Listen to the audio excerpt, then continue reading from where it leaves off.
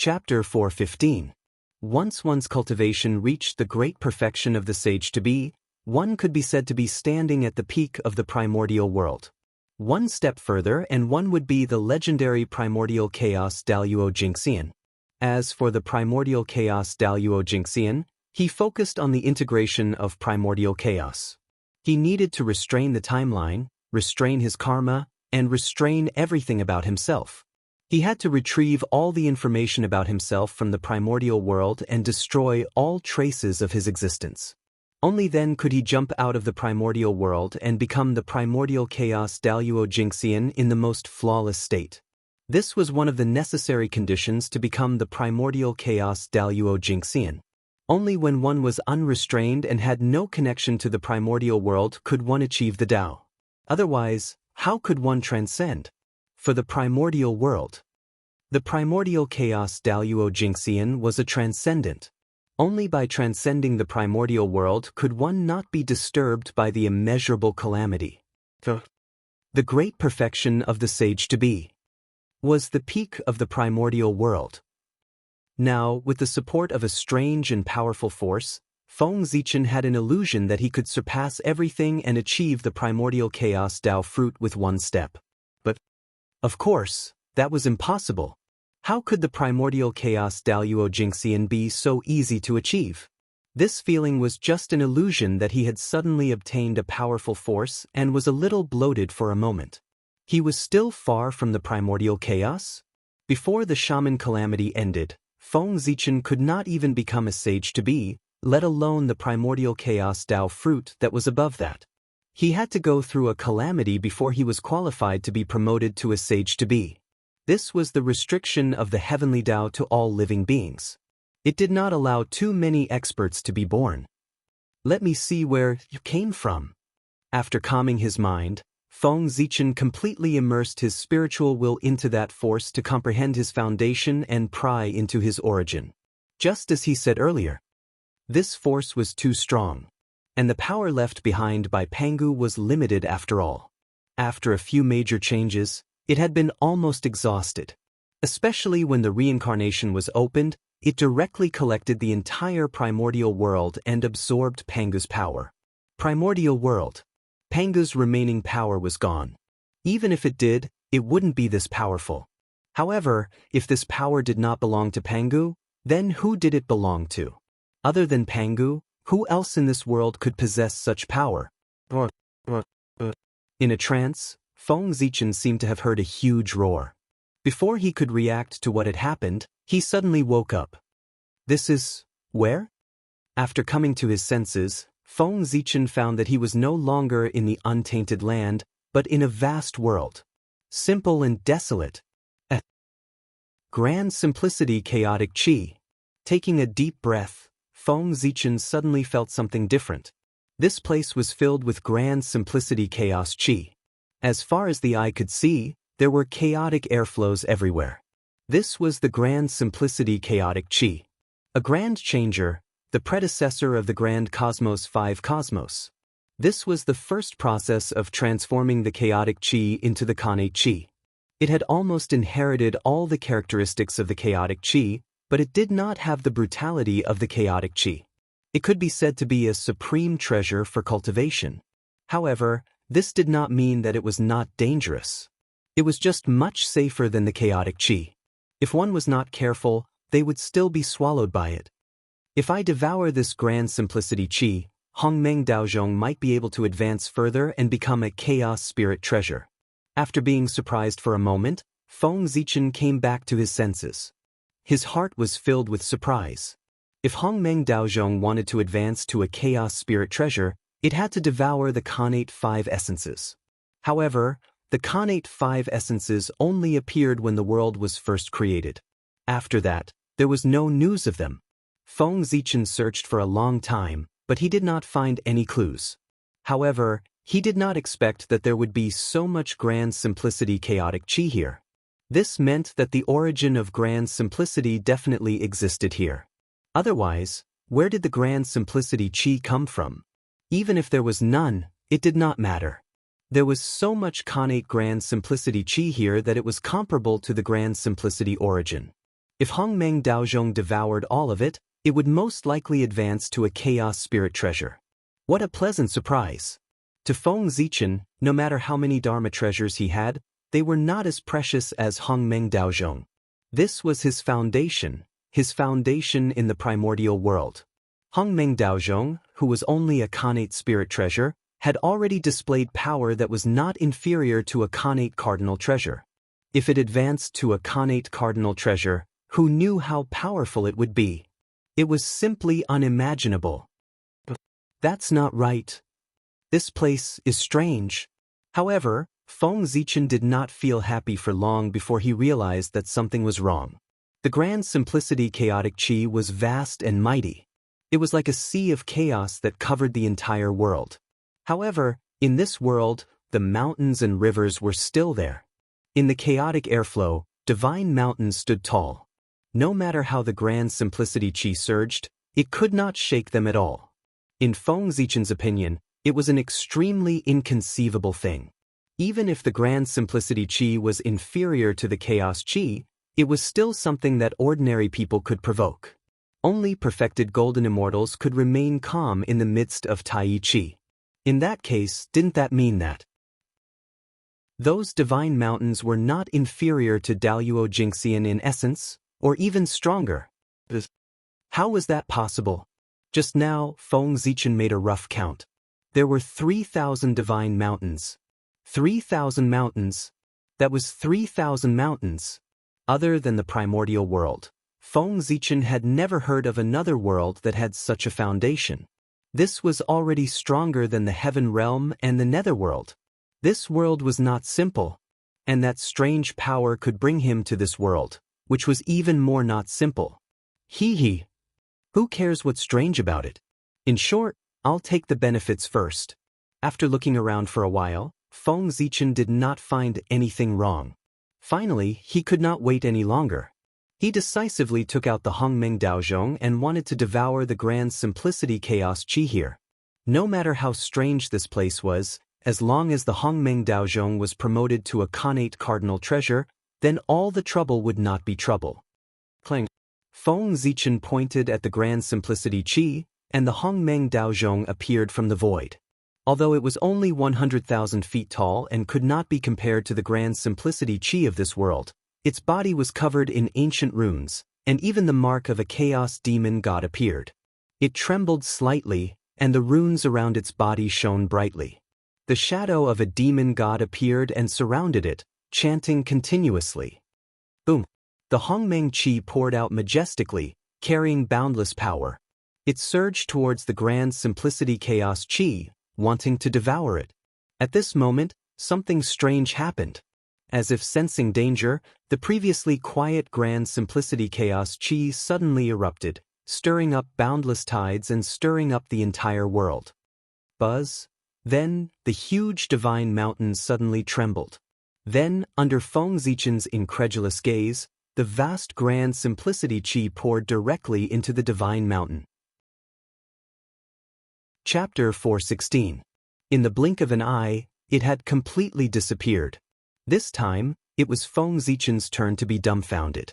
He hadn't even made a move, but the Tai chaotic chi that covered the entire world disappeared just like that, leaving nothing behind. For a moment, Feng Zichen's movements couldn't help but pause. He raised the Hongmeng Daozhong and didn't know what to do. But even though he stopped, the Hongmeng Daozhong didn't stop. With a boom, the Hongmeng purple chi poured down like the Milky Way falling and the sea of stars roaring. With a majestic force, it covered the entire vast world. However, the Tai chaotic chi that should have been entangled with him had disappeared without a trace, leaving only the Hongmeng chaotic chi in the world. What's going on? What on earth is that divine mountain? How can it absorb the Tai chaotic chi? Looking at the towering mountain peaks in front of him, Feng Zichen was a little surprised and doubtful. He didn't know the origin of that mountain. It was one thing for it to be able to resist the invasion of the Tai chaotic chi, but it could also absorb it. It was really incredible. Unfortunately, Feng Zichen wasn't in the mood to care about the origin of that mountain. At this moment, the joy in his heart from seeing the Tai chaotic chi for the first time was replaced by anger. He only felt that the mountain was incomparably abominable. How dare it snatch food from the tiger's mouth? It was really unforgivable. I don't care what you are. You have to pay the price for taking what's mine. In Feng Zichen's heart, he had long regarded the Tai chaotic chi as his own. Now that it had been taken away by the mountain, how could Feng Zichen tolerate it? Making up his mind, Feng Zichen immediately raised the Hongmeng Daozhong and was about to smash it at the mountain peak. He wanted to smash it to see if the Tai chaotic chi was still there. No matter what, the Tai chaotic chi was too important to him. It was a necessary item for the Hongmeng Daozhong to advance. He couldn't give it up. If he gave it up now, who knew when he would be able to find it again next time? It was now or never. Clang. The Hongmeng Daozhong trembled slightly, and the Hongmeng Qi that filled the entire vast expanse world immediately retreated. Then, the Hongmeng Daozhong suddenly expanded until it was as tall as the sky. It hung high in the sky with the mouth of the bell facing downwards, shrouding a mountain peak. Clearly, Feng Zichen wanted to refine the mountain and see if he could refine the grand simplicity chaotic chi from it. Although the mountain peak was huge and towered into the clouds, it seemed a little small compared to the current Hongmeng Daozhong. The difference between an ant and an elephant was more than enough to cover it. However, there was one thing. Feng Zichen had miscalculated. That mountain peak was obviously not easy to bully. As if sensing danger, before the Hongmeng Daozhong could cover it, the mountain suddenly trembled violently. Then, with a flash of purple brilliance, the mountain shook and transformed into the shadow of a demon god. Bang! After the demonic god projection appeared, it did not say anything. It clenched its right fist and threw a punch at the descending Hongmeng Dao bell. After that, a loud bang was heard. The primordial chaos Dao bell was actually sent flying by a single punch from the demonic god's shadow, smashing into the boundless void. What? This sudden change really gave Feng Zichen a fright. But in the end he reacted quickly. Without hesitation, he took out the purple imperial sword and fiercely swung it at the demonic god's shadow. Whoosh! Resplendent sword light surged out like a sea of stars, vast and boundless. It was also like the Milky Way hanging upside down, falling from the 9 heavens with a majestic aura. This was the stellar sword technique. It was a unique skill that Feng Zichen created himself. It was a combination of the stellar path and the connate sword path. It represented his achievements in these two paths. Although this was not the most powerful skill that he had mastered, it was the most powerful one among the unique skills that he created himself. Its power was so great that it could kill Daluo Jingxian and severely injure a sage-to-be. Unfortunately, although Feng Zichen's skill was powerful, the demon god shadow was even more extraordinary. He smiled contemptuously, raised his right hand, and punched out again. Boom! Suddenly, a terrifying power came. It was almost endless. It swept across the entire void and directly shattered the starry sword light. And it did not slow down and went straight for Feng Zichen. Clang! At the critical moment, Feng Zichen called back the Hongmeng Daozhong from the void. It hovered above his head and blocked the terrifying attack. Chaos Demon God. He is the Chaos Demon God. After a round of fighting, Feng Zichen recognized the origin of the demon god that the mountain transformed into. Arrogant, domineering, fierce, and superior aura, as well as the charm of the great wave flowing all over his body. What else could he be if not the legendary Chaos Demon God? Oh no, this mountain has turned into a demon god shadow. Doesn't that mean the other mountains may also turn into demon god shadows? Hiss! Suddenly, Feng Zichen seemed to have realized something. He looked at the other mountains and felt the terrifying aura flowing over them. He could not help but gasp. What is this place? There are 3,000 demon god shadows here. How terrifying! If I accidentally startled them, I would be blown to pieces in an instant.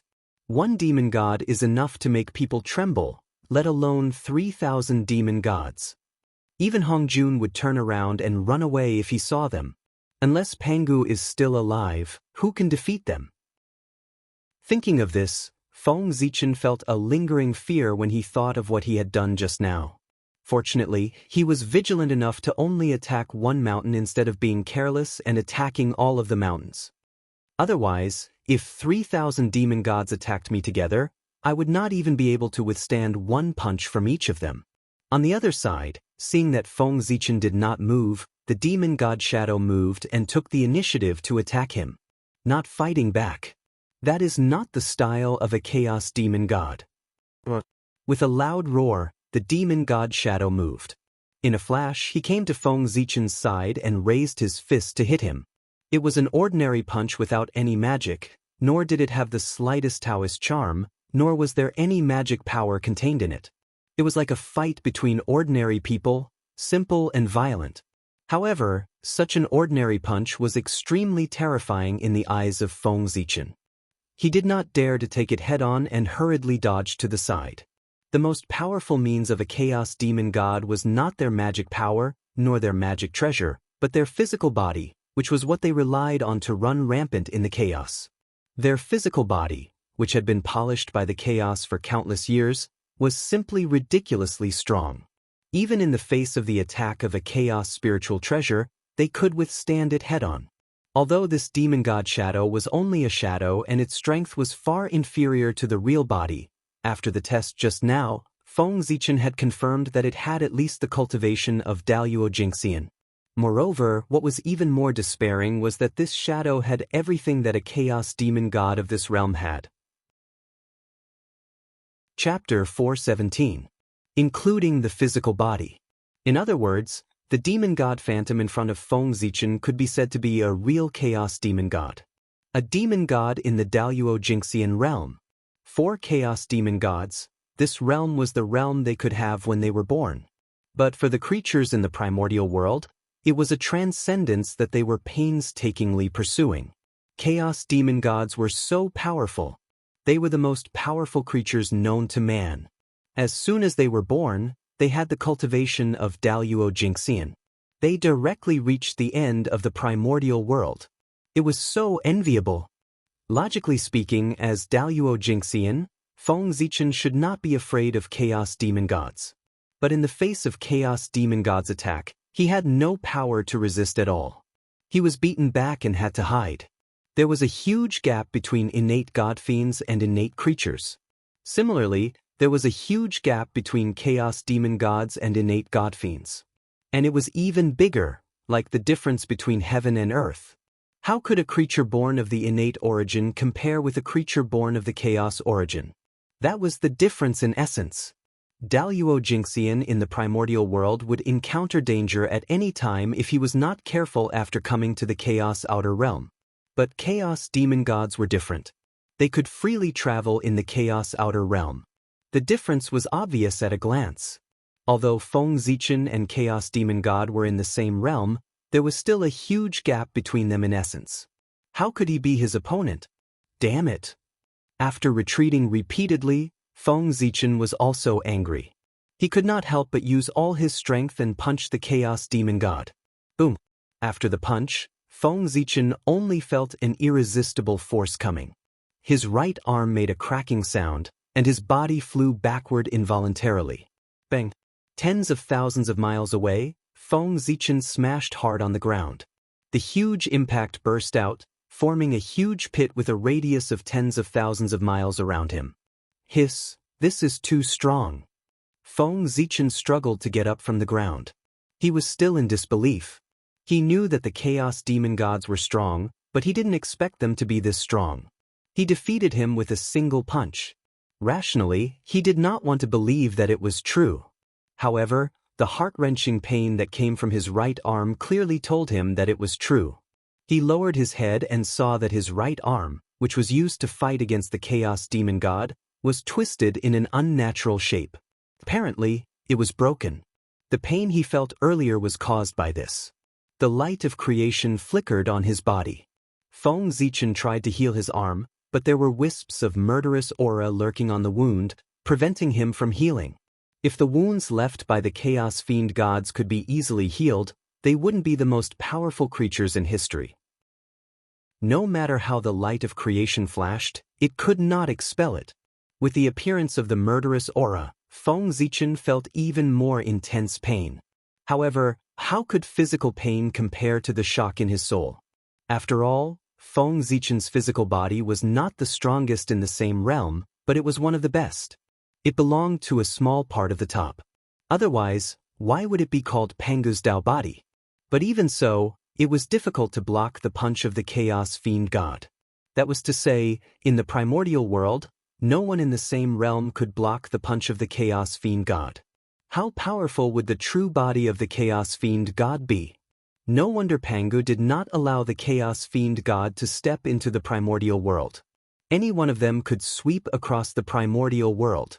In the past, Feng Zichen only knew that the Chaos Fiend God was powerful, but he did not know much about how powerful he was. Now that he had experienced it personally, he finally understood. The difference in essence caused a difference in concept. The creatures of the primordial world were not in the same dimension as the Chaos Fiend God. How could they compete with him? They could not beat him at all. Unless Feng Zichen underwent another transformation and cultivated the true body of Pangu, or stepped into the primordial Chaos Dao realm. If he cultivated the true body of Pangu, his physical body would not be weaker than the Chaos Fiend God. Naturally, he could fight him. And if he reached the primordial Chaos Dao realm, even if he stepped into the realm of the Chaos Fiend God, he could still compete with him. What a pity! This Chaos Fiend God is strong, but he's not smart. He doesn't have any treasures in hand. When cultivators fought, they not only relied on strength, but also magical powers and magic treasures. The phantom of the demon god had the cultivation of Daluo Jingxian, which was already extremely impressive. Feng Zichen did not believe that he still had magic treasures. Thinking of this, Feng Zichen waved his hand and summoned back Hongmeng Daozhong. Immediately, the aura of Hongmeng circulated and wrapped around his broken arm, obliterating the murderous aura. At the same time, the light of creation burst out, and his arm recovered. Then, Feng Zichen raised Hongmeng Daozhong and smashed it hard at the Chaos Fiend God. The violent impact, accompanied by the melodious sound of the bell, caused huge ripples, and directly sent Feng Zichen flying. At the same time, Hongmeng Daozhong flew back faster than it came. But the fate of the phantom of the demon god was not much better. He also flew back, and an obvious mark appeared on his body, which was left by Hongmeng Daozhong. He was injured. Speaking of which, Hongmeng Daozhong's essence was the highest and was equal to the Great Tao. Feng Zichen could not hurt the Chaos Fiend God, but he could. Again! Seeing that Hongmeng Daozhong was useful, Feng Zichen stood up, grabbed Hongmeng Daozhong, rushed to the side of the phantom of the demon god, and smashed it hard. Dong, dong, dong, dong. A series of rapid bell sounds rang. That was the sound of Hongmeng Daozhong smashing the phantom of the demon god. Previously, Feng Zichen was severely suppressed by the phantom of the demon god. Now that he had gained the upper hand, he naturally wanted to take revenge one by one. Fortunately, the phantom of the demon god did not have intelligence for some reason. In the face of Feng Zichen's attacks, it could only resist with all its might and did not know how to dodge. Otherwise, he would have escaped long ago. But even so, Feng Zichen did not feel good. When Hongmeng Daozhong hit the phantom of the demon god, the rebound force was not weak. It shook his body until it was a little numb, and he almost lost his grip on Hongmeng Daozhong. This body is too strong. After fighting for a while, Feng Zichen was surprised to find that the phantom of the demon god looked very miserable, but other than more marks on his body, he did not suffer any serious injuries. In other words, after fighting for so long, he only made the phantom of the demon god suffer some superficial wounds and feel some pain. Nothing else. Realizing this, Feng Zichen's body trembled faintly. It was not fear, but excitement, because he saw a trace of his future from the phantom of the demon god. Strong. Absolutely strong. The strength of his physical body was enough to sweep across the untainted land. Chapter 418. No one was more powerful than Pangu in the world. The body of the demon god of chaos could be invincible in the untainted land. What about Pangu's body? Absolutely invincible in the untainted land. When Feng Zichen reached the primordial chaos and completed the shocking achievement of reverse refining Panga's real body, he would be invincible in the untainted land with just his body alone. Just thinking about it was enough to make Feng Zichen excited. What's more, this was something that could be seen in the future. Feng Zichen saw such a future from the demon god Phantom. He was destined to be invincible. It's time to end this. With his emotions surging, Feng Zichen grabbed the primordial chaos Dao bell and slammed it down on the fiend celestial phantom. Clang! The melodious sound of the bell rang, stirring up ripples of time, simple and heavy. But in the ears of the demon god Phantom, it was not the case at all. When the sound of the bell entered his ears, terrifying fluctuations erupted, almost tearing his body apart, bringing him great pain and making his body twitch. At the same time, in the Hongmeng Daozhong, earth, fire, water, and wind emerged, demonstrating the power of the opening of the world, tearing at the demon god Phantom. On the wall of the bell, runes appeared, shining brightly, showing the scene of the beginning of Hongmeng before heaven and earth were opened. Heaven and earth were vast. Then the Khanate Dao emerged, including yin and yang, the 5 elements, and strangling everything. In the blink of an eye, in the Hongmeng Daozhong, various forces appeared, interweaving into various killing methods, and blasted at the demon god Phantom, wanting to completely destroy him. At this moment, under the full power of Feng Zichen, the power of the Hongmeng Daozhong was undoubtedly displayed. Terrifying power surged, and an unprecedented scene appeared. Roar! A huge roar came from the demon god Phantom, accompanied by indescribable pain. Under the crazy attack of the Hongmeng Daozhong, his already broken body was even more broken. His flesh was melting, turning into great simplicity chaotic energy, revealing white bones, making him look exceptionally terrifying. Fortunately, the demonic god skeleton was clearly tougher than its flesh and blood. Although Hongmeng Daozhong's attack was ferocious, it did not injure his bones and did not cause any fatal damage. His injuries were not as miserable as they looked on the surface. However, the demon god's shadow could not hold on for much longer. No matter how strong and hard his bones were, they still had their own limits. It was impossible for him to achieve eternal immortality. It could be seen that the divine charm that was constantly flowing on the bones was becoming fainter. The Tao glow it was emitting dimmed too. It no longer had its previous luster. Even some of the great Tao runes engraved on his bones had been obliterated. And it was all caused by Hongmeng Daozhong's attack. Although Hongmeng Daozhong could not directly destroy the skeleton of the demon god's shadow, it could slowly wear it down with the passage of time. Hongmeng Daozhong's power was too strong. It would not be long before the demon god's shadow was refined and completely destroyed. It would turn into great simplicity chaotic energy again and become the nourishment for Hongmeng Daozhong's promotion. Within the bell wall, the demon god's shadow seemed to have sensed the danger. He knew that if this continued, the only thing that awaited him was death. Therefore, he finally could not help but erupt completely. Roar! He roared and suddenly attacked Hongmeng Daozhong crazily. All kinds of great magic that Feng Zichen could not understand poured out of his hands and hit Hongmeng Daozhong one by one. It made his heart thud and tremble endlessly. Unfortunately, although Hongmeng Daozhong's background was unknown, it was definitely stronger than the Chaos Demon God. Just by looking at the level of an innate spirit treasure, it had the power that even an innate cardinal treasure could not compare to. One could tell that it was not simple. The hardness of its bell body was naturally stronger than that of the Chaos Demon God. The magic of the demon god's shadow hit Hongmeng Daozhong's body, causing a big commotion. The earth, fire, water, and wind were swept away, the innate Tao was shattered, and the Hongmeng Qi mass was destroyed. It was really fierce. But that was it. Although the commotion was big, there was no harm at all.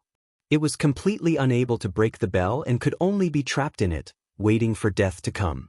Moreover, with the attack of the demon god's shadow, Hongmeng Daozhong trembled violently. A powerful counterforce came, stronger than the magic of the demon god's shadow. It hit his body one after another, causing fatal damage to him. How could the mystery of Hongmeng Daozhong be described in a few words? Any attack that landed on his body would be countered with even greater power. Otherwise, how could he show his strength? The demon god's shadow did not understand this and immediately suffered a great loss. His incomparably hard divine bones were directly cracked by the huge counterforce. And as he attacked more and more, the counterforce increased, and the power of each attack was stronger than the previous one. When the demon god's shadow finished a set of magic, the counterforce had accumulated to a terrifying degree. A vast power erupted, sweeping everything and shaking the demon god's shadow into pieces. How pitiful! The invincible demon god's shadow was actually indirectly killed by his own magic. It was really lamentable. Otherwise, Feng Zichen would have to spend a lot of effort to kill him. This could be considered as saving him a lot of trouble. You still want to be resurrected? Disappear completely. In Hongmeng Daozhong, the demon god's shadow, which had been shattered into countless pieces, suddenly gathered into a ball and wriggled crazily, as if to reform his body. Seeing this, Feng Zichen's eyes turned cold. He took out the human emperor's seal and smashed it toward Hongmeng Daozhong. It was not easy to shatter the demon god's shadow. How could he let it recover? Wasn't this looking for trouble for himself? After a loud sound, the primordial chaos Dao bell emitted a bright light. It was like a purple sun, and boundless primordial chaos hung down. Countless mysterious runes appeared on its body, showing the scene of the opening of heaven and earth. Boom! It was as if the sea of stars had exploded and the universe had collapsed. All kinds of Khanate Dao were born, mysterious and unpredictable. They surged toward the fragments of the demon god's shadow, completely drowning it and shattering it again. Dong, dong, dong. Without hesitation, Feng Zichen raised the human emperor's seal and smashed it several times toward Hongmeng Daozhong. In an instant, the Khanate Dao was vast and mighty, showing all kinds of mysteries, and completely obliterating the demon god's shadow. At this time, Feng Zichen's arms drooped down weakly, and his body was trembling. This series of actions seemed easy, but in fact, it was a great burden on Feng Zichen. The recoil of Hongmeng Daozhong was not so easy to bear. In particular, the human emperor's seal was a Khanate ultimate treasure. It was even more powerful when it hit Hongmeng Daozhong. Otherwise, how could it kill the demon god's shadow? If Feng Zichen was not the master of Hongmeng Daozhong, he would have been smashed to pieces with just one blow. He would not be any better than the demon god's shadow, or even worse. But fortunately, the demon god's shadow was finally dead. After a long while, Feng Zichen finally caught his breath and had time to check on Hongmeng Daozhong and collect his trophies. As expected, Tai Chaotic Chi. It's inside the demon god's shadow. He took out Hongmeng Daozhong and saw a black airflow floating in the bell. If it was not Tai Chaotic Chi, what else could it be? Then, Feng Zichen understood the origin of the demon god's shadow. That divine mountain. It carried the mark of the chaos demon god. It looked ordinary, but once it was in danger, it would absorb Tai Chaotic Chi and summon the demon god's shadow to kill the enemy. Refine. Shaking Hongmeng Daozhong lightly, Feng Zichen spat out a word coldly. Immediately, Hongmeng's chi surged out, drowning and devouring the Tai Chaotic Chi, turning it into nourishment for his own promotion. However, this ball of Tai Chaotic Chi was still too little. After completely devouring it, the primordial chaos Dao Bell did not obtain too many benefits. Other than its own spiritual light becoming brighter, there were no other changes. Of course, this result was not out of Feng Zichen's expectations. If it was so easy to obtain a primordial treasure, there would be more than a few in the untainted land. If one Tai Chaotic Chi was not enough, it did not matter. There were at least 2,000 Tai Chaotic Chi here. If he devoured all of them, it should be enough, right? Thinking of this, Feng Zichen turned his head to look at the other mountains. The rest of the Tai Chaotic Chi was hidden in these mountains. If he guessed correctly, these mountains were the same as the previous one.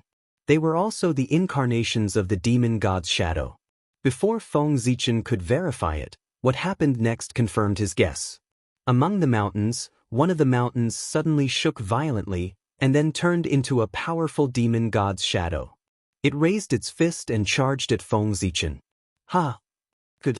Perhaps because he had just killed a demon god's shadow, Feng Zichen was a little arrogant. In the face of this brazen demon god's shadow, not only did he not dodge, but he even took the initiative to attack. Boom! Feng Zichen opened his 5 fingers and clenched them toward the sky. The chi of the 5 elements flowed and turned into a huge 5-colored handprint.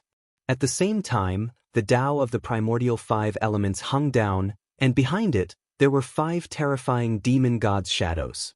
They were imprinted on the huge 5-colored handprint to enhance its power. It was the 5 Emperors' great divine skill, the primordial 5 elements handprint. And it was an enhanced version, built with the 5 elements chaotic demon god as the foundation. Go. After the primordial 5 elements handprint was formed, Feng Zichen waved his hand and directly blasted at the demon god's shadow. Boom! The handprint carried the primordial 5 elements power and the rules of heaven and earth. It fiercely blasted the demon god's shadow, causing it to stagger and temporarily stop its advance. You're courting death. However, before Feng Zichen could rejoice, he saw the demon god's shadow stand up and roar with a face full of anger. It directly shattered the primordial 5 elements handprint. This, on the other side, Feng Zichen looked at this scene with a face full of shock. He did not know if he should use the great path furnace in his hand. This demon god was so fierce. It was even stronger than the previous one. The small arrogance that had been caused by killing the demon god's shadow disappeared without a trace at this moment. There was still an insurmountable gap between him and the chaotic demon god. Chapter 419. With just a roar, the phantom of the demon god broke the magic that Feng Zichen was so proud of. It had to be said that it was a huge blow to him. However, it was still okay. The previous experience had already given Feng Zichen enough of a blow. This experience, except for making him more aware of the gap between him and the demon god of chaos, was not a big deal. Go! Knowing that he was no match for the phantom of the demon god, Feng Zichen did not try to be brave. He put away the furnace of the Great Way in his hand and took the opportunity when the phantom of the demon god was unprepared to take him in. The Emperor's seal was the disguise of the Chaos Bead, and the Chaos Bead was a legendary Chaos Spirit treasure, which was not necessarily worse than the demon god of chaos. If the phantom of the demon god fell into it, he would be at his mercy. However, Feng Zichen's idea was quite good, but what happened next shocked him to the extreme. His heart was full of fear, and he only felt that the crisis of death had come to him. After Feng Zichen took out the Emperor's seal, the rest of the mountains, which were originally quiet, suddenly moved together. All of a sudden, they all turned into phantoms of the demon god and attacked him. Seeing this scene, Feng Zichen was really shocked and angry. He quickly called back the Emperor's seal and hung it over his head. At the same time, Hongmeng Daozhong also flew out and covered him. Together with the Chaos Bead, it protected him firmly. After that, Feng Zichen did not care whether it was useful or not.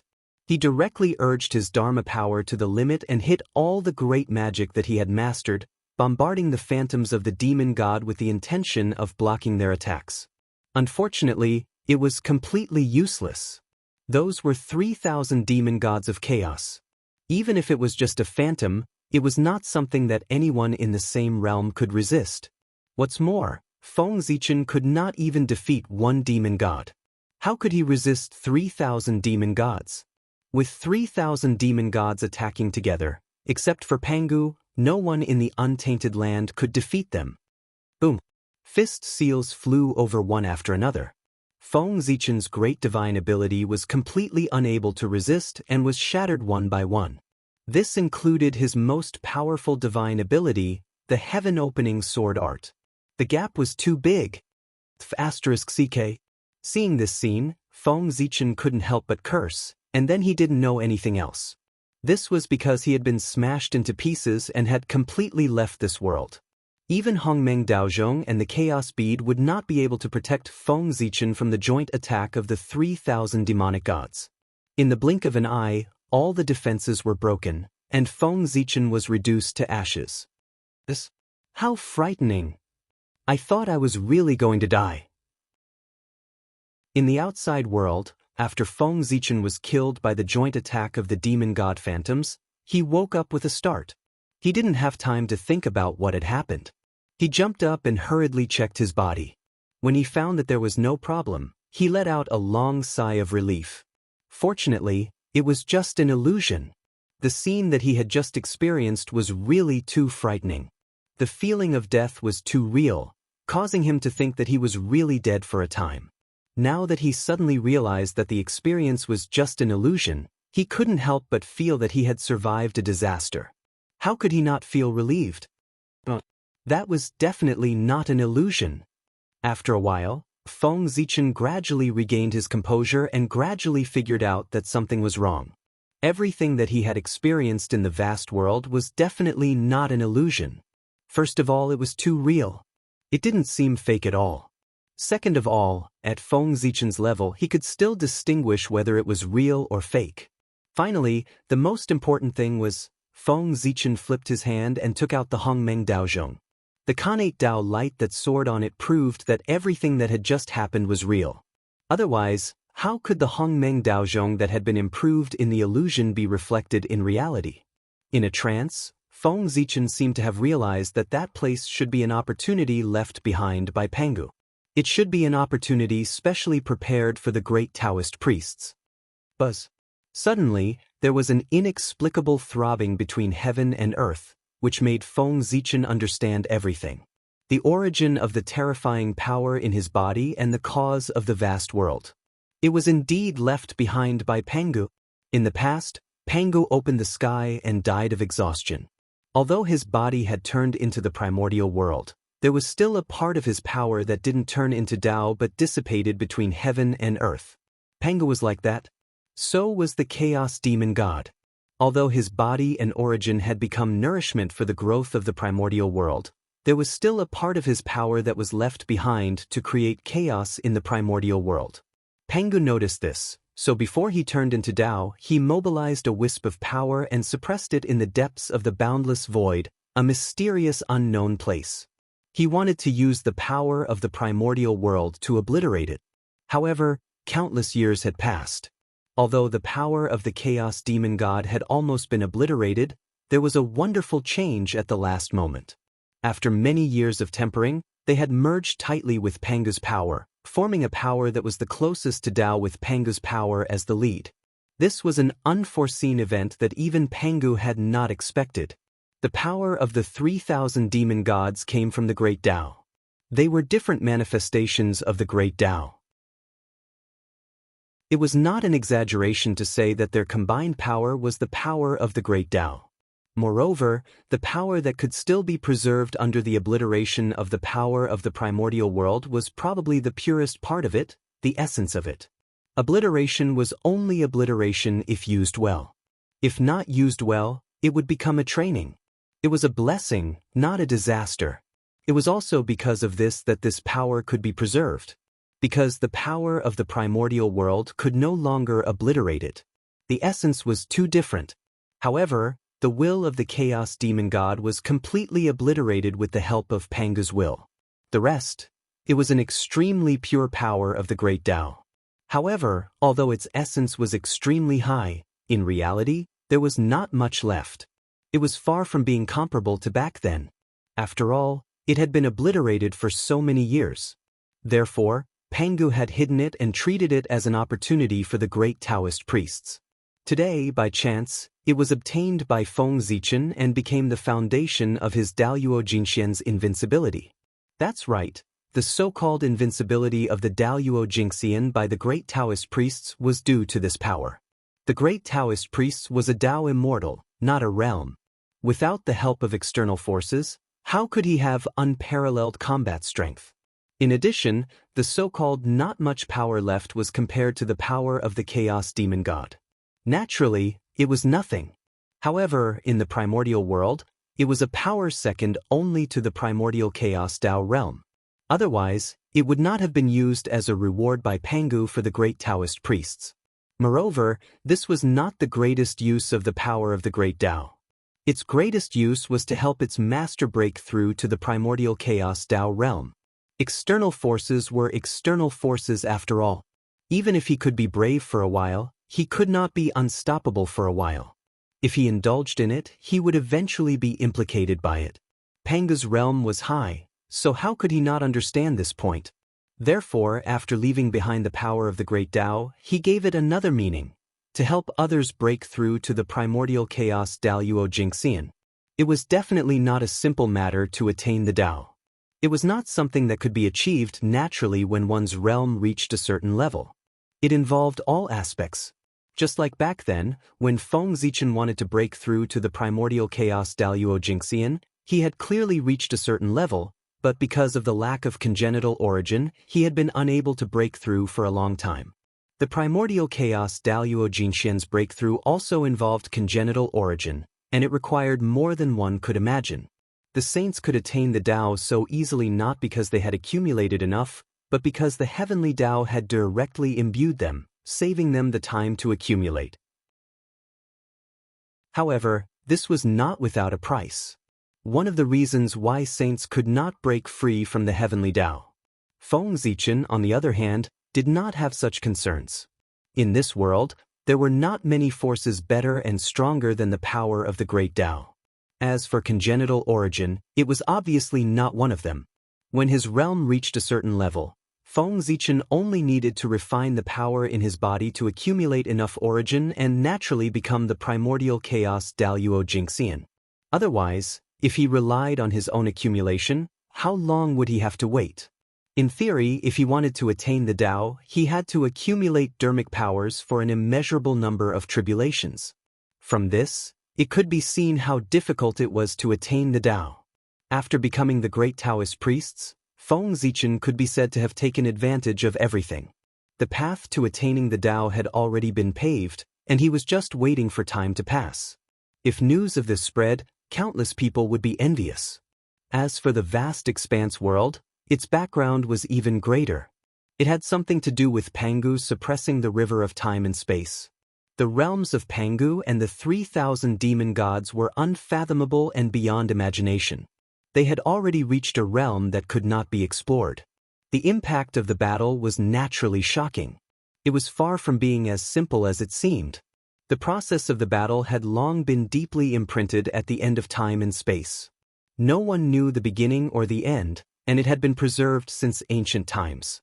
It could appear in any time and space at any time. How could this be? If this battle suddenly appeared in a certain period of time and space in the primordial world, the damage would be great. It was estimated that just the aftermath of the battle could destroy the entire primordial world. Therefore, after realizing this, Pangu made a prompt decision. He directly used Mount Buzhou to suppress the river of time and space, firmly locking this period of history at the end of the river of time and space, not allowing it to appear again. Otherwise, the appearance of this battle would be a great disaster for the primordial world. Of course, Pangu had another purpose for sealing this battle, and that was to delay the return of the Chaos Demon Gods. Imagine, if that battle appeared openly in the primordial world and was constantly being talked about by all living beings, there might be a Chaos Demon God who obtained an opportunity and returned from the wishes of all living beings. If one could not forget it, there would definitely be an echo. This sentence was not joking in the mythological world. Sealing it could prevent this from happening. Moreover, Pangu's intention was not only that. The Chaos Demon Gods did not have a past or a future. They only had the present. However, Pangu sealed the battle of splitting open the sky and forcefully tore apart the foundation of their existence, creating a past for them. With a past, there would be one more concern, and their strength would be scattered. The resurrection of the Chaos Demon Gods would be greatly delayed. Moreover, those resurrected Chaos Demon Gods would be unable to take back their past, and their cultivation would definitely be affected, making it difficult for them to advance. This might not be the reason why the Chaos Demon Gods wanted to destroy the primordial world. From this, it could be seen that Pangu's methods were superb. The 3,000 demon gods prevented him from achieving the great Tao, causing him to have no choice but to transform the world. He pulled them into the river of time and space, making it difficult for them to cultivate. The revenge came so quickly that the Chaos Demon Gods probably did not expect it. However, The battle of splitting open the sky had a wide range of effects and a great impact. It was unprecedented and beyond imagination. How could it be sealed so easily? Although its main body was sealed, the imprint fragments left behind could still cause harm to the primordial world. Moreover, those imprint fragments also contain the unyielding fighting spirit of the chaos demon gods, which made it even more troublesome. If the news spread, although it would not destroy the primordial world, it would still cause the primordial world to be riddled with holes, leaving behind irreparable damage. Pangu had no choice but to use the last of his mental power to create a mental battlefield. It swept across the entire primordial world, pulling the imprint fragments of the great battle and the unyielding fighting spirit of the chaos demon gods into it and suppressing them. In this way, the vast world was formed. Also, because this world was opened by Pangu's mental power, it belonged to the mental plane. Therefore, it had a form but no substance, and only the mind could enter this world. To put it bluntly, this was another battlefield that continued the battle of splitting open the sky, a contest on the mental plane. It was a war launched by the chaos demon gods because they were unwilling to accept their death and their indestructible spirit wanted to destroy the primordial world. Even if a person with a high cultivation level died, he could still cause a lot of trouble. Pangu had no choice but to fight. After his death, his spirit was not extinguished, and he evolved the mental realm to continue the battle with the chaos demon gods. Unfortunately, the chaos demon gods were no match for Pangu when they were alive, and of course, they were no match for him after their death. Not long after, they were suppressed by Pangu one by one. After Feng Zichen entered the vast world, the mountains that he saw were the result of Pangu's efforts. He intended to use the power of time to wear them down. After all, time could erase everything. No matter how big a thing was, how unforgettable a love was, how deep a hatred was, it would eventually be forgotten with the passage of time. It was a pity that his great power was known. However, the chaos demon gods were not people who would wait for death. Seeing that things were not going well, at the moment when they were suppressed by Pangu, they used the last of their strength to tear a hole in the vast world and draw in the Tai chaotic chi. Tai, the first process of the evolution of heaven and earth, had boundless creation. The chaos demon gods drew in this chi with the intention of merging it with the vast world, so that this world would turn from illusion to reality and completely manifest in the world. They could also take advantage of this opportunity to refine their Taoist bodies and return. It had to be said that the chaos demon gods had a good plan. After Pangu's spirit sealed them, it completely dissipated and could no longer interfere with their actions. If the chaos demon gods were given enough time, they might really succeed. Unfortunately, Feng Zichen came and changed everything. The resurrection method of the chaos demon gods became his opportunity. The Tai chaotic chi could help Hongmeng Daozhong to advance. The shadow of the chaos demon gods could let Feng Zichen feel the Taoist rhyme of the chaos demon gods at a close distance. Wasn't that a great opportunity? Chapter 420. In fact, if one thought about it carefully, it might have been Pangu's plan. Cultivation was not enough to rely on hard work. One had to apply what they had learned. Blindly cultivating was like building a cart behind closed doors. Sooner or later, one would fall behind others. Otherwise, how could one have great achievements? Only by applying what they had learned and using their own Tao to verify the heaven and earth could one continue to improve. Pangu might have left this spiritual battlefield with the intention of training his successor. After Feng Zichen became the great Taoist priests, there were no more secrets in the primordial world to him. The connate Tao and the rules of heaven and earth were all clearly visible. He could enter the state of enlightenment at any time and feel the mysteries of heaven and earth. It could be said that from now on, his cultivation was like the help of heaven. His rapid progress was considered slow. However, these could only increase his cultivation and make his realm advance by leaps and bounds. It could not increase his combat strength by much. In the primordial world, although realm was important, it did not mean that combat strength was not important. Realm determined the upper limit, but combat strength determined life and death. With a high realm but no corresponding combat strength, one usually could not live long in the primordial world.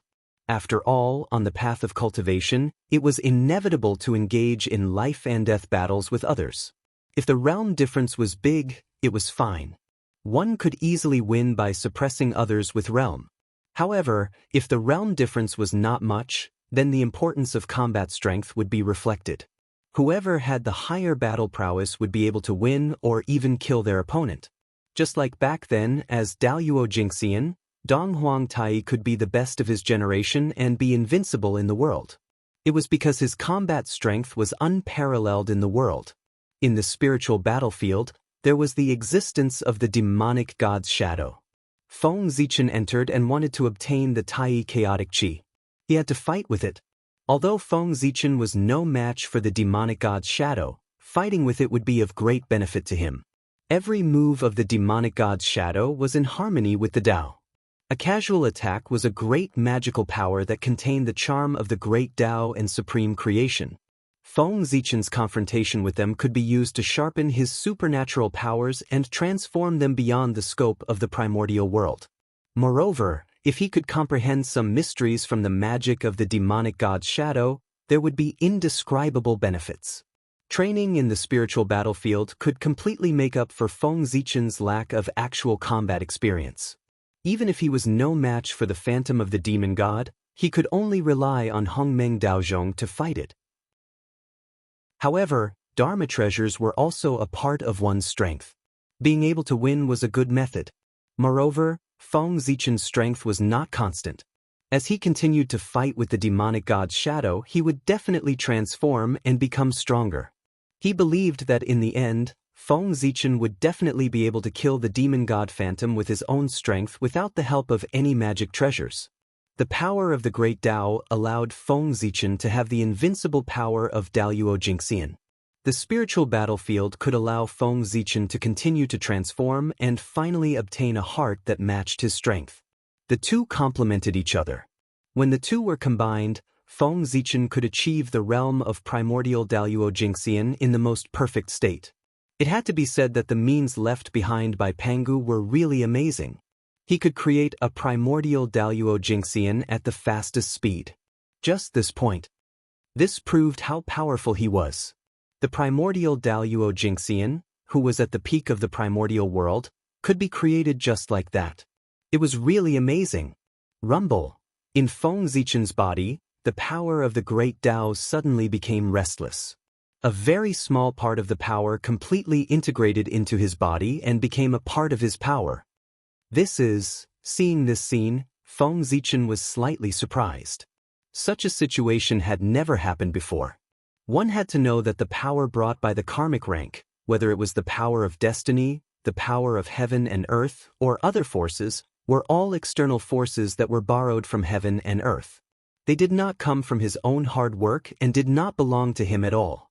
In general, this was the power that he only had the right to use, but not ownership. He could use this power to fight against enemies, to assist in cultivation, and to do many things. However, he could not refine it and turn it into his own power. This was the power of heaven and earth, which he had borrowed.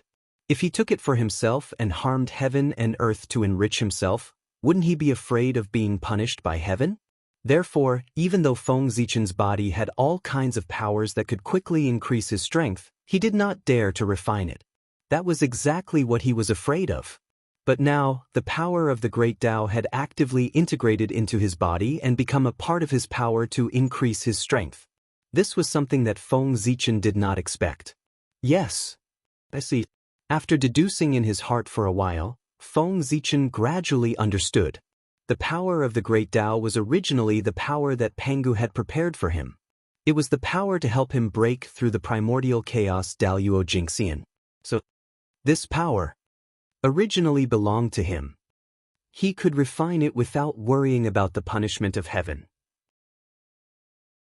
As for why the power of the great Tao would take the initiative to separate a part of it and integrate into Feng Zichen's body, it had something to do with killing the demon god Shadow. Although this power of the great Tao was mainly based on Pangu's power, he only occupied a very small part of it. More of it was the power of the 3,000 demon gods. And this power had an inexplicable connection with the demon god Shadow in the spiritual battlefield. Therefore, when Feng Zichen killed a demon god Shadow, the power of the great Tao had a reaction. The power that belonged to this demon god Shadow lost its existence. It automatically integrated into Feng Zichen's body. What is this? Passing the game? There's a reward for passing every level? After thinking about it, Feng Zichen felt that this scene was somewhat similar to some of the passing games in the later generations. Every time he killed a demon god Shadow, it was like passing a small level, and he would receive a corresponding reward. After killing all the demon god Shadows, he would be considered to have passed the level and would receive the final reward, Primordial Chaos Tao Fruit. After killing all the demon god Shadows, the power of the great Tao would be completely controlled by him. At that time, it would be time to break through to the Primordial Chaos Tao realm. This is interesting. No matter what, Feng Zichen had one more reason to kill the demon god Shadow. Whether it was for the promotion of Hongmeng Daozhong or for his own breakthrough, he would definitely kill the demon god Shadow. As for safety, Feng Zichen was not worried about this. The spiritual world where the demon god Shadow was located was a spiritual world, not a real world. The battle there was a spiritual confrontation. Even if he died, he would not suffer much damage and would not affect his body. At most, his mind would be damaged and his spirit would be sluggish for a period of time. Moreover, the spiritual world was not as simple as it seemed on the surface. With 3,000 demon gods gathered together, how could Pangu be at ease? He must have other tricks up his sleeve. Faintly, in the depths of the spiritual battlefield, Feng Zichen felt a familiar and powerful force. That was the power that belonged to Pangu. Even if it wasn't, it had something to do with Pangu. What was hidden in the depths of the spiritual battlefield? Perhaps only after Feng Zichen had killed all the demonic gods' phantoms would he know. After all, in the eyes of an expert like Pangu, only the primordial chaos Daluo Jingxian had the qualifications to enter the room. Unlike the primordial world, where Daluo Jingxian could dominate a region. Now it seems that the hatred between me and the Chaos Demon God is getting deeper and deeper. I'm afraid that when they return and find that they can't do anything to Pangu, they will be the first to attack me. Suddenly, Feng Zichen realized something and couldn't help but shiver. Since his debut, he had ruined the plans of the Chaos Demon God countless times. The world tree in his hand was snatched from the true spirit of the demon god back then. This was one of the means used by the Chaos Demon God to destroy the primordial world, and he had unintentionally destroyed it. Now, he had ruined the plan of the Chaos Demon God's resurrection, causing their countless years of efforts to turn into flowing water. No, he had made a wedding dress for Feng Zichen. The Tai Chaos Chi was brought in from the outer realm by the Chaos Demon God for resurrection, but it was swallowed by Hongmeng Daozhong and became the nourishment for his growth. If the Chaos Demon God knew about this, he would explode with anger. Even if Feng Zichen wanted to end it, they probably wouldn't agree. This hatred could not be vented without killing. Revenge, it was getting bigger and bigger. Now, most of the Chaos Demon Gods were still in a state of death and couldn't detect what was happening in the outside world. And those living Chaos Demon Gods were hiding in the depths of the great chaos outside the realm and couldn't detect what was happening in the primordial world. Therefore, Feng Zichen was still safe for the time being. But if those Chaos Demon Gods were resurrected, Feng Zichen's actions would definitely be sensed by them, and he wouldn't be able to hide it. At that time, what awaited him would be despair. Even Pangu couldn't protect the person that the 3,000 demon gods wanted to kill. After all, killing a person was far simpler than protecting a person. If such a day really came, Feng Zichen could only rely on himself. When the Chaos Demon God was resurrected, his strength had to at least reach the point where he could contend with him. Otherwise, it would really be over. No matter how much he schemed, he couldn't defeat the majesty of the Chaos Demon God. In the face of absolute strength, all schemes and tricks were like clay chickens and pottery dogs, unable to withstand a single blow. But how could it be easy to reach the realm of the Chaos Demon God? Until now, Feng Zichen didn't even know what the realm above the primordial chaos was. He only knew that the highest realm known was the Great Tao realm. This was the realm that Pangu was pursuing.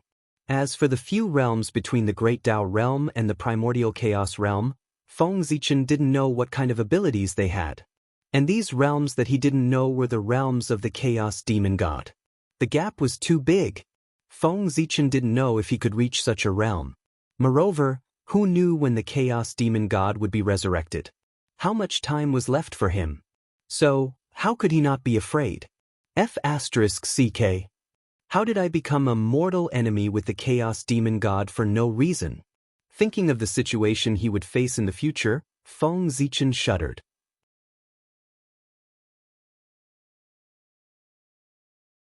Chapter 421.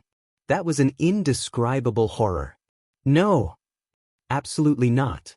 The demon god of chaos must not be resurrected.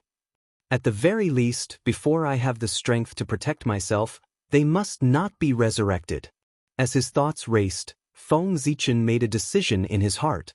Since things could not be done, he would think of ways to prevent the resurrection of the demon god of chaos and buy himself time to cultivate. Anyway, he had already offended him, and there was no room for redemption, so it was not a big deal. Demon god of chaos, don't blame me. I was forced to do it too. If you want to blame someone, blame Pangu. If he hadn't killed all of you, there wouldn't have been so many things after that. After snorting twice, Feng Zichen seemed to be talking to himself, but also seemed to be talking to some kind of existence in the unseen world. Killed by the joint forces of 3,000 demon gods. In this world, other than Pangu, there is only me. According to this is still an honor. Even if I die, it's enough to be recorded in the annals of history for the world to admire. If I don't die, it'll be even more amazing. That's an achievement comparable to Pangu's, enough for all living beings to worship. After all, Feng Zichen had experienced a lot of reincarnation. His mentality was already different. He quickly adjusted himself, suppressed the shock in his heart, and resumed his tranquil state of mind. He even found joy in bitterness. In this case, even if I die, it's worth it. Thinking of this, Feng Zichen seemed to have figured something out and suddenly laughed. Men in this world, don't they just want to be vigorous and famous? If they were born with grievances, in that case, he might as well die. With his emotions surging, Feng Zichen seemed to have understood something. He raised the Zichen sword in his hand and directly swung it forward. This sword contained Feng Zichen's determination to be ordinary, his confidence to achieve great things, and his belief that he would not fall behind others. With this sword, he strengthened his Taoist heart. They believed that they were invincible and could do what ordinary people couldn't. This was an invincible sword. Whether it was true or not was not important. At least, that was what Feng Zichen thought. However, the power of this sword was indeed extremely strong. Although it was an exaggeration to say that he was invincible in the primordial world, it was not an exaggeration to say that Daluo Jingxian was invincible. This was because when Feng Zichen swung his sword, he could not help but use the power of the great path in his body. Feng Zichen's strength was not enough to make Daluo Jingxian invincible, but the power of the great Tao could. This was the first time that the power of the Great Way appeared in the untainted land. It was released without reservation, showing the majesty of the great Taoist priests to all living beings in the untainted land and the great mediums. The great Taoist priests' first show in the primordial world naturally had to amaze the world. Therefore, the power of this sword was extremely strong. Rumble! Immediately, a resplendent sword light swept out like a sea of stars exploding. It wiped out the void in front of it, causing the myriad Tao to cease to exist. That's right, what no longer existed. The void, the connate Tao, and the rules of heaven and earth no longer existed. Everything was wiped out by this sword and completely returned to the state of nothingness. Hiss, the power of this sword is so strong. Is this the great Taoist priests? It's indeed extraordinary. If this sword isn't his strongest divine ability, perhaps Daluo Jingxian's invincibility isn't a lie. The great mediums who had been paying attention to Feng Zichen's movements couldn't help but suck in a breath of cold air when they saw this scene. The power of this sword was too strong. If they didn't use magic treasures, they might not be able to block it. Even the saints' eyelids couldn't help but twitch when they saw this sword. The power of this sword was enough to pose a threat to them. Although the threat wasn't great, it also showed Feng Zichen's extraordinariness. Everyone knew that the great Taoist priest was strong. After all, no matter what, that was the title of Pangu. However, they didn't expect him to be so strong. Previously, the great mediums had doubts about the strength of the great Taoist priests and thought that the legends were exaggerated. At this moment, they had no choice but to take it seriously again and have a new understanding of the strength of the great Taoist priests. The legends might not be exaggerated. That was the truth. The legend of the great Taoist priests, Daluo Jinxian's invincibility, came from the distant primordial era. In that era, most of the current great mediums hadn't been born yet. Naturally, they had doubts about the authenticity of the legend. More importantly, although the primordial era was ancient. However, as everyone knew, the strength of the primordial era and even the ancient times was far inferior to the strength of the current era. How could the Daluo Jinxian of the primordial era be compared to the sage-to-be of the current era? Therefore, some great mediums thought that the so-called great Taoist priests, Daluo Jinxian, was just a short person growing taller. Even if he was strong, there was a limit to his strength. It was also because of this that the great mediums didn't pay too much attention to the strength of the great Taoist priests. Instead, they focused on the effect of definitely becoming a primordial chaos. Now, Feng Zichen's sword had attracted their attention and attracted their attention. They had to pay attention. It was fine if they didn't know that he was so strong. But knowing that he was so strong, who dared not to take it to heart? After all, he was an expert second only to a saint. His appearance was enough to affect the current situation of the primordial world and bring about great turmoil to the world. After swinging his sword, Feng Zichen's mood couldn't help but be a little better. But immediately, he realized that there were many more gazes on his body, and his mood immediately sank. No one would be happy to be stared at, let alone Feng Zichen, who was already in a bad mood. However, he didn't chase these gazes away.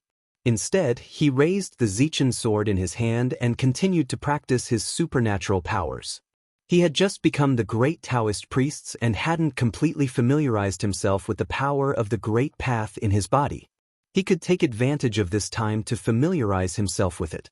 Didn't those great mediums want to see it? Then let them take a good look. It was just right to attract all their attention and make them unable to do anything else, so that it would be convenient for him to start another plan. Set up the Yin court. The attention of the great mediums of the primordial world was all focused on him, the great Taoist priests. Wasn't it a good time to set up the Yin court? The great mediums took the initiative to give him this opportunity. Feng Zichen couldn't let their good intentions down. He would definitely make good use of it and strive to maximize the effect. Otherwise, how could he face them? What? Set up the Yin court? Beside the 6 paths of reincarnation, Hudu asked in surprise. That's right. It's the Yin court. The heaven realm has the heavenly court ruling the world, and the netherworld realm should have the Yin court. Only then will it conform to the principle of balance between yin and yang and be beneficial to the primordial world. As if hearing Hudu's confusion, Fengdu's incarnation explained in a deep voice. The world valued balance the most. If there was heaven, there would be earth.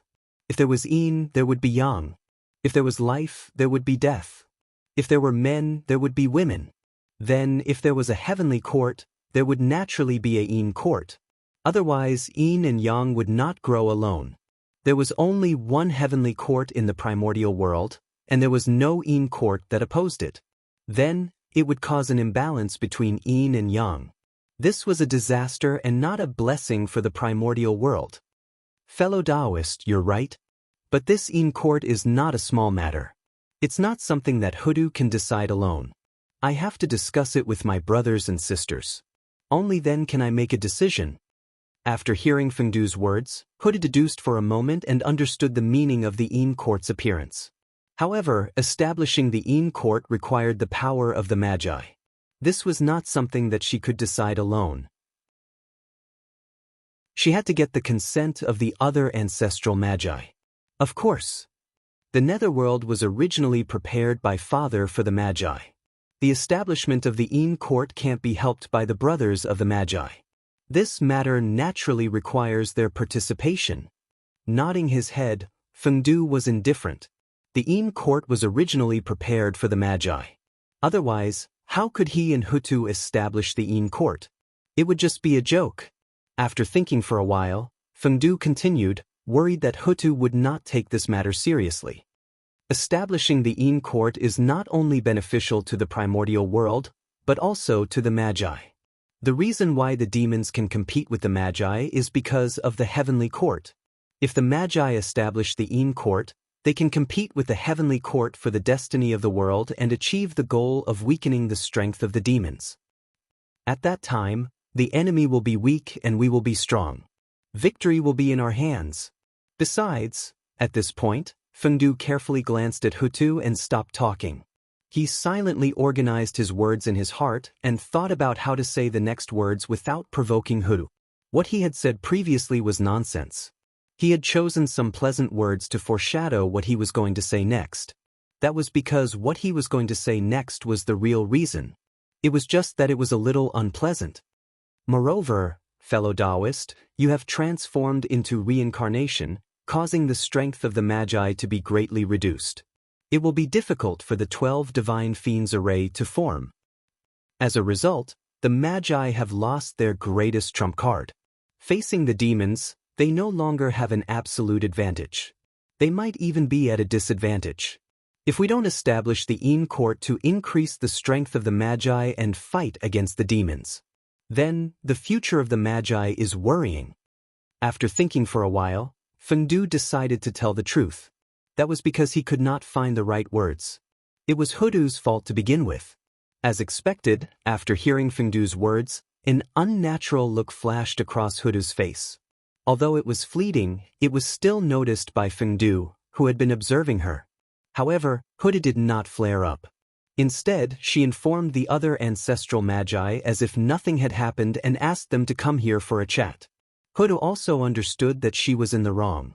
After transforming into reincarnation, Hutu had not let down the primordial world that gave birth to her. She had also let down all living beings.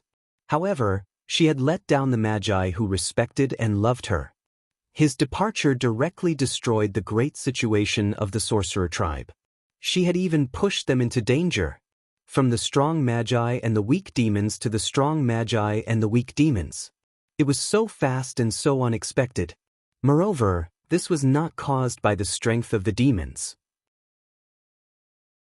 It was caused by the destruction of the Magi's foundation and the great reduction in strength. A few years ago, the Magi had made one big move after another. They were about to completely destroy the demons and unify the primordial world.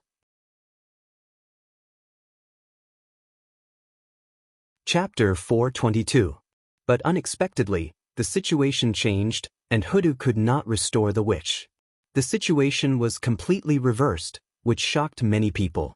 Things were really unpredictable. Hutu's reincarnation had a huge impact on the wizard tribe. Not to mention that the 12 divine beings killing formation could not be formed because of this. The 12 ancestors of sorcery had practiced many kinds of supreme magic to deal with the demon tribe. But Hutu's departure directly destroyed these magic, making the efforts of the ancestors of sorcery in vain. It was too late to find a replacement. The 12 ancestors of sorcery had the same origin, so they could have the same mind. They could combine to perform magic because of this characteristic. If they found another person to replace Hutu, how could this person be connected with the other ancestors of sorcery like Hutu? They might be able to cooperate with each other by practicing, but how long would it take? The great war of sorcery and demon tribe would break out at any time. How could they have so much time to practice their magic? Hutu's reincarnation had reduced the strength of the wizard tribe by at least half. The loss was not small. Even so, the sorcerer tribe's attitude towards Hutu was still the same as before. There was no change at all. It had to be said that the ancestors of sorcery were very affectionate. Set up the Een court? That's a good idea.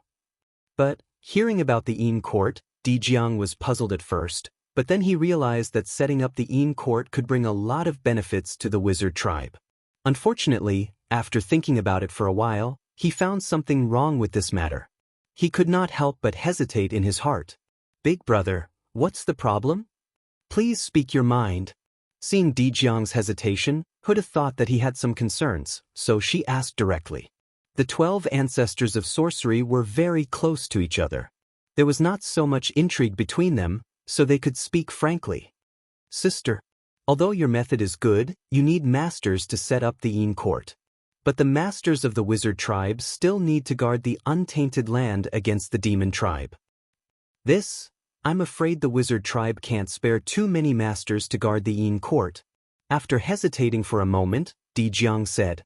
Of course, he knew the benefits of setting up the Een court, but it was impossible to give up the untainted land for the Een court. It was not easy for the sorcerer tribe to drive the demon tribe from the untainted land to the 9 heavens. How could they give up the untainted land for a mere Een court? The untainted land was the foundation of the sorcerer tribe. Compared to it, the netherworld was really nothing. I didn't think this through, he thought for a while. Huda also felt that Dijiang's words made sense. If the Een court was established, the sorcerer tribe would have to send some of their experts to guard the nether realm to prevent any unexpected changes. However, although the magi were strong, they relied on quality to win. They did not have as many experts as the demon clan. Therefore, if a portion of the people were to go to the Een court, they would definitely have no time to care about the primordial world. The demon race would definitely not let go of this opportunity. They would definitely counterattack the untainted land. At that time, the sorcerer tribe would be in a passive position. In the end, it was because there were too few sorcerer tribe members. The Wu tribe was already struggling to manage the untainted land. With the addition of the Een court, they would definitely not have enough manpower. If the base was too big, it would be easy to focus on the head and not the tail. In the end, it was likely that the gains would not make up for the losses. Dijiang understood this very well. It was best to keep what was in front of him. Therefore, although Dijiang agreed with the establishment of the Een court, considering the current situation of the sorcerer tribe, it was very difficult for him to agree. I was wondering what it was about. So it's about this. Brother Dijiang, don't worry. This matter is easy. At the side, after hearing Dijiang's words, Fengdu suddenly laughed out loud. In his words, he did not take Dijiang's worries seriously at all. Who is this fellow Taoist? Seeing Fengdu suddenly speak, Dijiang said with some displeasure. At the same time, the other ancestral sorcerers also glared at Fengdu angrily. If it weren't for the fact that he was Huda's friend, they would have already made a move and taught this kid who didn't know the immensity of heaven and earth a good lesson. It was about the sorcerer tribe. When did they need an outsider to speak? For a moment, Fengdu choked. He had forgotten that he had not told the person in front of him his identity. The pride of the ancestral sorcerer. It was famous in the primordial world. Even Dao ancestor Hongjun was not taken seriously by them. An outsider, like him, had rashly interfered in the affairs of the sorcerer tribe. They did not directly attack him because of Hutu. Otherwise, Fengdu would have been beaten out by them long ago. Forget it. Should I tell him? After thinking for a moment, Fengdu decided to reveal his identity to Dijiang. The identity of a sorcerer could save him a lot of trouble. It would also be of great help to the establishment of the Een court. Otherwise, with the identity of Fengdu, it would be difficult to gain the trust of the sorcerer tribe. Brother Dijiang, do you still remember me? As he spoke, Fengdu secretly activated the aura of Pangu's token and transmitted it to Dijiang. He also blocked the other ancestral sorcerers from prying and did not let them notice. In the nether realm, Fengdu was an expert at the great perfection of the quasi-saint realm. He was not weaker than the ancestral sorcerers. He could still block their perception. Sensing the familiar aura, Dijiang's expression suddenly changed. He pointed at Fengdu and said in shock, "It's you." "So it's you." After the shock, Dijiang seemed to have understood something and muttered, "Yes, I should have thought of it. Who else could it be other than you?" That's right, it's me. Seeing that Di Jiang had calmed down, Fengdu replied with a smile. What do you mean you're mine? Who exactly are you? The question and answer of the two of them confused the other ancestral sorcerers who did not know the truth. At that moment, the most hot-tempered Zhurong directly asked Fengdu casually. It was as if he would beat him up if he did not say anything. Sai, sixth brother, don't mess around. This fellow Taoist is my best friend. Be polite. Without waiting for Fengdu to speak, Di Jiang stopped Zhurong, who wanted to cause trouble, and took the initiative to cover for him. As the patriarch of the sorcerer tribe, Di Jiang was naturally not a stupid person. Seeing that Fengdu only revealed his identity to him, he knew that he did not want to reveal his identity. As for the reason, it seemed that he had his own plan. Although he did not know what his purpose was, Feng Zichen was a sorcerer of the sorcerer tribe after all. He would prosper and suffer together with the sorcerer tribe. He would not harm them. Therefore, Di Jiang did not reveal his identity, so as not to ruin his plan. Friend? Big brother, don't joke. If he is really your friend, then why don't I know him? Zhurong touched his head and asked with some confusion. It was not Zhurong's fault for asking this. The 12 ancestral sorcerers knew each other very well. If he was really Di Jiang's friend, the other ancestral sorcerers would definitely know him. Chapter 423. What do you know? This is a good friend I made in my early years. We are true friends of life and death. When I met him, you weren't born yet. How could you know of his existence? I thought that he had long retreated from the world. I didn't expect him to come out again. As he spoke, Di Jiang made a sorrowful expression, as if this matter was true. I see. Hearing Di Jiang's words, Zhurong really believed it. Because Di Jiang was the first ancestral wizard to be born. Before the other ancestral wizards were born, he was already born and went out to travel in ancient times. This was an experience that the other ancestral wizards did not have. Moreover, Zhurong did not think that Di Jiang would lie to him. After listening to Di Jiang's explanation, the other ancestral wizards also nodded and smiled kindly at Fengdu. Since he was Di Jiang's friend, he was their friend. On the other hand, the candle dragon, the sage of the wizard race, had a strange light in his eyes. Obviously, he had guessed Feng Zichen's identity. However, just like Di Jiang, he did not expose Fengdu's identity. Instead, he continued to play dumb. Fellow Taoist, you said that it's very simple for the wizard race to establish the Yin court. What do you mean? Without giving the other ancestral wizards a chance to speak, Di Jiang asked Fengdu directly. Fellow Taoist, you forgot. The netherworld has the Lady of Earth guarding it. Who would dare to cause trouble here? Therefore, establishing the Yin court doesn't require the wizard race to send out many experts. What we need is to send some people over to maintain the normal operation of the Yin court. By the way, arrange a few great experts to support the Yin court.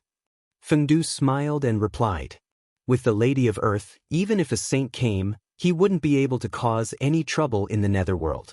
It could be said that after the Yin court was established, it would be extremely stable. However, the establishment of the Yin court would definitely require a large number of people and some experts to maintain the facade. Therefore, Fengdu had set his sights on the sorcerer tribe. That makes sense. Nodding, Di Jiang said, then let's establish the Yin court. Reincarnation was established by the Lady of Earth. The experts guarding the netherworld should be selected by the Lady of Earth tribe. As for the clansmen who maintain the Yin court, the 12 tribes will each provide a portion. Is that okay? With a plan in his heart, Di Jiang directly arranged it. Very good. Di Jiang's words were in line with everyone's thoughts. How could they disagree? No matter how good the netherworld was, it was not as good as the primordial world. Moreover, the netherworld was not good for him. There were probably not many Magus experts who were willing to stay in the lifeless nether realm. In addition, Ancestral Shaman was not willing to let his experts leave the tribe and go to the nether realm. Although the relationship between the shamans was good, there was still competition. Otherwise, why would there be 12 tribes? With one less master, the strength of the tribe would be weakened. Who would be willing to do that? What about the master of the Een court? As the master of samsara, Goddess Ho-Tu has to guard the 6 paths of reincarnation. She has no time to deal with the Een court. Therefore, we still need to choose a ruler of the umbral court. Fellow Taoists, who is willing to take up this position? Feng Du couldn't help but ask after seeing Di Jiang talking for a long time without getting to the point. Een court. Most importantly, he was the master of the Een court. That was an existence that could rule over the nether realm and bear the destiny of heaven and earth. No. There are still a lot of things that we need to deal with in the primordial world. We don't have time to manage the Een court. Upon hearing Feng Du's suggestion to let them be the masters of the Een court, the ancestral shamans waved their hands and refused. The primordial world was vast and boundless. It was impossible to measure it with reason. Even the heaven realm and the nether realm together were not as vast as the primordial world. Therefore, every ancestral shaman ruled a vast territory that was even larger than the nether realm. They had no time to manage the Een court. Fellow Taoist, you have nothing to do anyway. In my opinion, you should be the master of the Een court. Suddenly, Di Jiang suggested. As a shaman, Feng Zichen was suitable for this position. It's not impossible. He thought that even if the ancestral shaman didn't want to be the master, he would let the first-generation great shaman do it. However, Feng Zichen didn't expect that Di Jiang would recommend him. Of course, he couldn't refuse. How could he refuse the benefits that were delivered to his door? Although Feng Zichen's original plan was to let the shaman clan experience a calamity for the future generations. However, plans couldn't keep up with changes. It wasn't impossible to dominate the Een court in advance. That's good. I'll do as you say. Now that the attention of all living beings in the primordial world is attracted by the birth of the great Taoist priests, it's a good time to set up the Een court. There's no time to lose. We should hurry up and pray to Father God and set up the Een court. Feng Zichen wasn't a wishy-washy person. After making a decision in his heart, he immediately began to act. Fellow Taoist, you're so impatient. Then let's do as you say. We'll set up an altar and worship Father God. Di Jiang waved his hand and took out the altar used by the shaman clan to worship Pangu from the Pangu hall. He planned to worship Pangu here. On the side, the other ancestral shamans who wanted to say something couldn't say anything when they saw this. At this moment, stopping Feng Zichen from becoming the master of the Een court would be a slap to Di Jiang's face. Father God above. Today, the nether realm has appeared.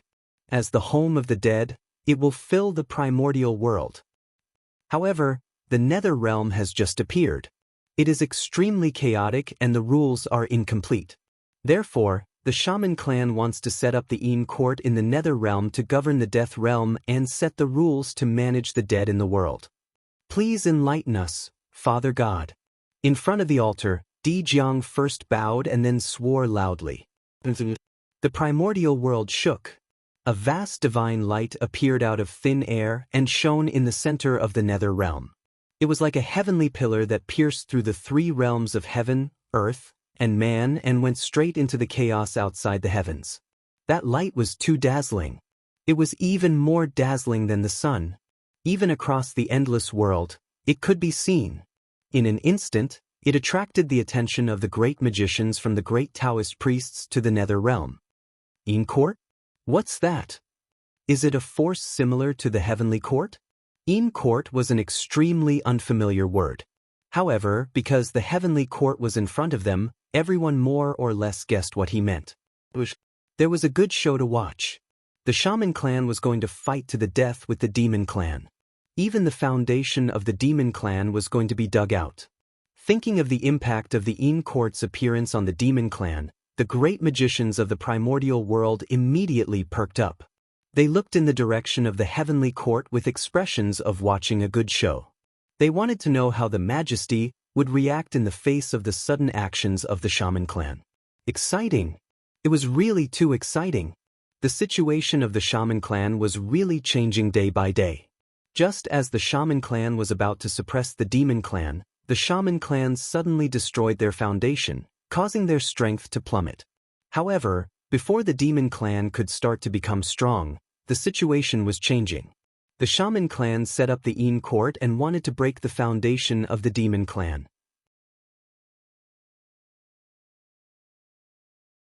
Chapter 424. This time, it was the demons' turn to be candles. In the Lingxiao Hall, Dijun's expression changed with a whoosh. It became extremely gloomy and ugly. Boundless flames of fury surged around his body, shattering the void and distorting the laws of nature. Bang!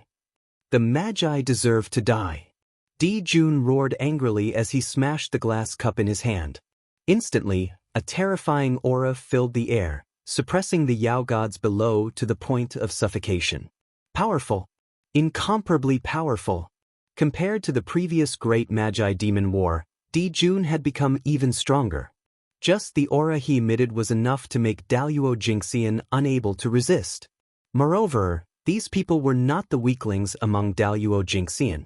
From this, it could be seen that Dijun's strength was not far from that of primordial chaos Daluo Jingxian.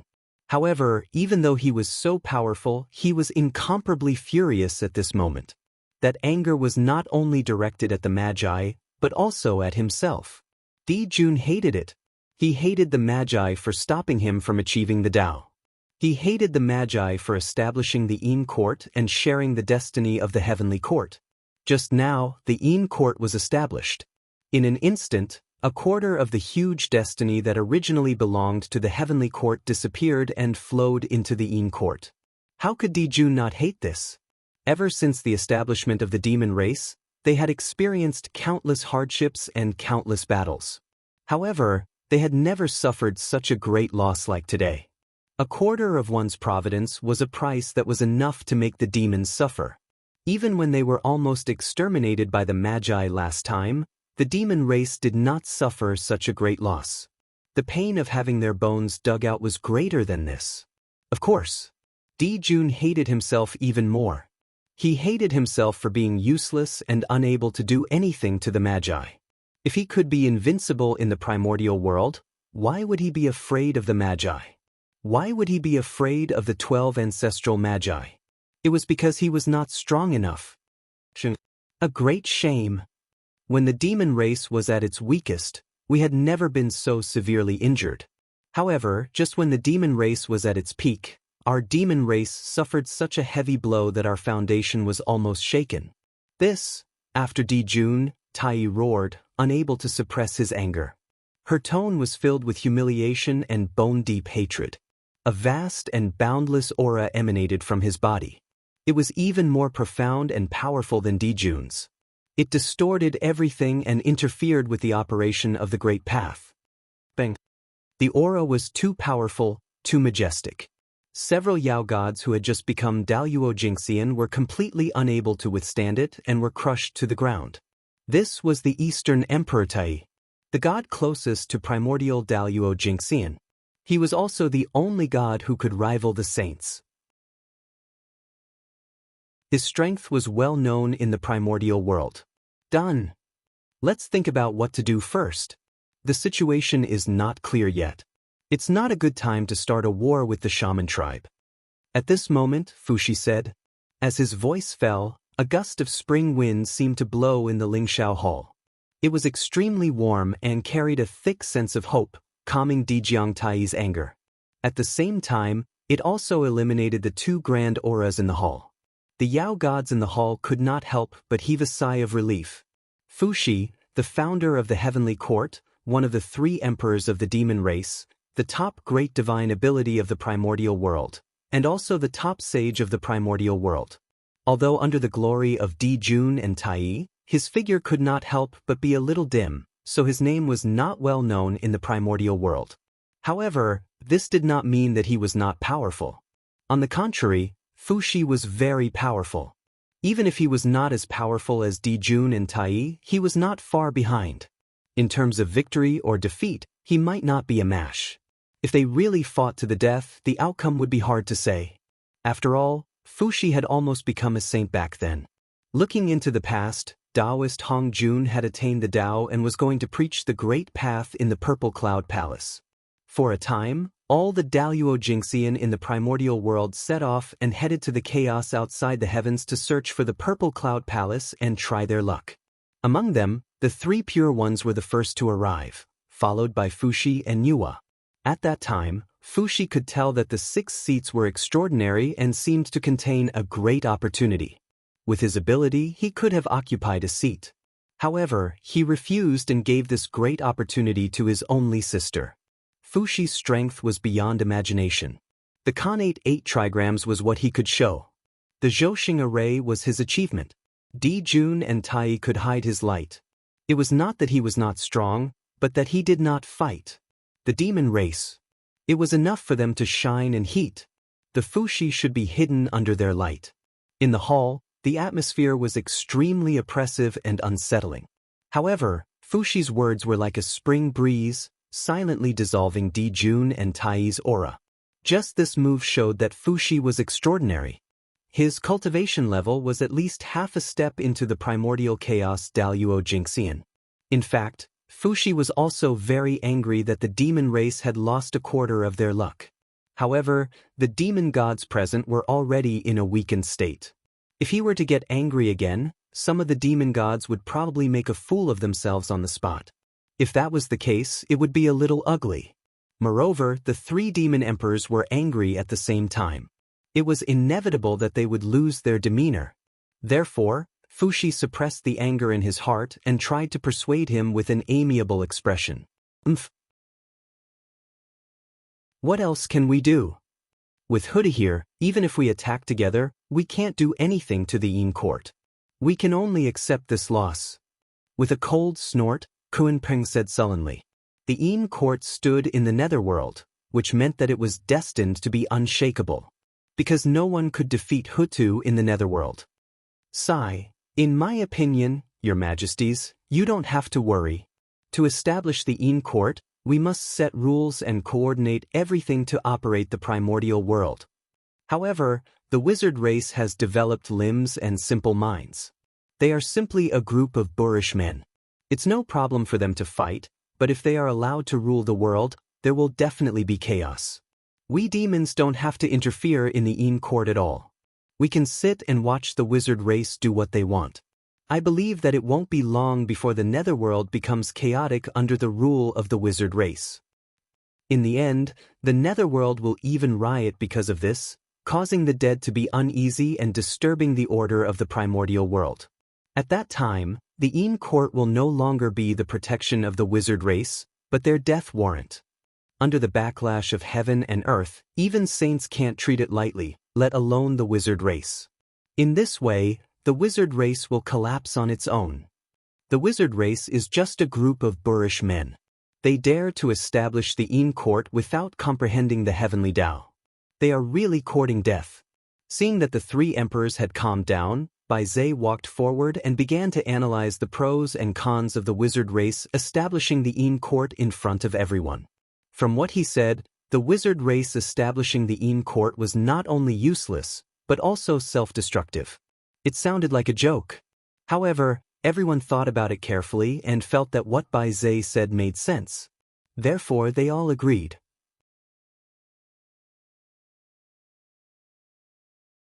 Chapter 425.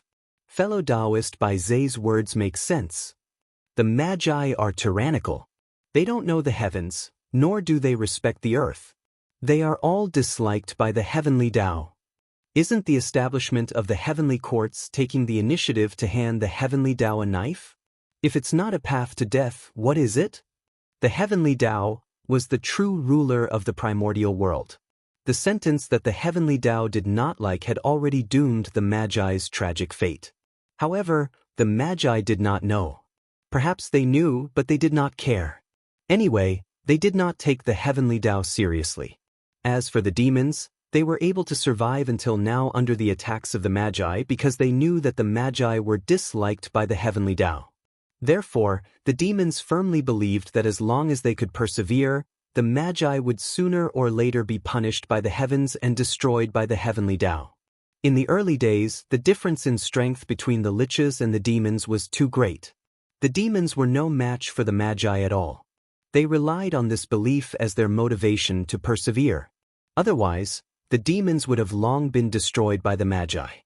After Bai Zhe finished speaking, everyone present had different reactions.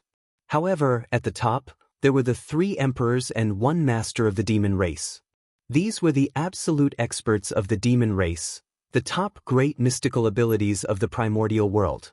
His heart skipped a beat. He knew that the battle between the liches and the demons had reached an irreversible stage, especially when he saw the expressions of approval on the faces of the demon gods present.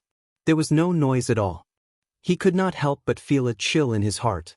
Bai Zhe's words seemed to make sense, but they could not withstand scrutiny.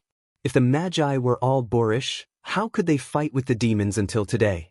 Moreover, the demons could not even defeat a group of boorish people. Didn't that mean that the demons were all trash? The magi, they just looked simple and honest. If anyone really treated them as fools, they would really be fools. But now, what was the situation? Bai Zhe looked like he did not take the magi seriously at all. The demon gods present were the same. It was as if they were not the ones who were chased and beaten by the magi back then. Damn it, if the magi were really so easy to deal with, why did the demons hide in the heaven realm and not live in the primordial world? This was not the future. The heaven realm was the world that everyone yearned for. It was the residence of the immortals.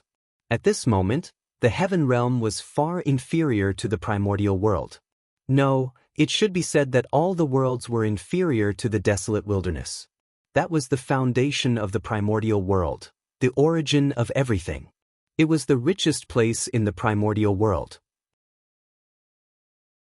At this moment, the Yao gods were clearly showing signs of tribulation aura entering their bodies.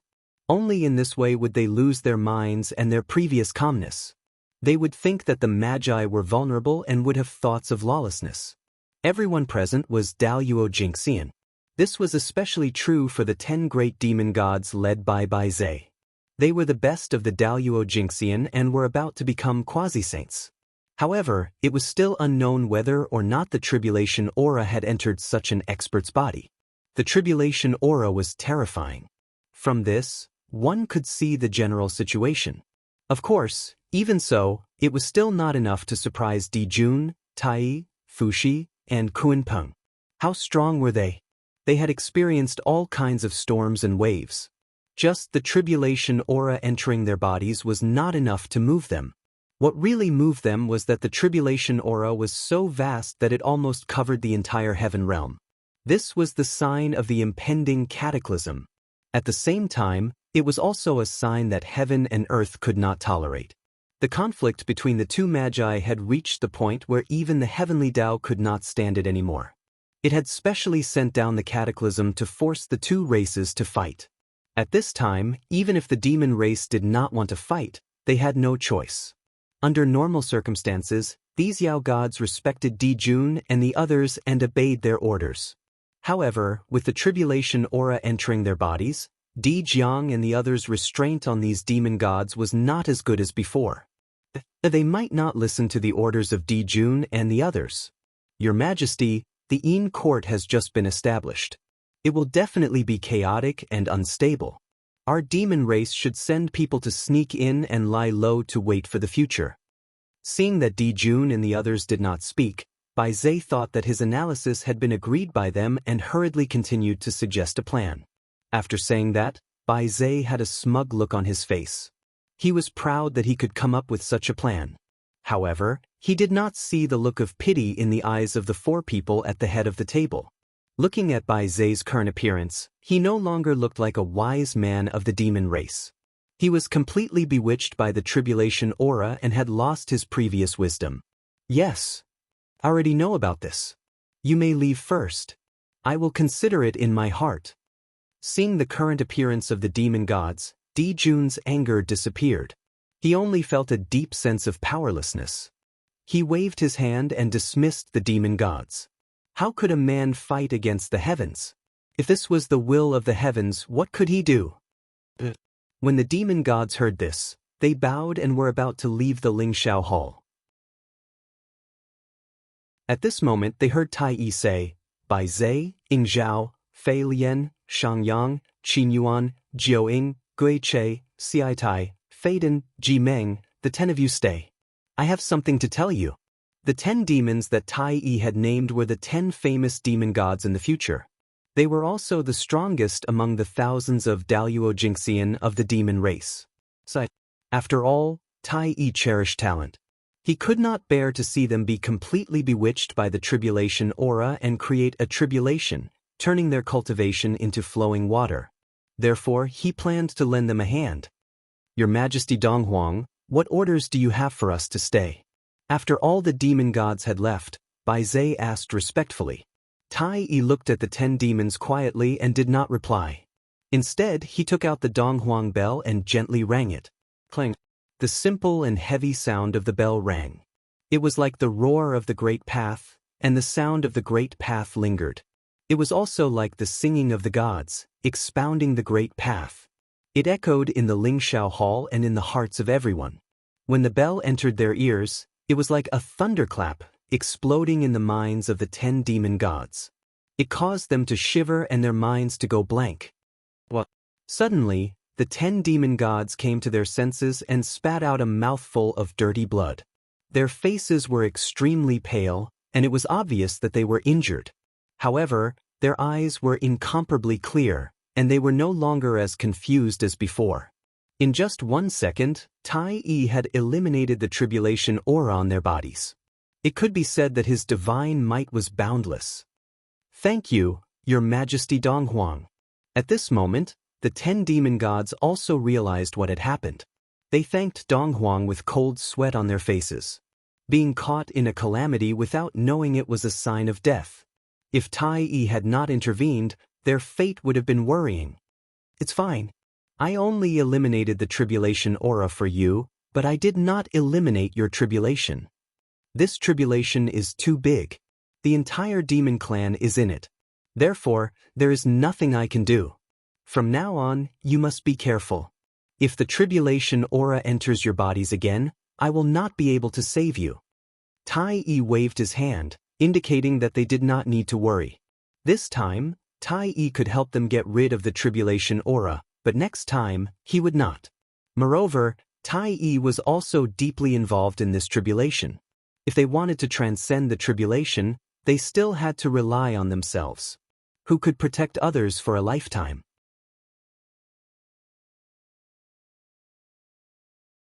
Chapter 426. Yes, we understand. Nodding, the 10 demons thanked him with a big bow. Okay. If there's nothing else, you can leave and heal your injuries. Tai Yi waved his hand and said. The 10 demons left as they were told. Looking at the backs of the 10 demons, Fushi suddenly sighed. His realm was far beyond what the 10 demons could compare to. Naturally, he could see things that the 10 demons could not see. In his eyes, the 10 demons were all enveloped by black air currents. That was the tribulation aura, which could enchant the mind. With the help of Tai Yi, although the 10 demons had removed the tribulation aura in their bodies, they still had not passed their tribulation. Therefore, in the void, there was still an endless stream of tribulation aura surging towards them. They were waiting for them to lose their minds and continue to pollute their minds. Although Tai Yi was strong, he could only treat the symptoms, not the root cause. It was because of this that Fushi sighed. Second brother, why do you have to do this? Everyone has their own fate. Why do you have to interfere? To change their fate, you have to bear the corresponding karma. It's not good for your cultivation. In the Lingxiao Hall, Di Jun said to Tai Yi helplessly. Tai Yi had removed the tribulation aura of Bai Zai and the others, which was equivalent to changing their fate. He had to bear some karma for it. If it were any other time, some karma would be nothing to Tai Yi. But now he was about to break through. It was the time to end all karma and pursue the fusion of primordial energy. Rashly interfering with their fate would definitely cause an unknown impact on his breakthrough. Moreover, Tai Yi was also involved in this tribulation. Helping the 10 demons meant bearing a part of their tribulation. This way, it would increase his tribulation and cause unexpected danger. Therefore, in Di Jun's opinion, Tai Yi's action was extremely inappropriate. With their strength, it was impossible to remove the tribulation aura of the entire demon race. However, it was still possible to remove the tribulation aura of some demon gods. However, they did not do so. Instead, they allowed the demon gods to fall into the tribulation because they were worried about this. They were the protagonists of the tribulation and were in danger. If they helped others transcend the tribulation, their chances of survival would be slim. Big Brother, they are all outstanding figures among the demon gods, half-step quasi-saints. With my help, you can take that crucial step and become a quasi-sage. Then, in the battle with the sorcerer tribe in the future, the demon race will have a much higher chance of winning. Tai had his own plans for this matter. These 10 demons were infinitely close to the sage-to-be realm. However, they lacked some opportunities, which caused them to be unable to break through. Today, with his help, his emotions were in turmoil. If he could calm his heart and comprehend, he would definitely gain something. He might even be able to take that crucial step. Even if only one of the 10 demons broke through to the sage-to-be realm, the changes it brought to the demon race would be unimaginable. Although they were both in the realm of Daluo Jingxian, the gap between Daluo Jingxian and sage-to-be was like heaven and earth. If the demon race had 12 demi-saints, why would they need to fear the witch race? You're right. With the arrival of the cataclysm, everything will change. Things that were impossible in the past might become possible. No one can tell what his fate is. Di Jun's eyes flashed as he said with melancholy, "Cataclysm. Read as a cataclysm." However, it was not necessarily a cataclysm. If one could not overcome it, then it would be a cataclysm. If one could overcome it, then it would be a great opportunity. Did you not know that only during the cataclysm would experts emerge one after another? At that time, the chi of heaven and earth would arrive like bees, and the great Tao laws would be unusually active. Countless experts would rise in the chaos and achieve great achievements that were unimaginable. When the cataclysm broke out, it would be the era of great competition. Countless geniuses would emerge and compete for supremacy. This was a dazzling era. Although there would be countless experts falling, there would also be countless new people rising up. Whether they would continue to be glorious or turn into ashes would depend on their individual opportunities and whether they could seize that great opportunity. Brother Tai, you're right. Those 10 demons are indeed extraordinary. If they were born earlier, they might be able to compete with us. Beside him, Fushi also said, the base 10 demons were indeed talented, but they were born too late and did not make it in time for the Tao ancestors' preaching. As a result, they were still hesitating in the Daluo Jingxian and had not become demi-saints. Otherwise, there would be a few more great divines in the wilderness. Baze was a connate god-fiend born from the Tao of wisdom. He was known as the wisest of the demon race. Of course, this title might be a little exaggerated, but he was indeed the wisest apart from the demi-saints of the demon race. Such a person had a high chance of becoming a demi-saint. In the nether realm, when the divine light dissipated, a large group of palaces suddenly appeared at the foot of Yin Mountain. The palaces were layered and exuded an inexplicable charm. They were shrouded in Yin Qi, as if they were hidden in a black fog, making it impossible to see through them. Moreover, unlike the sacred palaces of the heavenly court, the palaces of the Yin court were all black and exuded a solemn feeling. Could. Looking at the palaces, Feng Du could not help but laugh. The palaces were congenital and not man-made. However, they were not connate spirit treasures, but the charm of the great Tao. The charm of the great Tao merged with the rules of heaven and earth and materialized in the nether realm. They had a physical body and formed this solemn palace. Cultivating in the palace would increase one's aptitude by 10%, and it would be easier to comprehend the rules of the great Tao. It was extraordinary. Fellow Taoists, the poor way has passed away. Nodding at the surrounding ancestral shamans, Feng Du took a step forward and came to the center of the palace. In the most majestic hall, he sat on the Supreme Emperor's throne. Today, Feng Du has received the great favor of the great Taoist priests and has been elected by the shaman race. I hereby announce to the wilderness. From today onwards, I will be the master of the Yin court, and my name is Emperor Feng Du. I will rule the nether realm and the endless dead souls." Immediately, Feng Du's majestic voice resounded throughout the wilderness, announcing his existence to all living beings. Feng Du! Where did this person come from? For a moment, everyone was extremely curious about Feng Du's origin. Feng Du was an extremely unfamiliar name. However, it was this existence that had suddenly appeared that had shaken the wilderness many times in the past 1,000 years. Now, he had become the overlord of heaven and earth and the ruler of the nether realm. He was an expert second only to the saints. His status was not inferior to that of the saints. What was even more surprising was that he had only used a few thousand years to go from being unknown to being famous in the wilderness and then becoming the overlord of heaven and earth. How could this not be surprising? His mysteriousness made people more and more curious. Rumble. The moment Feng Du became the master of the Yin court, a quarter of the luck that had flowed from the heavenly court fell and descended on his body. In an instant, Feng Du's body underwent a huge change.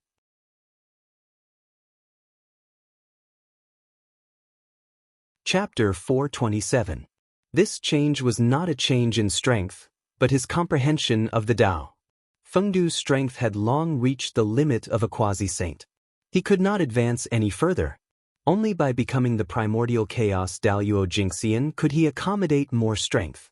However, with the destiny of heaven and earth that he had now, it was obviously impossible for him to enter the legendary realm of primordial chaos. Therefore, after the destiny of heaven and earth entered Feng Du's body, it found that it could not increase his strength, so it expanded his horizons and enhanced his comprehension of the Tao, allowing him to observe the world from a higher perspective. In Feng Du's eyes, the world suddenly changed. Everything was constructed by Tao patterns and appeared in front of him in the most essential form. The mysteries of heaven and earth were all in it. At this time, Feng Du was only 1 or 2 levels weaker than the Taoist priest's Feng Zichen's perspective. It could be said that it was extremely extraordinary. Why did the people pursue the destiny of heaven and earth? That was it. Even if he did not use the destiny of heaven and earth to increase his cultivation, he could still assist in his cultivation. This was the strongest cultivation treasure in the primordial world. Buzz, the destiny of heaven and earth added to his body, bringing changes to Feng Du. In his body, the imperial seal of Feng Du suddenly trembled violently. It flew out of his body and floated in front of him. Rumble. In the next moment, the power of heaven and earth came and gathered on the imperial seal of Feng Du, causing its level to soar. In the blink of an eye, it reached the limit of an innate spirit treasure and became a supreme-grade innate spirit treasure. This treasure that was born with the destiny of the netherworld underwent an astonishing transformation as Feng Du became the lord of the netherworld. It became one of the strongest innate spirit treasures in one fell swoop. Strong. The seal of Feng Du represented the supreme authority of the netherworld. It had the ability to dominate life and death. It was easy to imagine how powerful it was. Fellow Taoists, now that the Yin court has been formed, I still lack some helpers. I hope that you can help me. After everything calmed down, Feng Du walked out of the hall and said to the ancestral shamans.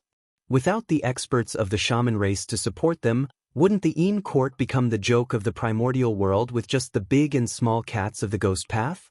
In the vast netherworld, not to mention the Daluo Jingxian, even the Tai Jingxian couldn't take it out. If word got out, who would think highly of the Yin court? In this way, how could the Yin court compete with the celestial court? Yin court had just been established, but it had already lost all of its prestige. This was a scene that Feng Du definitely didn't want to see.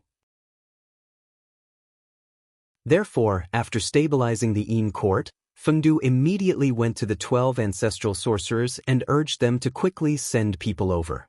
The Yin court has just been established, and it can't be without powerful experts. I'll ask Xing Tian to come over and assist you. As soon as Feng Du finished speaking, Huda sent out Xing Tian to show her support. Xing Tian, a Khanate Grand Magus, was born from Pangu's heart. He could be said to be a top-notch Khanate god. He was the most powerful being in the Hutu tribe aside from Huda Hutu. It could be said that the Lady of Earth had sacrificed a lot to send him here. Thank you, fellow Taoist. Everyone knew how powerful Xing Tian was. Although his realm was still Daoyuo Jingxian, and he had not stepped into the realm of Sage to be. But his strength had long surpassed the limits of the realm. Even ordinary quasi-saints were no match for him. Xing Tian could be considered a mighty figure in the untainted land. If Feng Zichen dispelled all the external forces, he might not be a match for him. His strength was so strong that few people in the same realm could compete with him. However, Fengdu thought about it. If Xing Tian came, who would be in charge of the Huda tribe? Fellow Taoist, if Xing Tian comes, what should the Huda tribe do? Fengdu was puzzled, so he asked directly. After losing Hutu and Xing Tian, the Huda tribe would be half-crippled. Since I'm in the Nether realm, the Huta tribe will naturally follow me. Other than the warriors of the Witch tribe, the rest of the Huda tribe will migrate to the Nether realm. After becoming a saint, the Huda tribe could clearly see the future of the Witch tribe. They would perish together with the Demon tribe. This was a destiny that could not be changed. Therefore, he wanted to leave some seeds for the Witch tribe. The Huda tribe was his choice. It was not that the Huda tribe did not want to choose other tribes, but if he chose another tribe, the other ancestral sorcerers would not agree. Since that was the case, he would leave the warriors behind to deal with the great war of the Witch-Demon tribe. The rest would migrate to the Nether realm to reproduce. That's good. Fengdu nodded at the Huda tribe and looked at the other ancestral sorcerers. To be honest, the Huda tribe alone was enough to maintain the operation of the Yin court. But who would have too much time on their hands? Well said. Later, I will select a portion of my clansmen and send them to the Nether realm. This was all agreed upon earlier. Of course, Di Jiang would not act at the last minute. It's all here. Thank you, fellow Taoists. After thanking everyone again, Fengdu bid farewell and left. The Yin court had just been established, and there were still a lot of things waiting for him to deal with. How could he have time to chat with others? How would the Yin court operate? How would the Witch tribe be arranged? How would the power be divided? All of these needed him to deal with.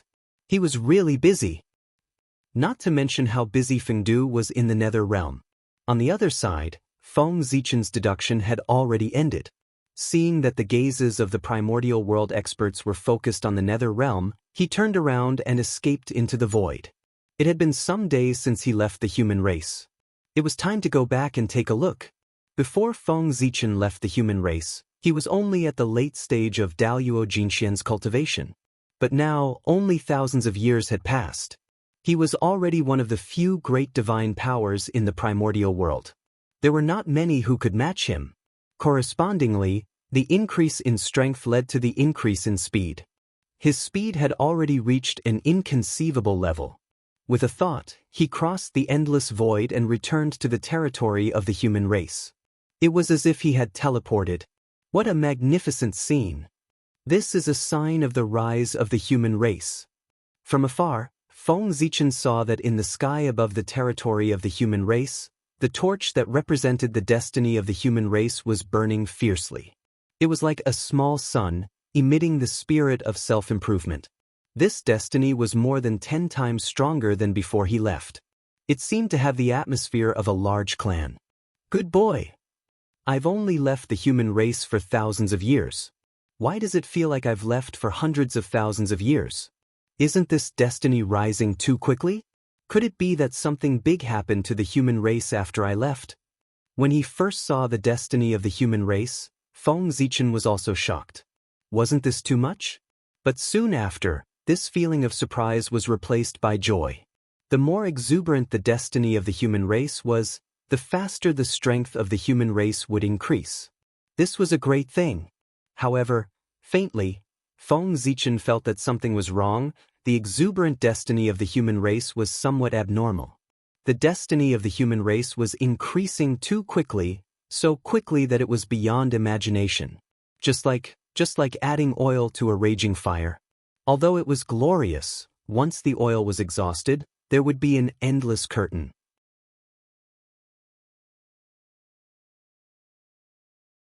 Chapter 428. Let's go back and take a look. With doubts in his heart, Feng Zichen couldn't help but quicken his pace and walk towards the human imperial court. After Earth turned into reincarnation, the demon clan's massacre of humans was not far away. The changes in the human clan might be related to this. However, after leaving the human clan for a long time, Feng Zichen didn't directly return to the human imperial court. Instead, he hid himself and looked around the human clan's encampment to observe the changes in the human clan in recent years. Why are there so many foreign clans? After taking a few steps, Feng Zichen realized that something was wrong. Under his senses, in the human clan's encampment, other than the grand and imposing aura of the human clan, there were also many foreign clans' auras. This meant that other than the human clan, there were also many foreign clans stationed in the human clan's encampment. This is interesting. With a thought, Feng Zichen took a step forward and directly arrived at the human clan's encampment. In fact, with his realm, if he wanted to know what had happened to the human clan in recent years, he could know everything with a casual deduction. However, anticipation came from the unknown. If everything was concluded by deduction, what fun would there be in life? Playing in the mortal world was also a form of cultivation. As expected, after arriving here, Feng Zichen discovered that there were many foreign clans among the people coming and going. They were talking and laughing with the people around them without any ill feelings. These foreign clans all walked in the mortal world in the form of Dao bodies and restrained their auras. They didn't look much different from the human clan. However, what kind of realm was Feng Zichen in? There were too few people in this world who could hide from him. With a slight glance, he knew the origins of these people. There were water clans, divine beasts, innate life forms, and all kinds of clans. There were also demons and shamans. Fortunately, they didn't fight. Moreover, the human clan's encampment had changed significantly compared to before he left. Lively. Very lively. If Feng Zichen didn't know that this was the primordial world, he would have thought that he had returned to the bustling city of the future. In his ears, there was the sound of hawking one after another. In front of his eyes, there were shops selling all kinds of goods.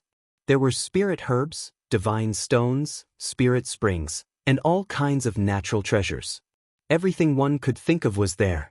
It was as if Feng Zichen had not come to a human settlement, but to a large trading market. What surprised him even more was that among the shops, other than the shops that sold treasures of heaven and earth, there were also restaurants. This was truly shocking to the extreme. Smelling the alluring fragrance floating in the air, Feng Zichen's tranquil state of mind began to fluctuate. How nostalgic! He had not eaten for a long time. With mixed feelings, Feng Zichen slowly walked forward, passing through street after street, walking aimlessly. However, the strange thing was that the surrounding pedestrians did not notice his existence at all. Even when Feng Zichen walked past them, it was the same. Feng Zichen did not feel irritated in the middle of a busy city. Instead, he felt a sense of familiarity. It was as if he had returned to the future. He couldn't help but smile and spread his arms, enjoying everything before him. I see. In a trance, Feng Zichen understood why the luck of the human race had increased so quickly. The reason was because of this trading market. He had gathered merchants from all over the world, countless races, and living beings from all over the world. Some flew in the sky, some ran on the ground, and some swam in the sea.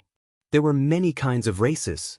It did not include all the races in the untainted world, but it also gathered most of the races in the untainted world. The benefits brought by the gathering of so many living beings were undoubtedly amazing. It was natural for the luck of the human race to soar because of this. In the past, when Feng Zichen went to the wizard tribe, he had asked Taoist Xian Du, Yiang, to set up a human market to develop trade. Yiang was also extraordinary. Not only had she completed Feng Zichen's request, but she had also exceeded Feng Zichen's expectations. Yiang had Saint Taiching as his backer and the East Sea as his backing. He could mobilize most of the natural treasures from Penglai City that were not available in the untainted world.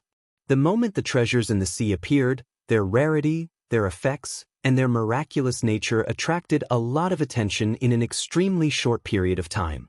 In addition, the Eong clan would take out a few pills refined by the Grand Pure One every once in a while to auction them off. This also caused the reputation of the human market to spread throughout the untainted world, forming a great influence. Who was Saint Taiching? The eldest senior brother of the celestial sect of wonders, the number one of the 6 saints. Of course, although these identities were important, they were not the most important. The most important thing was that Saint Taiching was the ancestor of alchemy in the primordial world. The Tao of alchemy. It was passed down from him. The effect of the pills refined by such a person could be imagined. Even the most ordinary first transformation golden pill was better, stronger, and extraordinary than ordinary third or fourth transformation golden pills. Moreover, not to mention the medicinal power of the pills, just the name of the pills refined by Saint Taiching was enough to make people rush like cranes. If the pills refined by the saint were tainted with a trace of the saint's Tao runes, how extraordinary would it be? It might be able to help people break through Daluo Jingxian. Therefore, after Eong took out the pills refined by Saint Taiching, the human market immediately became popular, attracting countless experts of the untainted world. In particular, as Dijiang set up countless teleportation arrays in the entire untainted world, making transportation more convenient, more people came to the human market. They had to come without the teleportation array, let alone with the teleportation array. It could be said that the human market could be what it was today all because of Saint Taiching's pills. Although the natural treasures of the East Sea were novel and could attract the attention of many people, it was impossible for them to attract the attention of the untainted world in such a short period of time. Of course, if not, Saint Taiching would not have accepted him as a disciple. Accepting him as his only disciple was a form of affirmation to the Eong clan. With the development of the human market, it also led to the development of the surrounding areas. The encampment of the human race also received many benefits because of this and gathered a large number of experts of the myriad races. It was also at this time that the human race, a postnatal race that originally had no sense of existence, gradually revealed their talents in the primordial world. They appeared in front of the myriad races and officially joined the magnificent stage of the primordial world. As they came into contact with the human race, the postnatal race created by Nuwa brought a different experience to the myriad races. They were clearly extremely weak. Even the weakest connate life form was countless times stronger than them. What was even more unbelievable was that they actually had a limit to their lifespan. They had to live, grow old, get sick and die. In fact, some humans could not even absorb the connate chi when they were born. It was really unbelievable.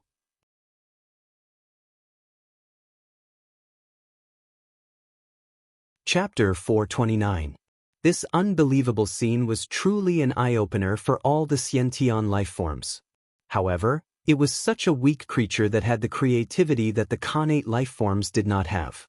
Although the tools created by the human race were not as powerful as the spirit treasures in their hands, they had extraordinary imagination. This was a manifestation of use.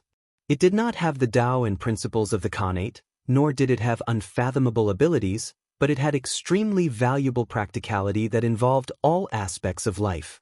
This was called the postnatal Tao. That's right. From the human race, these connate life forms discovered another cultivation civilization that was different from the connate Tao. They were far from being as powerful as the connate Tao, but they were simpler than the connate Tao, easier to comprehend, and easier to reach a high realm. More importantly, the postnatal Tao had an additional practical value compared to the connate Tao. The connate Tao was the principle of heaven and earth, the principle of the world. The postnatal Tao was a principle that was created by humans. It was a principle that the descendants had summarized from the connate Tao. It was a use of the connate Tao.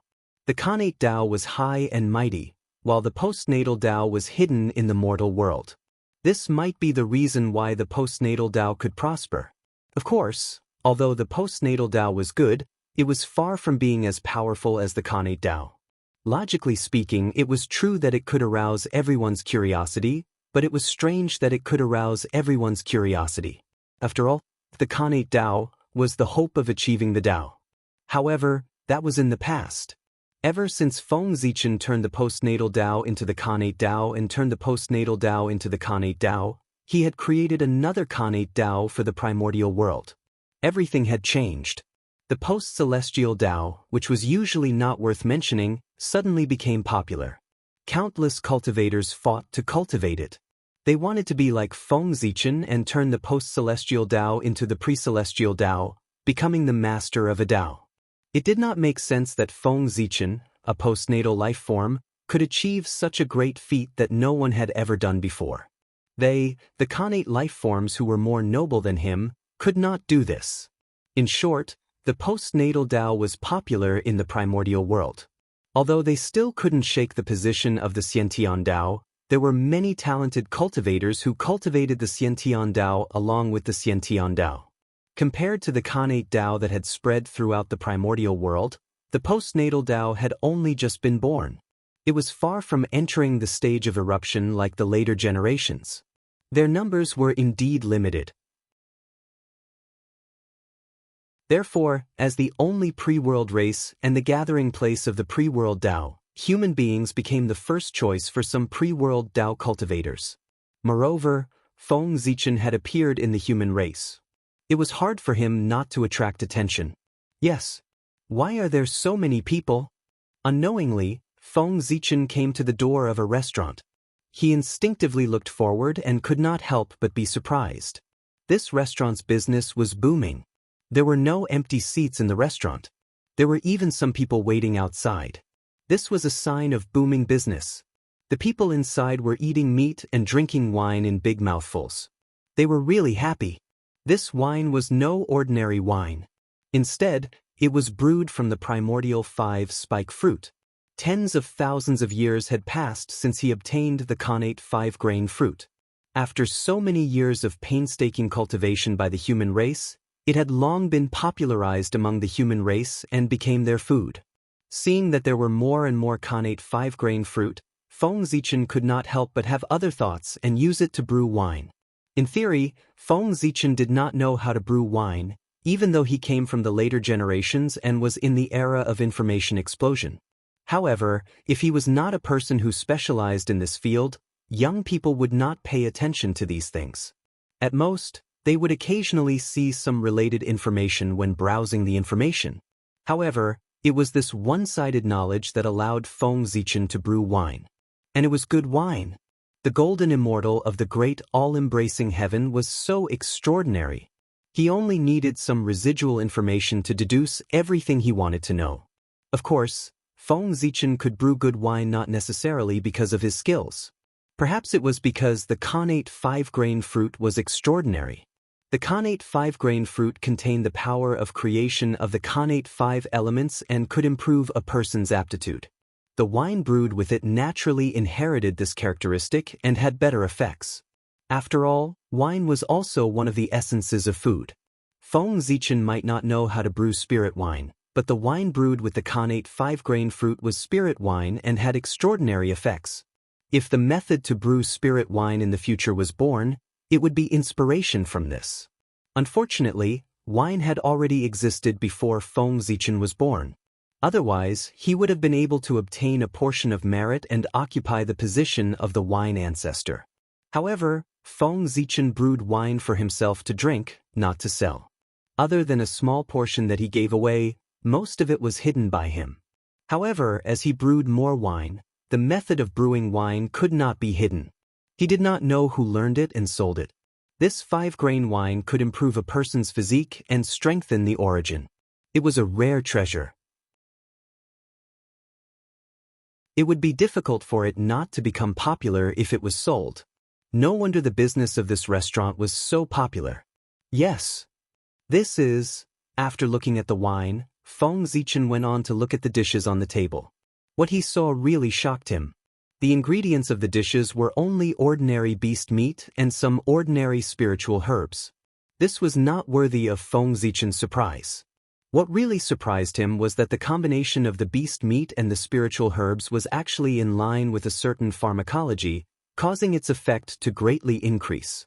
Although it could not be compared to pills, it already had some possibilities. This was simply the embryonic form of the path of spirit food. If it could be deduced continuously, it might be able to develop and grow. Although the path of spirit food could not be compared with the path of alchemy, it was not much inferior. It was also a great path that assisted in cultivation. If this path was completed, the creator would at least be able to become as sage to be. Therefore, Feng Zichen was shocked. If the creator of this path was really a human, it meant that in the future, the human race was very likely to give birth to a primordial almighty. This person is really a great talent. With a thought, Feng Zichen walked to the back kitchen. He wanted to see who created this path. Speaking of which, this cooking method was created by Feng Zichen. Before he was born, the human race had just gotten rid of the era of eating raw meat and drinking blood. Their food was mainly wild fruits and roasted meat. However, although roasted meat was good, who could stand eating people every day? Therefore, Feng Zichen created a clay pot to boil soup. He was really fed up with the monotonous food. That's right, the original purpose of the clay pot was to satisfy Feng Zichen's appetite. As for the merit from the heavens, it was completely beyond his expectations. After that, as Feng Zichen gradually grew up, the clay pot could no longer satisfy him. Following that, various cooking methods appeared naturally, and the human race's menu also became richer.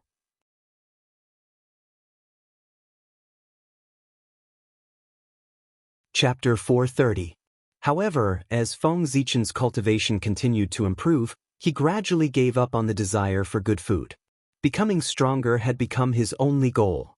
Of course, the most important thing was that when his realm was high, he did not need to eat anymore. The cause of adding to the human race's diet was thus put on hold. However, Feng Zichen did not expect that after so many years, someone would actually comprehend the embryonic form of the path of spiritual cuisine from the cooking method that he had abandoned. It was truly inconceivable. A long time ago, when Feng Zichen had just started to make clay pots, he had already had the idea of opening up the path of spiritual cuisine. However, back then he was not proficient in pharmacology, nor did he recognize all kinds of spiritual herbs. He was even more powerless. Therefore, this idea had been put on hold by him. Later, when Feng Zichen had all the conditions to open up the path of spiritual cuisine, he no longer needed it. He simply buried this idea deep in his heart and did not think about it anymore. He left this opportunity for the future generations to open up. Feng Zichen already had more than enough. In the past, innate life forms did not have the desire for good food. However, after seeing the spiritual cuisine of the human race, they had it. Xiantian life forms fed on Xiantian qi. Any treasures that fell into their hands would be refined into pure Xiantian qi and devoured. It was the same for the meat of fierce beasts. Therefore, innate life forms had no use for things like starting a fire to cook, nor did they need it. They had never seen it before. Therefore, this kind of treasure, that was both delicious and could increase one's cultivation, had conquered them as soon as it appeared. In their hearts, this kind of treasure called food was much more delicious than elixirs, but its effect was not as powerful as elixirs. If its effect could be improved, it would be even more perfect. It's not him. With a flash, Feng Zichen arrived at the back kitchen of the restaurant and saw the person who was cooking. However, immediately, his eyes revealed disappointment. This person's cooking skills were extremely skilled. It was obvious that he had been immersed in this path for a long time. Unfortunately, this person's cultivation was mediocre and ordinary. He had just attained the Yang spirit realm and hadn't even reached the immortal Tao realm. There was nothing special about him, and he didn't have any great fortune on him. He was just an ordinary person. The Tao of spiritual cuisine was definitely not created by him. Those who could open up their own paths were all rarely seen heroes from past to present. Even if their cultivation wasn't heaven-reaching, they should still possess exceptional intelligence, possessing extraordinary auras, making others unable to forget them. Obviously, the person in front of him had nothing to do with either. However, that wasn't a big deal. Since the Tao of spiritual cuisine had spread among the humans, it definitely had something to do with the humans. He'd find out once he returned to the human Tao imperial court. With his mind preoccupied, Feng Zichen no longer cared about patrolling the human encampment. With a single movement, he returned to the human Dao imperial court. Speaking of which, ever since Feng Zichen left, the human race had been thriving under the leadership of several human kings. Changes were happening every moment, and it wouldn't be an exaggeration to say that changes happened every year. As a result, when Feng Zichen returned to the human race, he felt as if a lifetime had passed. The people and things around him were too unfamiliar. If it weren't for some familiar faces and scenes, he would have thought that he had come to the wrong place. Even so, Feng Zichen was still extremely happy. It was a good thing that there were changes. It meant that the human race had been improving. If there were no changes, wouldn't that be a bad thing? In this world, if one didn't advance, they would regress. If the human race didn't change at all, they would be eliminated by the times. It wasn't a good thing to be conservative in any era. At this moment, Feng Zichen gradually realized that his previous worries were a little groundless. Although the reincarnation of the Earth had brought the calamity of the witch race's massacre closer, it definitely wouldn't be now. The Yin court had just been established, and the situation of the liches and demons was unknown. The situation in the primordial world was even more strange and unpredictable. All the forces were restraining each other. If someone made the first move, they would definitely be attacked by the crowd. Therefore, all the forces were watching to see if there would be any other turmoil in the primordial world. In the current primordial world, every once in a while, something major would happen, causing the situation to change. It was overwhelming, and no one dared to act rashly. Therefore, at this moment, they had to be safe and silently wait for the fuse to appear. The various forces were involved with each other, and the primordial world would fall into a short period of peace. This was the precursor to the arrival of a storm, and also the time for the liches and demons to accumulate strength. The human race was temporarily safe. But at the same time, this was also the last time for the human race to be stable. Just as Feng Zichen returned to the human Dao imperial court and sat on the supreme throne that symbolized the human emperor, the entire human race was alarmed. A human expert couldn't help but stop what he was doing. He suddenly looked in the direction of the imperial court and muttered, "Your Majesty is back." In the next moment, hundreds of streaks of light suddenly soared into the sky above the human race and rushed towards the human Dao imperial court. The human emperor had returned. All the human kings, the elders, the leaders of the major tribes, and many human city lords had to enter the palace to pay respects and report the current situation. Swoosh! The first to arrive were the human kings. They all had cultivation bases comparable to Daluo Jingxian. In the blink of an eye, they could teleport through endless time and space and arrive at the human Dao imperial court. The next to arrive were the human elders. They were all connate life forms, the first humans. They had the legacy of goddess Nuwa.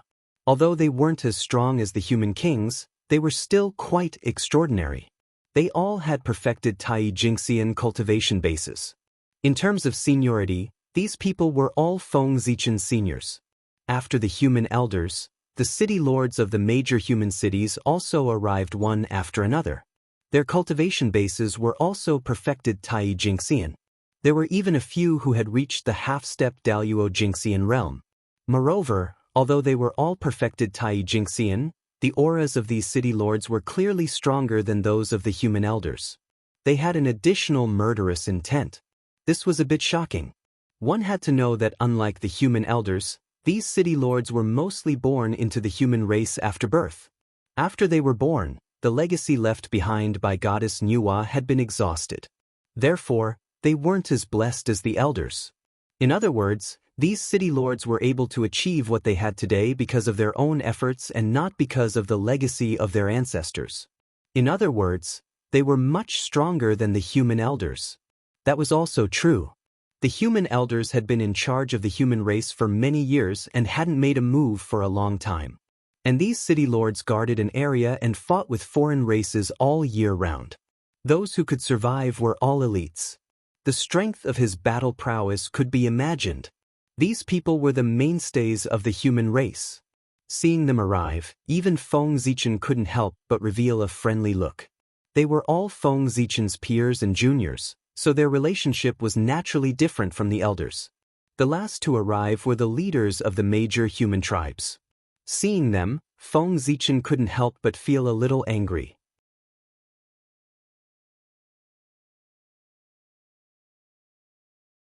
Chapter 431. These tribe leaders had the best resources, but their cultivation levels were unsightly. Most of them were only at the late stage of Tai Jingxian. Only a few had barely stepped into the perfected stage of Tai Jingxian. Moreover, their essence, energy, and spirit lacked vitality. All of them exuded a sense of laziness. Only some tribes far away from the human race were eye-catching. The rest were infuriating to look at. The pressure these tribes faced was still too little. Ever since the human race moved out of the East Sea, the human race's sphere of influence spread out in a fan shape with the human Dao imperial court as the center. The outermost layer was the human race's city. It was also the front line of the war between the human race and the foreign race. Human experts walked out of the imperial court one after another and built cities outside. They competed with the primordial races and expanded the human race's territory. At the same time, they were also the first line of defense of the human race, preventing the foreign race from invading the human Dao imperial court. After the human race's giant cities were the major tribes of the human race. This was the second line of defense of the human race. They were stationed around the imperial court to protect the human emperor. However, because there were the major cities in front of them, the danger these tribes encountered was much less. In particular, as time passed, the human warriors stationed in the city became stronger and stronger after the baptism of blood and fire. This caused the pressure on the tribes at the back to become smaller and smaller. As time passed, it was inevitable that they would slack off. It was easy for people to fall behind. This caused the soldiers guarding the city at the front to become stronger and stronger, and the people of the tribes at the back to become weaker and weaker. Today, the human emperor had returned. The elders were in charge of the imperial court, so they were the first to arrive. However, the tribe leaders, who were stationed around the imperial court and should have been the second to arrive, fell behind the city lords who were the furthest away from the imperial court. It was obvious that they were slacking off. From this, one could see the general strength of everyone. The city lords were the strongest, followed by the elders, and then the tribe leaders. The current upper echelons of the human race were made up of these three forces: the city lords, the tribe leaders, and the elders. Of course, the human emperor was high and mighty and was not among these three forces. However, they had always been stationed at the front line, leading the human elites to war and expanding the human race's territory. This was also the reason why the tribe leader had fallen so low. The reason why Feng Zichen established the human king was not only to nurture the Daluo Jingxian for the human race, but also to relieve himself of the pressure and let the human king help him deal with the affairs of the human race. According to Feng Zichen's plan, he would leave the human race's affairs to the human king. But who knew that they were all battle maniacs and were all leading their troops outside? Feng Zichen left and so did they. As a result, there was no one to watch over the tribes, and they gradually fell into degeneration. Otherwise, the leaders of those tribes would have no lack of natural treasures. If he had worked hard to cultivate, he wouldn't have such a low cultivation. Are all the elders well? When almost everyone had arrived, Feng Zichen asked the elders. These were all elders. Thank you for your concern, Your Majesty. We are well. Bowing slightly to Feng Zichen, the elders said in unison. Cultivators could kneel to heaven and earth, their parents, and their teachers, but they could not kneel to others. Heaven and earth gave birth to all living things, their parents gave them life, and their teachers passed down the great Tao. These were all great favors, so of course they could kneel. But they could not kneel to others. Attaining the Tao relied on a single breath. If they knelt, they would lose their courage, and it would be difficult for them to attain the Tao again. Therefore, there was no kneeling in the primordial world. Even Dijun, as the celestial emperor, only bowed and did not kneel. It was only when the Lady of Earth transformed into reincarnation that all living beings knelt to thank her for her kindness. This was a rare thing in the primordial world, and it had only happened a few times since ancient times. This was something that the six saints could not compare to. Only when Hongjun merged the Tao could he compare to it. It's good that the elders are well. Nodding, Feng Zichen looked at the city lords and praised with a smile, "You are very good. The human race is proud of you." When the city lords heard this, they could not help but look proud, but they kept saying, "Your Majesty, you flatter us. You flatter us." The expressions on their faces were extremely exaggerated. Seeing this scene, Feng Zichen only smiled and did not say anything. Next, he chatted with the elders for a while before asking them about the recent changes in the human race. The human emperor and human king were not around, so the specific matters of the human race fell to these elders. During this process, Feng Zichen did not even look at the tribal leaders. He was going to ignore them for a while. "Your Majesty, in the years that you were not around, the changes in the human race could be said to be great?" One elder after another stepped forward and told Feng Zichen about the changes in the human race. It was not entirely true to say that the changes were great. The source of all these changes came from the human race's market. It brought a lot of resources and opportunities to the human race, allowing the human race to rise quickly and produce a large number of experts. Although there were no great overarching golden celestials among them, there were a lot more primordial unity golden celestials. There were more than 100,000 of them. This force was not small in the untainted land. Moreover, during Feng Zichen's absence, Suiren and the other two had also returned. After so many tens of thousands of years, the Chou clan and the Zi clan had already cultivated Daluo Jingxian. It was just that the Emperor Nvuo's palace was isolated, so their vision did not appear. That was why Feng Zichen did not notice it. However, when the three ancestors saw that the human race was fine, they went to travel the untainted land together. Since they were born, they had been working hard for the human race and had not taken a good look at the untainted land. Now, under the rule of Feng Zichen, the human race was growing stronger and stronger. They had time to go out and travel. A few months later, Feng Zichen understood the changes in the human race and said, "Very good. I'll have to trouble all of you while I'm away. Over the years, I have also obtained a lot of treasures outside. I put them in Zichen's cave. You can go there and try your luck."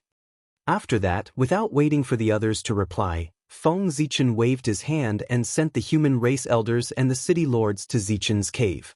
Some things were useless to Feng Zichen. It was better to give them away to strengthen the human race. At this time, only Feng Zichen and the tribe leaders were left in the hall. "You, very good." Looking at the people below, Feng Zichen said coldly. The same words in a different tone represented a completely different attitude. Immediately, the people were so scared that their faces changed. "Your Majesty, please calm down. Over the years, we have been slacking. We are ashamed of the cultivation of the human race. We are guilty. We are willing to guard the giant city to atone for our sins. To be a tribe leader, they might not be strong, but they must be smart." Without Feng Zichen's words, they could guess why Feng Zichen was angry. Therefore, they directly asked for forgiveness.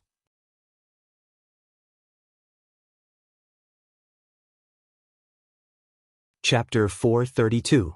Feng Zichen hadn't even glanced at them since they entered the hall. At that time, these leaders already knew that the human emperor was displeased with them. However, the human emperor was in a meeting with the elders. Although they wanted to apologize, they didn't dare interrupt and could only wait anxiously. At this time, the elders and the city lord had already left. These leaders found an opportunity and did not dare to be negligent. They immediately asked for forgiveness. "Defend the city? You think you can do that?" Feng Zichen was so angry that he laughed. These leaders didn't have high cultivation realms, and their combat strength was a mess. How dare they talk about defending the city? Just based on their pampered appearances, what could they possibly use to fight against the valiant and skilled foreign races? If they were asked to defend the city, it wouldn't take long for the impregnable human cities to be breached by the foreign tribes. The great advantage that the humans had gained with great difficulty would be ruined and they would fall into danger. Even if they dared to go, Feng Zichen wouldn't dare let them go. Go report to the lords and kings yourselves. Go to the front lines and expand the human race's territory. After a moment of silence, Feng Zichen said indifferently, the lords and kings had been fighting outside. That was the most dangerous place for the human race and the best place to train people. These people were used to being lazy.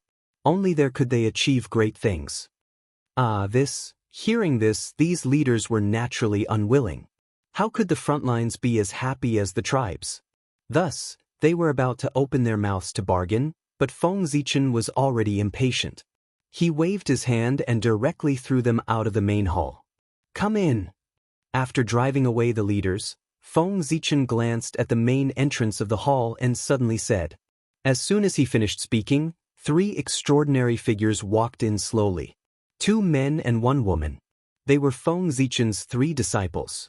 Feng Jie, Jiang Xiong, and Jiang Hui. Disciple Feng Jie. Disciple Jiang Xiong. Disciple Jiang Hui. Greetings, Master.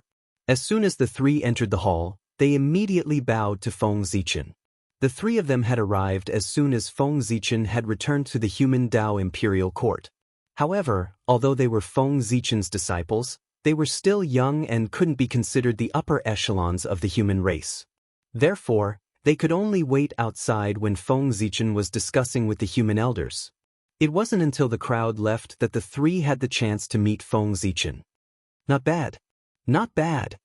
Glancing at his 3 disciples, Feng Zichen couldn't help but smile face. They had not seen each other for many years. Feng Jie and the other 2 had reached the golden immortal karma rank and entered the ranks of immortality. They had begun to pursue their own Tao. Moreover, the Xiantian aura emanating from the 3 of them was extremely dense, no less than that of a top Xiantian life form. This was especially true for Feng Jie. As a Xiantian life form, his aura was even more extraordinary. He had already peeked into the mysteries of the innate gods. Perhaps it wouldn't be long before he took another step forward and transformed into an innate god. Although Jiang Xiong and Jiang Hui weren't as good as Feng Jie, they'd gone against their connate nature and become connate life forms. Moreover, they were the top connate life forms. They were extremely extraordinary. Clearly, these 3 had a deep understanding of the Tao of God fiends. Otherwise, they wouldn't have undergone such shocking changes. Although golden immortals weren't much in the eldritch wilderness. If a rock was thrown into a crowd, at least 4 out of 10 would be golden immortals, while the remaining 6 would be Tai Jingxian. However, considering the time Feng Jie and the other 2 had been cultivating, it was quite extraordinary for them to become golden immortals at their age. After all, they weren't connate god fiends. They didn't have the protection of the great Tao, nor did they have amazing opportunities like Feng Zichen. They only relied on themselves. These 3 already had the demeanor of the human race's peerless geniuses. This is... Suddenly, Feng Zichen exclaimed and looked at Jiang Hui. He saw merit gathering on her body. There were inexplicable principles intertwining and runes evolving. They gathered and dispersed, forming all kinds of phenomena. Purple energy even gathered above her head. It was incomparably dense, forming a purple precious umbrella that protected her. It was the providence of heaven and earth. It was purple in color, which meant that it was the most noble kind of providence among all kinds of providence. Tao luck. Purple was supreme in the primordial world. His luck was purple, which showed how extraordinary he was. Although this Tao luck wasn't much, it could allow Jiang Hui to have a 30% higher success rate than others when she tried to prove her Tao as Daluo Jingxian. 30%. In the primordial world, there were as many Tai Jingxian as grains of sand. There were more than billions of them. However, how many Daluo Jingxian were there? Less than 100,000. Since the creation of the primordial world, all the Daluo Jingxian added up to less than 100,000. From this, it could be seen how difficult it was to prove one's Tao. That step alone had trapped countless primordial immortals to death. However, Jiang Hui could rely on her Tao luck to have a 30% higher chance of proving her Tao than others. That meant that she had surpassed countless people. 30%. Coupled with her own accumulation, It could be said that she was almost certain to become a Daluo Jinxian. Hui, come forward. Surprised, Feng Zichen called Jiang Hui in front of him. He wanted to use his Dao Eye to see what kind of fortuitous encounter she had to be able to obtain Dao luck. Yes, master. Jiang Hui smiled sweetly and stepped forward. I see. The Tao of spiritual cuisine was actually created by you. Purple light appeared in Feng Zichen's eyes. It was incomparably dazzling. It was like the evolution of Hongmeng, but also like the creation of the primordial chaos. Countless stars shone in it, and countless laws appeared, deducing various things of the past. Eye of the heavenly Tao. The top pupil technique of the primordial world. In an instant, Feng Zichen understood the cause and effect. The Tao of spiritual cuisine was created by Jiang Hui. Therefore, merit gathered on her body, runes were born, principles surrounded her, and Tao luck surrounded her. It was also because the Tao of spiritual cuisine was only in its embryonic form and belonged to the initial stage. It had not established a Tao, nor had it been imparted. Therefore, the merit and Tao luck gathered on Jiang Hui were not too much. Otherwise, creating a Tao would be an earth-shattering event. At the very least, she would be blessed by heaven and earth. Boundless merit would be added to her body, and all evil would not invade her. She would not be like Jiang Hui, who would be sent away with just some merit and Tao luck. Seeing this scene, Feng Zichen could not help but be amazed. He was sure that he had never taught Jiang Hui anything about spiritual cuisine. She had comprehended all of this herself. Her wisdom was truly extraordinary. As expected of the reincarnation of the innate indestructible spirit light of the treasure of wisdom. It has only been a short while, and she has already begun to show her extraordinariness. Jiang Xiong and Jiang Hui, the siblings, had extremely extraordinary origins. In their previous lives, they were supreme-grade innate spirit treasures born from the Tao of wisdom. Because they were too extraordinary, they were envied by the heavenly Tao.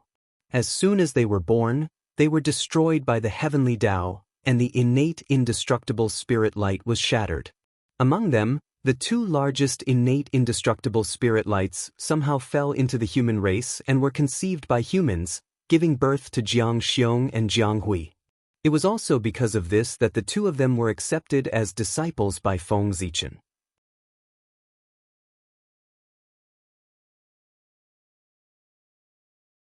Chapter 433. Master, what's wrong?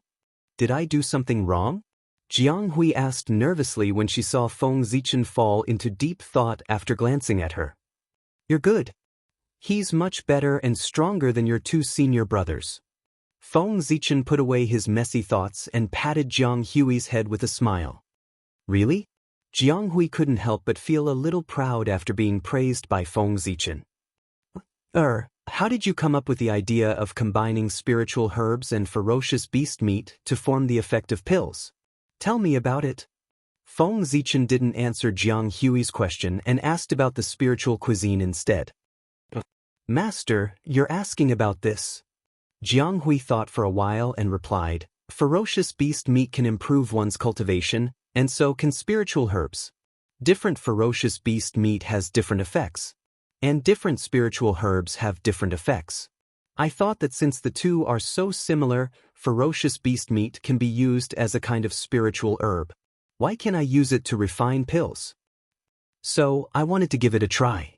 However, at that time, I didn't know much about medicine, nor did I know how to refine pills. But I know how to cook. I experimented with spiritual herbs and ferocious beast meat and found that when they were combined, the effect was indeed increased by several times. Unfortunately, compared to medicinal pills, its effects are much worse. At that time, I understood that not only can spiritual herbs be used to refine pills, but ferocious beast meat can also be used to refine pills.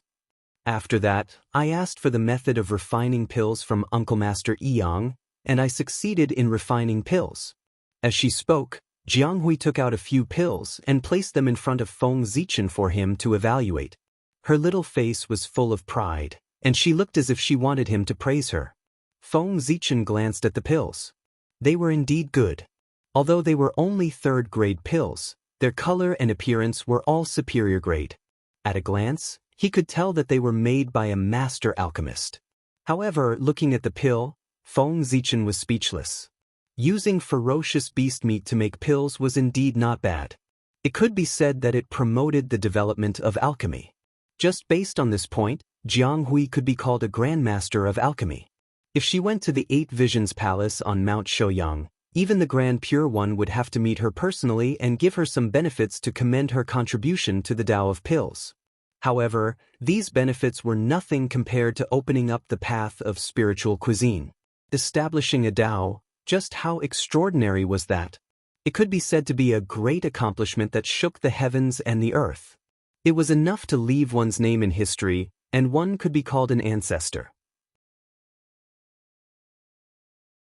That was the achievement of existing forever with the heavens and the Tao, surviving through myriad tribulations. In the future, he would at least become a quasi-saint.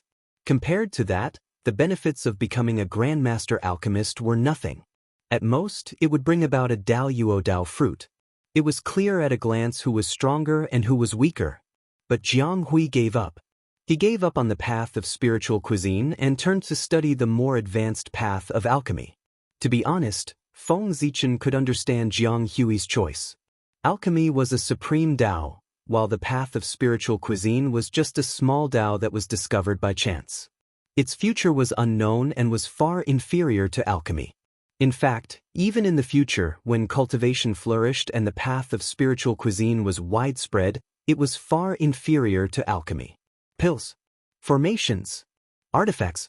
These three Daos had a high status throughout the entire history of cultivation. Their status was irreplaceable.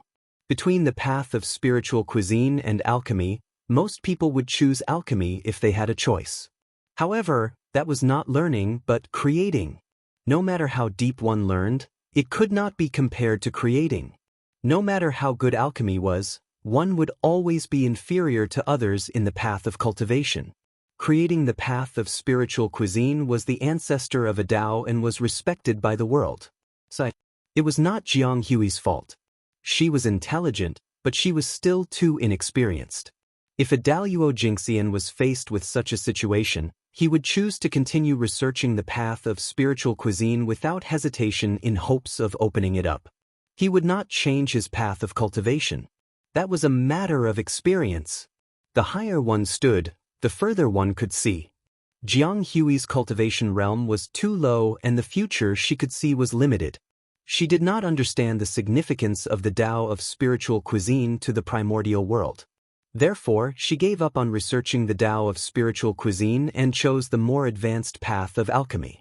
Looking at the smug Jiang Hui, Feng Zichen could not bring himself to praise her. He really wanted to say something. "Silly girl. You've really lost a watermelon and picked up a sesame seed." However, he could not say that out loud.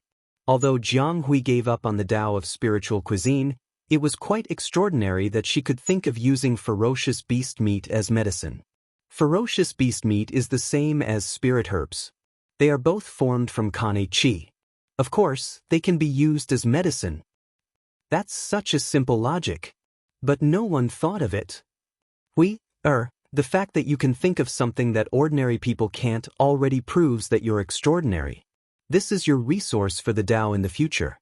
Just based on this, Daoyuo Jingxian can look forward to your future. Your two senior brothers are far inferior to you. After a while, Feng Zichen could not help but praise her. No matter what, Jiang Hui had achieved quite extraordinary achievements. If he did not praise her, it would inevitably dampen her enthusiasm. Only by doing what ordinary people could not do could one achieve great things. Jiang Hui, who had achieved this, could become Daoyuo Jingxian in the future even if she did not have the Tao of spiritual cuisine. All things are formed from Kane Qi? Doesn't that mean that all things can be used as medicine? Feng Jie murmured and suddenly asked. My good friend, Xian Qing, the celestial lord of the 9 heavens, was a great master of this Tao. In his hands, all things can be used as medicine. Feng Zichen nodded and praised himself without blushing or skipping a beat. That person is also formed from Kane Qi. Can he also be used as medicine? Jiang Xiong seemed to have thought of something and asked. That's right. Not only humans, demons, witches, Khanate spirits, Khanate gods and demons, etc., can all be used as medicine. Nodding, Feng Zichen said to Jiang Xiong. However, looking at his increasingly excited eyes, Feng Zichen could not help but frown. He had to warn him. Xiong, if you dare to use a living person as medicine, I will refine you before anyone else does.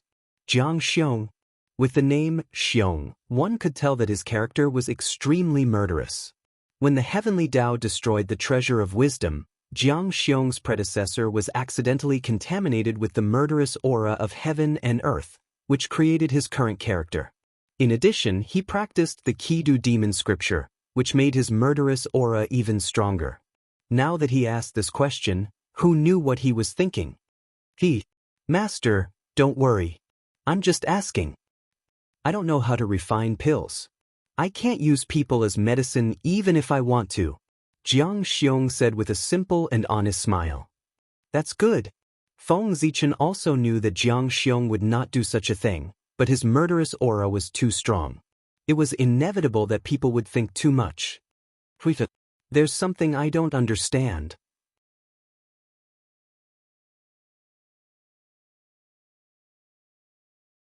Chapter 434.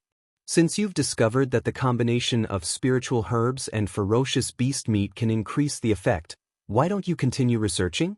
She was his disciple after all, so he still had to give her pointers. How could a pill Dao Grandmaster be compared to a Dao Master?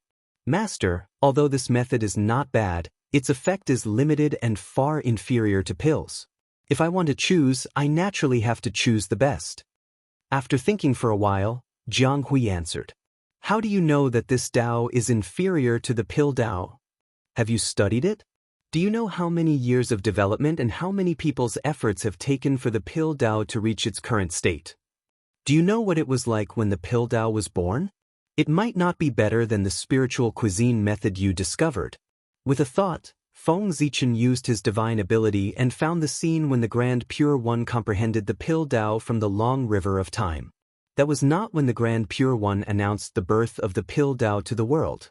That was the process of the Grand Pure One creating the pill Dao from nothing. This history was the glory of the Grand Pure One. It was witnessed by the primordial world and engraved in the depths of time and space for future generations to admire. When one's strength reached a certain level and had a great understanding of the pill Dao, one could see this memory from time and space and experience the difficulties of their ancestors. Although Jiang Hui's understanding of the pill Dao was deep, her realm was too low and she could not see these scenes from the depths of time and space. Therefore, Feng Zichen used his divine ability to let her come into contact with the scene engraved in history in advance and experience the spirit of creation. Thank you, Master. If not for Master's guidance, I would have missed a great opportunity. Jiang Hui was a person of great wisdom. Although she was limited by her experience and could not see deeper problems, she understood what she had almost missed after Feng Zichen gave her a little guidance. It was a supreme opportunity, a great opportunity that could allow one to become a quasi-saint karmic rank. If it's yours, it will be yours in the end. If it's not yours, you can't snatch it away. You are fated with this Tao.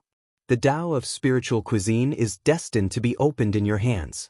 Even if I don't say it, you will understand it one day in the future.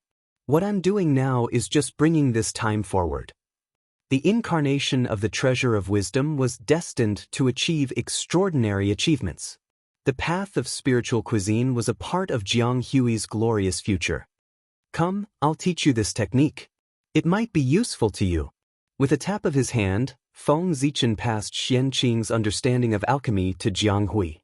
This was not about alchemy, but Xianqing's summary of the medicinal theory of spiritual herbs.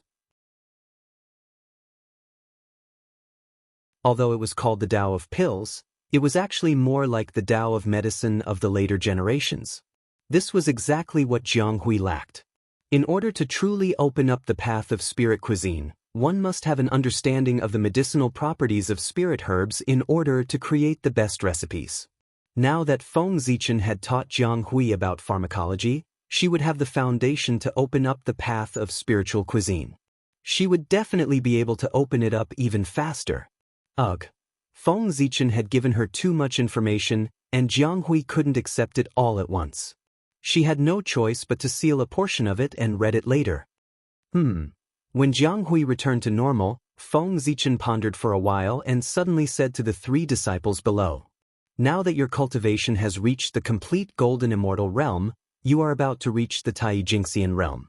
It's time for you to travel and prepare for your future breakthroughs." It just so happens that Jiang Hui wants to open up the path of spirit cuisine. Ferocious beasts and spirit herbs are indispensable. The 3 of you can go out and travel together. On the way, catch some ferocious beasts and collect some spirit herbs for Jiang Hui. Now that the witches and demons were biding their time, the situation in the untainted land was gradually calming down. It was a good time to go out and train. It just so happened that Jiang Hui and the other 2 had enough cultivation. They could take advantage of this opportunity to travel and try their luck to find a chance to break through. Moreover, Jiang Hui wanted to open up the path of spirit cuisine. Ferocious beasts and spirit herbs were indispensable. Traveling could solve this problem. Traveling and training could not be delayed. It was perfect. Moreover, if they missed this opportunity, they would never see the untainted land of today again. Go. You must work hard to cultivate. In the near future, the human race will face a great calamity. Everyone may die. Only with great strength can you survive. After saying that, Feng Zichen sent the 3 of them away without waiting for them to speak. When the calamity of slaughtering people broke out, Feng Zichen could not even take care of himself. How could he take care of others? If he wanted to transcend the calamity, in the end he still had to rely on himself. In the blink of an eye, 10,000 years had passed since Feng Zichen returned to the human race. During this period, because the upper echelons of the witches and demons had all entered seclusion in order to enter a higher realm, nothing major happened in the untainted land and it ushered in a long-awaited peace. However, all the experts knew that the peace in front of them was an illusion. It was the calm before the volcano eruption. There would definitely be a great battle between the witches and demons. It would be a turmoil that would affect the entire untainted land. No one could stay out of it. The current peace would not last long. The war would break out at any time. But now, the untainted land was peaceful and stable. The 10,000 races had entered the stage of cultivation. During this period, Feng Zichen did not stay idle. Sensing the great calamity in the future, he took out the treasures he had accumulated over the years and opened the treasury of the human race. He did not hesitate to increase the strength of the human race. Unfortunately, it was too difficult to attain the Tao. It was the foundation of the human race. 10,000 years had passed. There were many more people in the Tai Jingxian realm, but none of them were in the Daluo Jingxian realm. Now, there were only 6 people in the human race who had attained the Daluo Jingxian realm. In Suiren, there were the Chou clan, Zi clan, Yu clan, Daoist Xiandu, Yiyang clan, and Feng Zichen. 6 Daluo Jingxian was already a lot. In the 10,000 races of the untainted land, they could be ranked in the middle. However, compared to the calamity that the human race would face in the future, it was nothing. It could not even cause a ripple. One had to know that the demon race had at least 3,000 Daluo Jingxian. The gap between them could be imagined. It was too easy for the demon race to destroy the human race. It could be said that it was completely effortless. Even Feng Zichen had to admit that the human race was no match for the demon race. There was no comparison at all. Even if he was the great Taoist priests, it was the same. The great Taoist priests was only invincible to the Daluo Jingxian. However, the 3 emperors of the demon race had already stepped into the half-step primordial chaos realm. They were half a step away from the Daluo Jingxian realm. If they really fought, Feng Zichen was no match for them at all. Therefore, Feng Zichen had no choice but to use the plan that he had made in his early years. He sent a portion of his clansmen out of the primordial world through the Tree of World to the 3,000 sectors in order to achieve the prosperity of the human race in the future. At this moment, Feng Zichen was the one who planned this. He set up 12 secret realms in Zichen's grotto heaven for his clansmen to train. He also set up an arena in the human race's market for the younger generation of the human race to compete with the descendants of the 10,000 races. His goal was to select those with extraordinary aptitude from among them.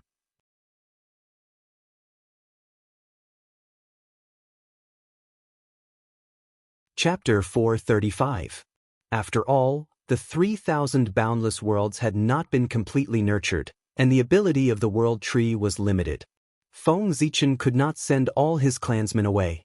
Then he could only choose the most outstanding clansmen. Although this was a little unfair, how could there be fairness in this world? Moreover, Feng Zichen did not intend to send all of these talented clansmen away. In the end, he had to leave a portion of his clansmen behind to fight to the death for the human race. He had to fight for the human race's momentum, dignity, and future. Before the great calamity broke out, all the clansmen who had cultivated Tai Jingxian had to stay. Not only did they have to protect the human race, but also because, when one's cultivation reached Tai Jingxian, the heavenly Tao would not allow them to enter the boundless world. The boundless world was far inferior to the primordial world. The connate god fiends that were nurtured there were at most golden immortals. If a Tai Jingxian went there, wouldn't they be invincible in the world? Then, wouldn't everything in the boundless world have nothing to do with the connate god fiends? Therefore, the heavenly Tao would never allow Tai Jingxian cultivators to enter the boundless world. Sigh. It's difficult. With a sigh, Feng Zichen's mind sank into the spiritual battlefield and fought with the chaos fiend god's shadow. When the great calamity arrived, not only did the ordinary clansman have to fight to survive, but he also had to fight to survive. During this period of time, if he could improve his strength a little, he would do his best to improve it. The more strength he had, the more confident he would be. Elders, why have you come to see me today? On this day, Feng Zichen had just woken up from his seclusion when he saw a group of elders looking for him. He could not help but ask, "Greetings, Your Majesty." The elders came to the human emperor's palace and first bowed to Feng Zichen. Then they looked at each other and said together, "It has been hundreds of thousands of years since Your Majesty's ascension. Under Your Majesty's leadership, the human race has become stronger and stronger. They have walked out of the ancestral land and competed for the primordial world." These were the achievements that Feng Zichen had made when he became the human emperor. What the hell? As he listened, Feng Zichen's expression became strange. These elders suddenly came to the human emperor's palace, and without saying anything, they just kept praising him. It was really strange, extremely strange. "Elder, you're exaggerating. These are all Zichen's duties. It's nothing. May I know why Elder has come?" Seeing that the elders had no intention of stopping, Feng Zichen had to interrupt. As the saying goes, those who bow to others must have a request. Judging from the attitude of the elders today, it was probably not a small matter. Your Majesty's cultivation is exceedingly high. You should know that there is yin and yang in the sky, water and fire on the earth, and men and women in the human world. There was also a saint who said, "Solitary yin does not grow, solitary yang does not grow." The combination of yin and yang is the truth of heaven and earth. Thus, if I may be so bold, I would like to ask Your Majesty to choose a woman from the clan and make her your empress, in order to ensure the harmony of yin and yang. Dong Yunshi, the elder of the human race, stepped forward and said loudly, as if he felt that he had laid the groundwork. What? Hearing this, Feng Zichen almost thought that he had heard wrongly. At this moment, his expression was extremely interesting. He wanted him to choose his empress? Was this a forced marriage? Unexpected. Really unexpected. After coming to the primordial world, he could not escape the fate of being forced to marry. This was really sight. "Elder, you must be joking," Feng Zichen said with a forced smile. The great calamity of the human race was coming. He wished that he could put all his energy into his heart. How could he have time to talk about love? "Your Majesty, yin and yang are the right things. The celestial emperor above the heavenly court is said to be the strongest in the primordial world. Didn't he also take the empress to combine yin and yang? Seeing that Feng Zichen did not agree, Dong Yunshi continued and took out Di Jun to prove it. How could it be the same? For a moment, Feng Zichen was speechless. Di Jun and Shi He, one was an innate saint born from the sun star, and the other was an innate saint born from the moon star. That was fate set by the heavens and represented the Tao of yin and yang. The combination of the two, yin and yang, the benefits obtained were beyond imagination. Not only could it speed up the progress of cultivation, but it could also deduce the mysteries of creation. Moreover, the marriage between Di Jun and Shi He was the first wedding in the primordial world. It was a heavenly marriage and was witnessed by the heavenly Tao. It was a great merit. How could others compare to it? After coughing twice, Feng Zichen was thinking about how to refuse when he suddenly felt a throbbing. He could not help but use the connate 8 trigrams to deduce. A moment later, Feng Zichen understood the origin of today's matter. The marriage of humans should be on him. In the primordial world, there were 3 marriages of heaven, earth, and man. These 3 marriages were born from the 3 Taos of heaven, earth, and man. They combined the changes of yin and yang and represented the endless growth of all things. There was a great opportunity and great merit. Not long after the establishment of the heavenly court, the heavenly marriage should be on Di Jun and Shi He. The earth marriage and the human marriage had always been hidden. But today, a human marriage appeared. It should be on Feng Zichen. And this opportunity should have belonged to Fuxi. In the future, the human race prospered. Fuxi led the human race to become the main character of heaven and earth. He obtained the title of the human emperor and was boundless. Therefore, his marriage with Nuwa was called a human marriage. However, with the appearance of Feng Zichen, everything changed. Before the human race prospered and the liches still ruled the primordial world, Feng Zichen had already gathered most of the power of the human path and became the person most favored by the human path in the primordial world. He was also the only spokesperson. The Magi stopped fighting, and the primordial world was peaceful. The myriad races could develop, and the 6 paths of reincarnation were opened. There were more and more living beings in the primordial world, and the human path flourished. Thus, everything fell into place. The heavenly Tao flourished, and the heavenly marriage came into being. The human path flourished, and the human marriage came into being. Feng Zichen was the person most favored by humanity, so naturally he should be the one to get married. A human marriage. One of the 3 marriages of heaven, earth, and man would have great merit and luck. It was an opportunity that all living beings in the primordial world dreamed of. However, although this matter was good, Feng Zichen did not dare to accept it. In the current primordial world, the one who ruled the heavenly court was Di Jun, not Feng Zichen. The ones who dominated the primordial world were the liches and demons, not the human race. If Feng Zichen got married, then in the next moment, he would receive a thunderous blow from Di Jun. A human marriage was the symbol of the human path's favor. Di Jun could tolerate a Daluo Jingxian, an invincible great Taoist priest, but he could not tolerate a great Taoist priest who was favored by the human path. Because the former was not a threat to him, but the latter could shake his position. The 3 marriages should be with the emperor. The appearance of a human marriage meant the birth of the human emperor. And the human emperor was second only to the heavenly emperor. If he went one step further, he would be able to replace him. In that case, how could Di Jun tolerate it?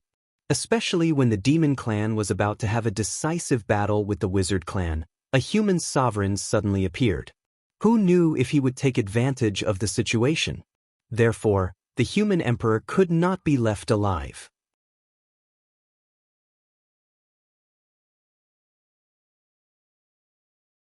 Chapter 436.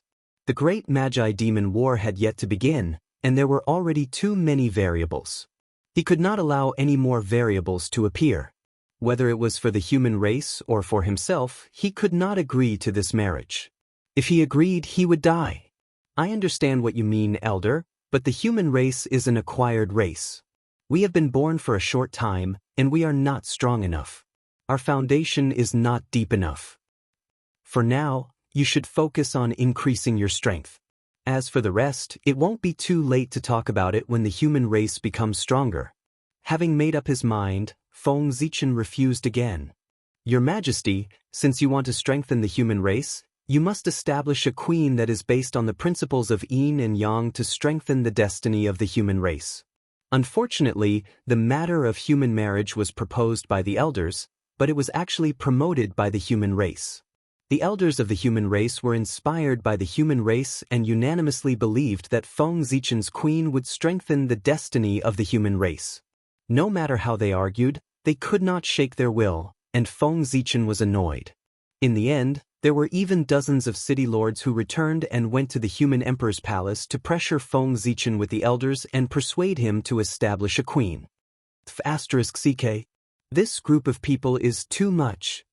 It's none of your business whether I get married or not. Feng Zichen was really helpless. This group of people was getting more and more enthusiastic. Okay, stop talking. I agree. In the end, Feng Zichen was really forced to agree in order to be quiet. Your Majesty is wise. Hearing this, everyone hurriedly bowed. Was this wise? Feng Zichen was so angry that he almost laughed. Establishing a queen was wise?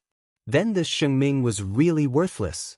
However, although that was what he thought, Feng Zichen did not say it out loud. Instead, he said to the crowd, "Since this matter was proposed by the elders, then I'll have to trouble you to choose a gentle and graceful woman from the clan to marry me, so as to complete my yin and yang." These words sounded like he was gnashing his teeth, fully expressing the dissatisfaction in Feng Zichen's heart. Of course, hearing this, everyone bowed again. Naive. Seeing everyone's reaction, Feng Zichen couldn't help but sneer in his heart. Did he really think that he had given in? As the Renhuang, he did everything according to his heart. How could he be swayed by outsiders? He was just annoyed by their noise, so he dealt with it casually. Furthermore, a promise was a promise. Whether or not this matter could be accomplished was still another matter altogether. With a thought, Feng Zichen continued, "Elders, please remember that the person who marries me must be worthy of me. Otherwise, the excess of yang and the decline of yin would cause an imbalance between yin and yang. It would be a disaster and not a blessing." Feng Zichen emphasized the words worthy, as if he was afraid that the elders wouldn't understand. In order to be compatible with his yin and yang, the woman's identity must be as noble as his. Otherwise, how could she complete the marriage? However, Feng Zichen was the Grand Taoist priests, the authentic Pangu Taoist priest, one of the noblest existences in the untainted land. As noble as he was, there were only a few female immortals who were worthy of him in the untainted land, let alone the small human race. It would be a miracle if they could find one. Feng Zichen believed that even if the elders of the human race searched through the entire human race, they wouldn't be able to find a woman worthy of him. He had agreed to this matter, but if the elders of the human race couldn't find a suitable person, they couldn't blame him. Your Majesty is right. We will go to the human race to find a suitable woman. We won't disturb Your Majesty's cultivation here. Your Majesty will take our leave. They weren't afraid of Feng Zichen's opinions, but they were afraid that he wouldn't agree. Now that Feng Zichen had agreed, their goal had been achieved. They didn't want to stay here any longer and were about to leave immediately. Go. This matter concerns the fate of the human race and is of great importance. Elders, don't worry. You can take your time to find one in case something goes wrong. With a plan in mind, Feng Zichen wasn't in a hurry and said to the crowd calmly, "We understand." After bowing to Feng Zichen, the crowd turned and left. Just as the crowd was about to step into the palace, Feng Zichen suddenly had an ominous premonition in his heart. He faintly felt that something was wrong with this matter, as if there was something that he hadn't noticed. "Wait, elders, please wait for a moment." Driven by this ominous feeling, Feng Zichen called out to the crowd who were about to leave. "Your Majesty, what orders do you have for us?" The crowd stopped and returned to the main hall. They asked Feng Zichen, who was sitting high on the throne. In my opinion, this matter is inappropriate. After pondering for a while, Feng Zichen said slowly. Inappropriate? What's inappropriate? Your Majesty, please speak clearly. Seeing that Feng Zichen had signs of going back on his word, the crowd couldn't help but feel a little anxious and hurriedly asked. It wasn't easy to persuade him to agree. If he suddenly went back on his word, who knew how much effort it would take? It was really troublesome. Elders, don't be anxious. I don't intend to go back on my word. It's just that the appointment of the Empress is related to the change in the fate of the human race. It's not a matter of one person, but a major event that affects the entire human race. We have to report to Her Highness Nuwa first to show our respect.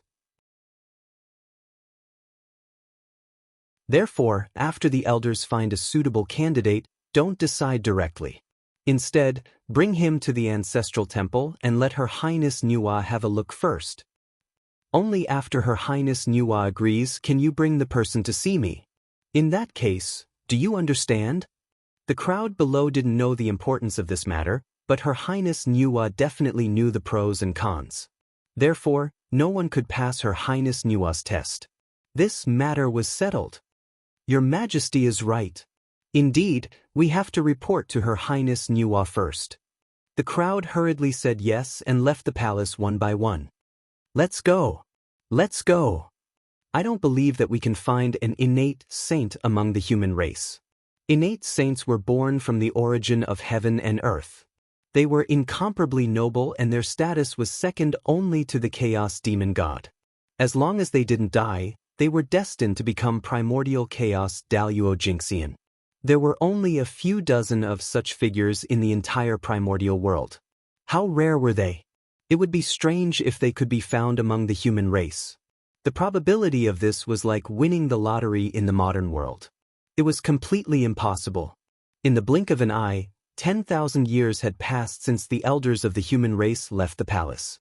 In these 10,000 years, just as Feng Zichen had expected, many elders of the human race searched the human race several times but couldn't find a suitable candidate. However, they still didn't give up. Every day, they stared at the newborn babies and waited for a suitable candidate to be born. This way, the elders didn't have time to bother Feng Zichen. He was happy to do so. He devoted himself to the spiritual battlefield and fought with the demon god Phantom, trying his best to improve his strength. Just like that, another 10,000 years passed. It had been 20,000 years since the elders of the human race proposed that Feng Zichen be the empress.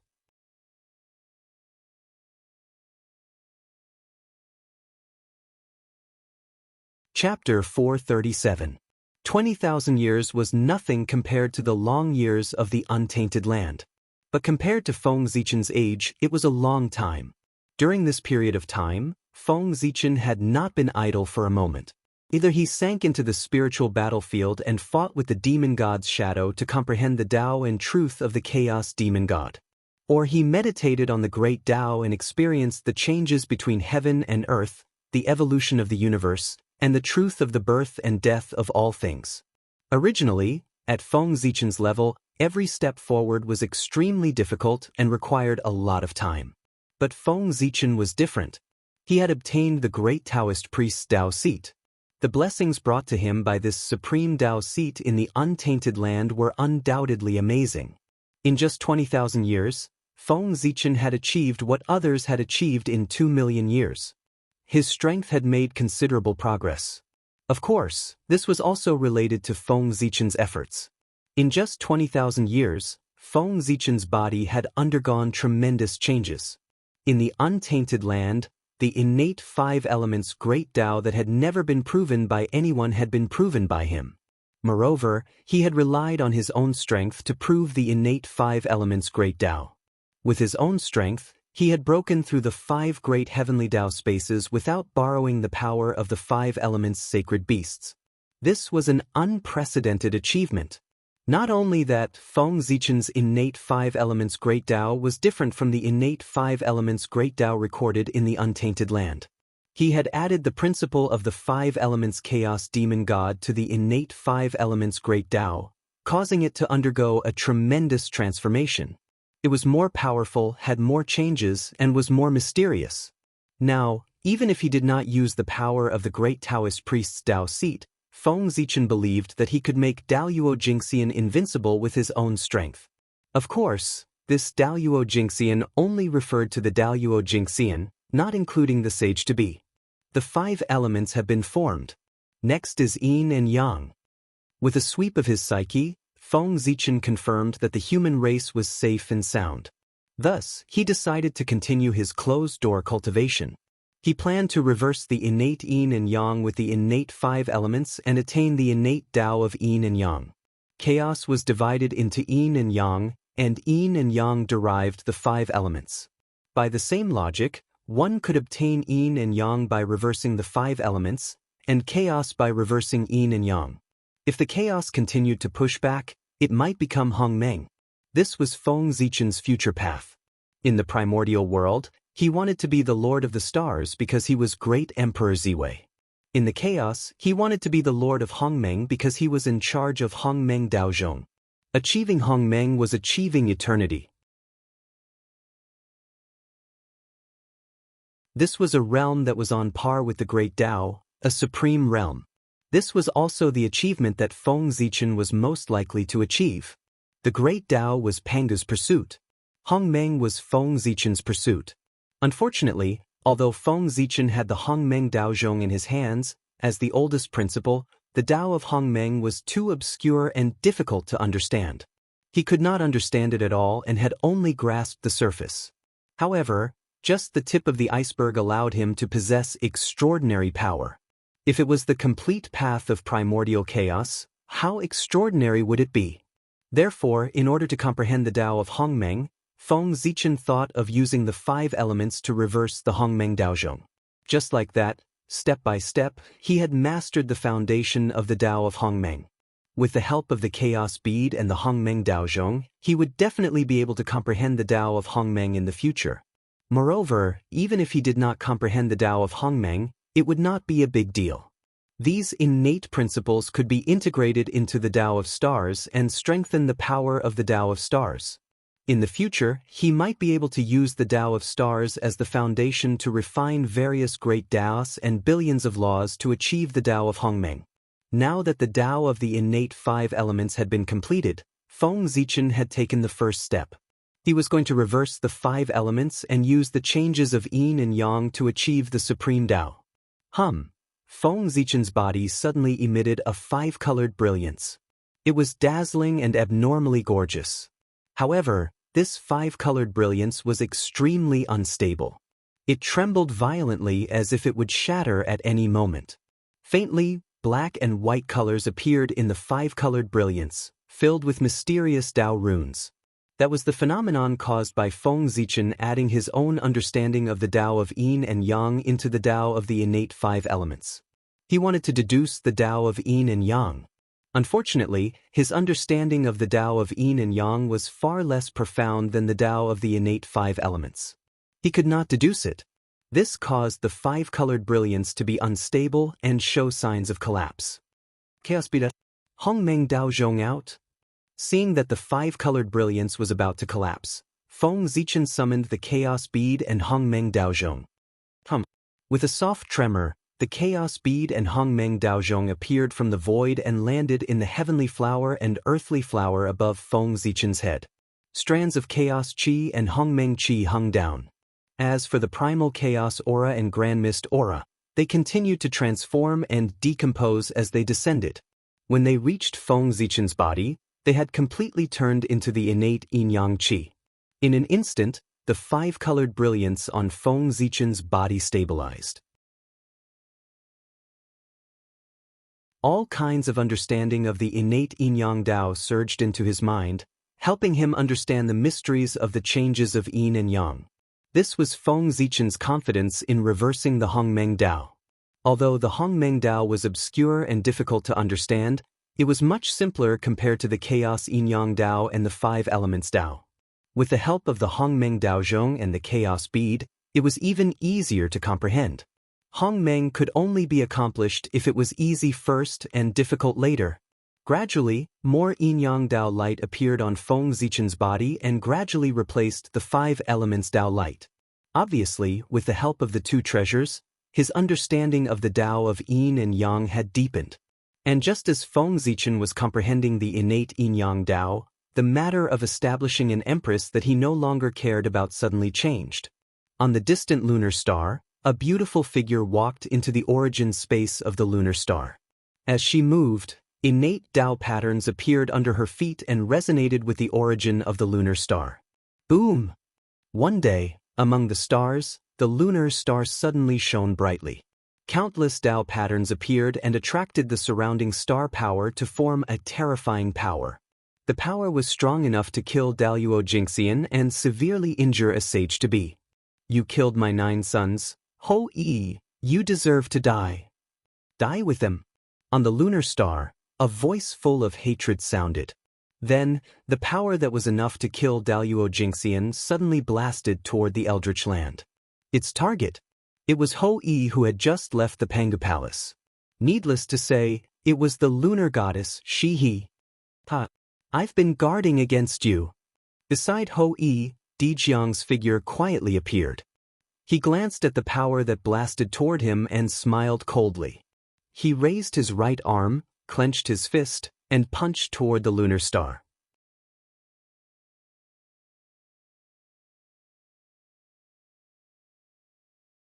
Chapter 438. In an instant, a terrifying power burst out, shattering the vacuum, rules, great Dao, and everything else. It crashed into the power coming from the Taiyin star. Boom!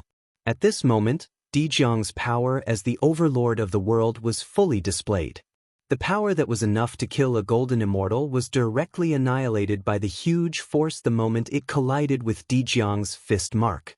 Then, the punch continued, shattering time and space.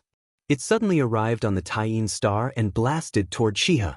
Dijiang, you're courting death. Although Dijiang was strong and could be called the overlord of the world, the Taiyin star was Shiha's territory. She was not invincible here, but she was not far from it. Shiha waved her hand gently, and countless runes appeared on the Taiyin star. Kanate Taiyin Chi surged out and condensed above Shiha's head. It turned into a jet-black immortal light, emitting endless coldness, and brushed toward Dijun's power. Kanate Taoist rhymes danced in the air, and the Taiyin law spread. A coldness that could freeze everything appeared, condensing and annihilating Dijiang's punch. Kill! Shiha shouted. She formed a seal with her hands and activated the power of the Taiyin star. It turned into a jet-black immortal light, piercing through countless dimensions and charging toward Dijiang and Ho-Yi on the Eldritch Land. Shiha had planned to kill Ho-Yi quietly when the sorcerer tribe let down their guard. Therefore, she had used all her strength to avoid attracting the sorcerer ancestors' attention. But now that she had been exposed, there was no need to hold back. Therefore, Shiha used her strongest combat power to attack the 2 of them. The jet-black immortal light was the supreme theurgy that Feng Zichen had been searching for, the Kanate Taiyin divine light. It was a supreme theurgy derived from the Kanate Taiyin Dao. It could freeze everything and kill all life.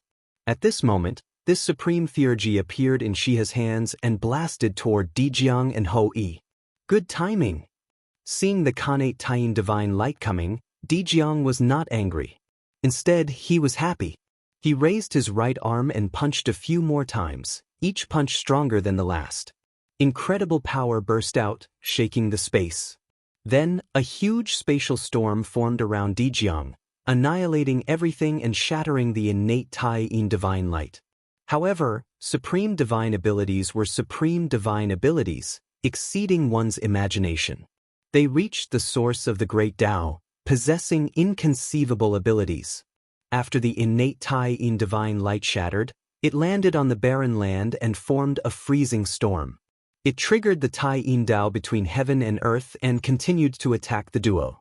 At the same time, on the Taiyin star, Shiha activated the origin of the Taiyin star with all her might. Countless beams of Taiyin innate divine light rained down like a storm, intending to kill the 2.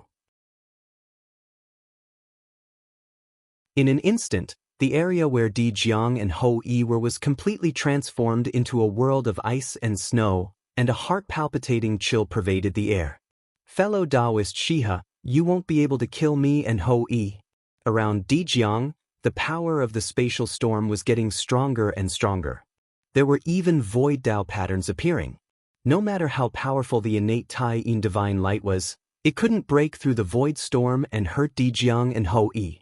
Shiha's strength was not as strong as Di Jiang's. Moreover, in order to give birth to the 10 golden crows, she had caused her congenital origin to be depleted. Her strength had fallen greatly, and she had yet to recover. Thus, she was even less of a match for Di Jiang. Is that so?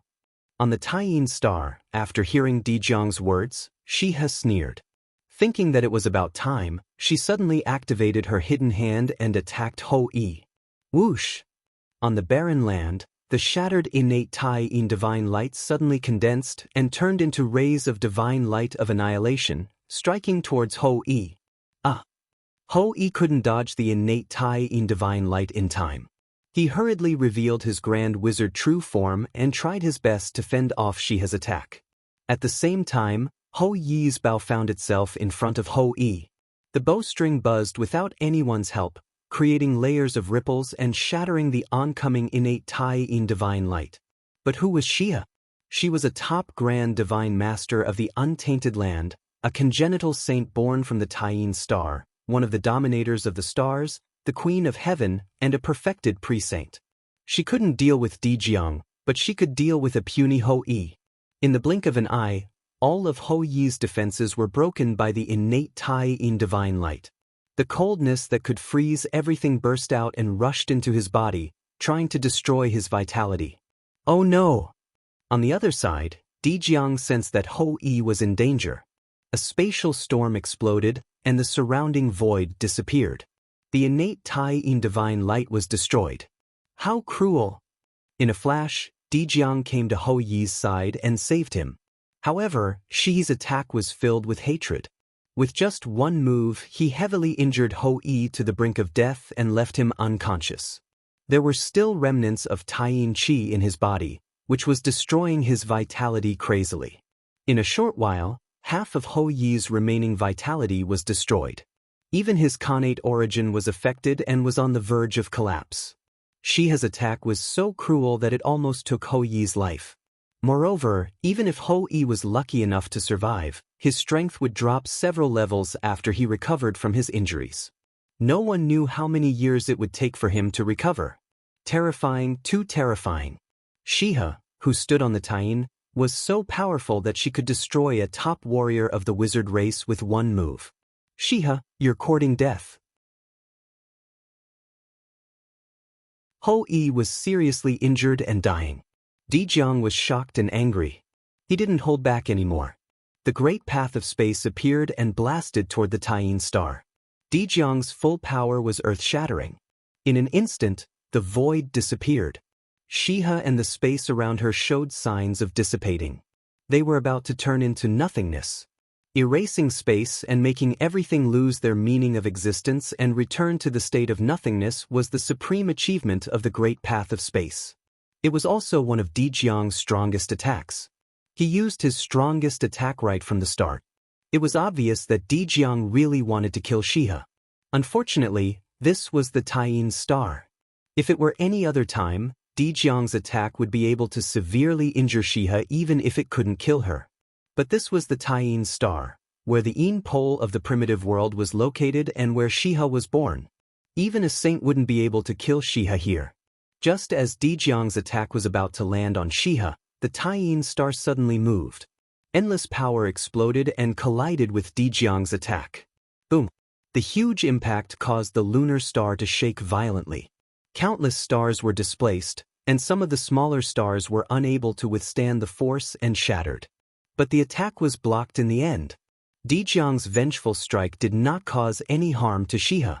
However, as the lunar star trembled, an ancient seal began to loosen.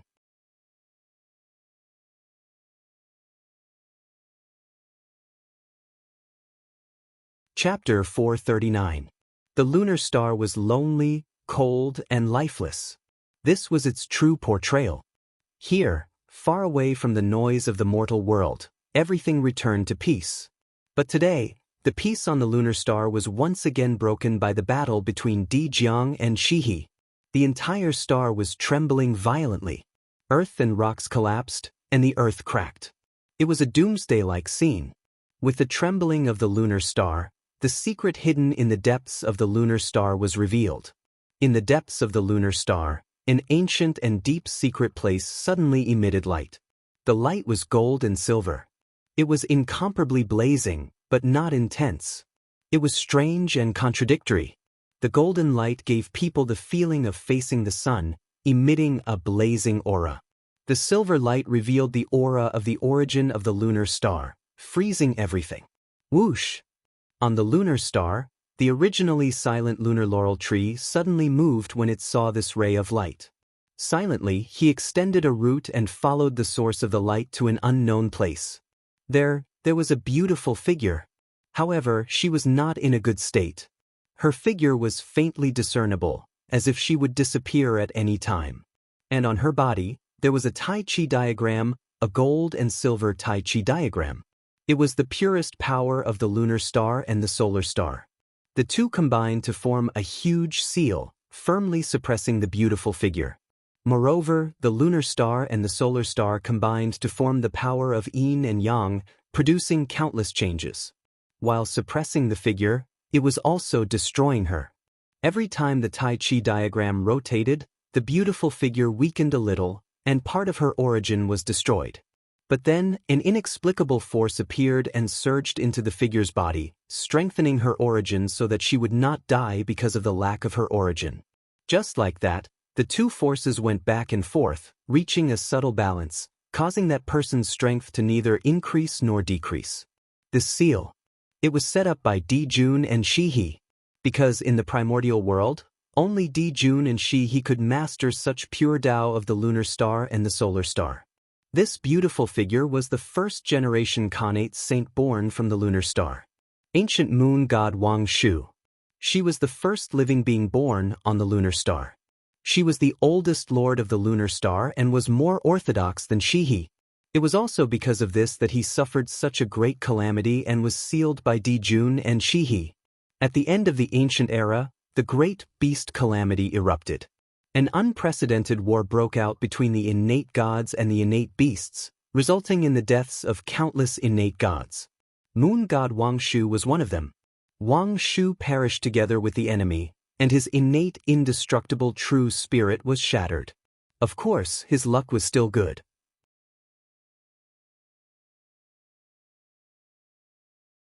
His innate indestructible true spirit was only broken and not eroded by the innate baleful qi. There was still hope for the former to be resurrected, but the latter's return was far away. Because his innate indestructible true spirit was shattered, Wang Shu's return was especially difficult. It was only after the entire ancient era had passed that he condensed his true spirit and was reborn on the lunar star. Unfortunately, before he could be born, Di Jun came. At that time, Di Jun had just married Shihe. The two of them came to the lunar star to play and accidentally found Wang Shu. How could this be? If Wang Shu was resurrected, wouldn't the master of lunar star be replaced? One must know that the lunar star was one of the foundations of the monster race. How could it be controlled by an outsider? Therefore, Di Jun couldn't tolerate Wang Shu and wanted to kill him on the spot. However, as the oldest moon god, how could he die in his own birthplace? With the protection of the lunar star, Di Jun couldn't kill Wang Shu no matter what he did.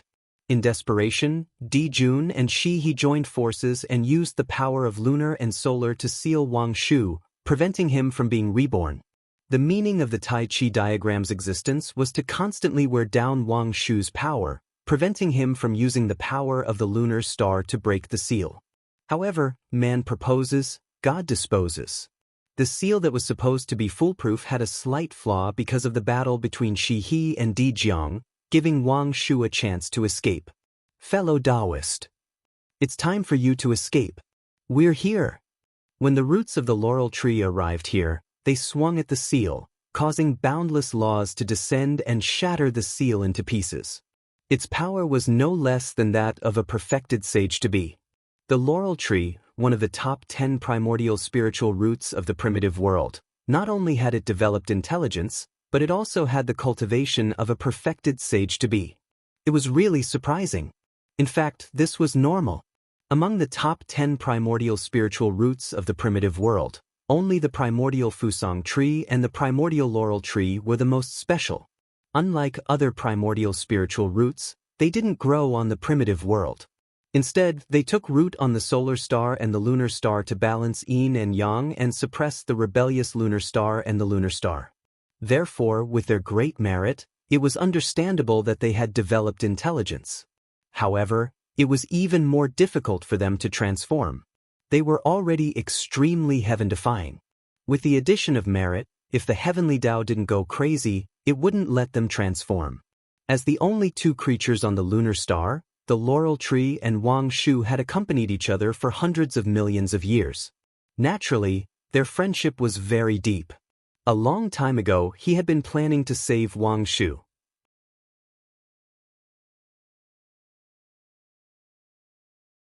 Unfortunately, Shihi was very wary of him, so he couldn't find a chance at all. Now, the lunar star was shaking and there was a flaw in the seal. The laurel tree seized the opportunity to break the seal and save Wang Shu. Thank you, fellow Taoist. Regaining freedom, even though Wang Shu was indifferent by nature, he couldn't help but be happy at this moment. However, before he could be happy for long, he suddenly heard a loud roar from the void. Dijiang, how dare you! Then the He Tu and the Luo Shu flew out from great sky, combined with each other, turned into a 9-palace map, and attacked Dijiang. At the same time, on the lunar star, a big golden hand appeared and grabbed at Wang Shu. It was Di Jun who had made a move. From Shihi's attack on Ho Yi to the appearance of Dijiang, to the battle between the two and Wang Shu breaking out of the seal. This series of events seemed to be extremely long, but in fact, not even a breath had passed.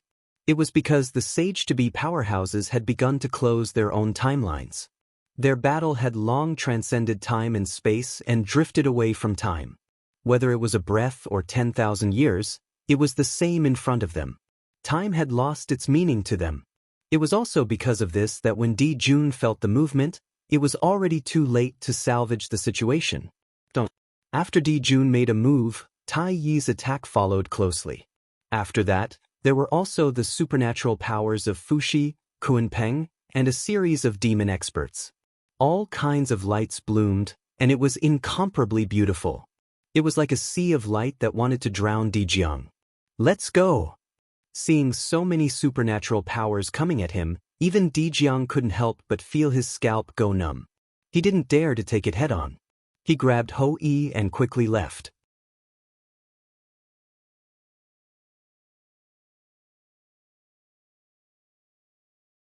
Chapter 440. On the other side, Di Jun's giant hand ignored space and time. It carried enough power to annihilate everything and covered Wang Shu's head.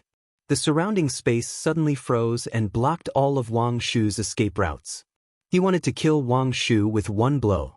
My friend, leave quickly. I'll stop Di Jun. Seeing that Wang Shu was about to be killed by Di Jun, the bay laurel tree could not help but roar. Its branches danced wildly like dragons and snakes and stabbed the giant golden hand with all its strength. Boom! With a thunderous sound, Di Jun's golden hand was penetrated by the bay laurel tree and turned into pieces in midair. However, after the golden hand was broken, its pieces did not melt. Instead, they exploded and turned into the purest grand sun primordial fire, burning in all directions. The grand sun primordial fire was the hottest flame in the untainted land. Moreover, it was released by Di Jun, the master of the sun. Its power had reached an incredible level. Burning the sky and boiling the sea was not enough to describe its power. In a flash, the branches of the bay laurel tree were burned to ashes by the grand sun primordial fire. Without the protection of the bay laurel tree, Wang Shu's weak innate true spirit was directly exposed to the grand sun primordial fire. Boom! The grand sun primordial fire burned mercilessly. Wang Shu's innate true spirit became more and more illusory as if it would disappear at any time. Fortunately, although the branches of the bay laurel tree could not block the surging grand sun primordial fire, the bay laurel tree was an object of Taiyin after all. Even though it was destroyed, it still weakened the power of the grand sun primordial fire. As a result, although Wang Shu's situation was not good, he was not in great danger. After being weakened by the bay laurel tree, the power of the grand sun primordial fire was not enough to refine Wang Shu's innate true spirit. Humph! Above the great sky, Di Jun looked in the direction that Di Jiang had left and snorted. He did not chase after him but turned and rushed to the Taiyin star. If Di Jiang wanted to leave, who in the untainted land could stop him? Only ancestor Hong Jun himself could stop him. Therefore, chasing after him was just a waste of time. It was more important to solve the problem on the lunar star first. That was a major matter that could shake the foundation of the demon race. Shiha, have you forgotten that you are an innate god born in the Taiyin star?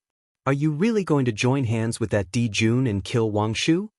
On the lunar star, the innate lunar kasha tree roared furiously at Shihi. He originally wanted to use the origin of the lunar star to help Wang Shu escape. Unfortunately, Shiha acted first and firmly suppressed the source of the lunar star, not allowing the lunar kasha tree to use it. Even Wang Shu, who was also a moon god, could not use the origin of the lunar star to recover his power under his suppression. Shiha was a god born from the Taiyin star. Compared to her, the innate laurel tree was just an outsider. How could it compare to her in terms of controlling the origin of the Taiyin star? On the other hand, Wang Shu had just escaped, and before he could recover, he was severely injured by Di Jun. It was already difficult for him to keep his innate true spirit intact. If he wanted to compete with Shihi, he would be powerless. Taoist lunar kasha, don't blame me. Now that I am the heavenly empress of the heaven court, I naturally have to think for the monster race. Although I am happy that you have appeared, the lunar star is the foundation of the monster race. We cannot lose it. So, for the sake of the monster race, for the sake of my husband and me, I have no choice but to let you sleep in the lunar star. As Shiha spoke, she channeled the power of the lunar star's origin and blasted it towards the innate laurel tree. She did not want to kill it, but she wanted to trap it so that it could not help Wang Shu. The lunar kasha tree had no choice but to gather its power and resist Shiha's attack with difficulty. As for Wang Shu, it was powerless to help. On the other side, Wang Shu finally got rid of the true sun fire that wrapped around his body. Just as he was about to leave the lunar star, he saw Shiha walking towards him with a smile. We are both innate gods born from the lunar star. Why do you have to force me? Knowing that there was no way he could escape with Shiha around, Wang Shu could only say helplessly. He was also a person with heaven-defying talent. In the primordial age, when his path was cut off, he managed to forge his own path and cultivate to the level of a sage-to-be. It could be seen that he was extraordinary. If he did not suffer a calamity in the primordial age, he would be an ancestor today.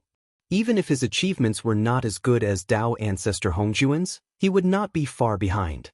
Unfortunately, a moment of carelessness caused him to die in the calamity. Not only did he miss an era, but his cultivation was also caught up by the younger generation and he ended up being sealed. It was extremely miserable.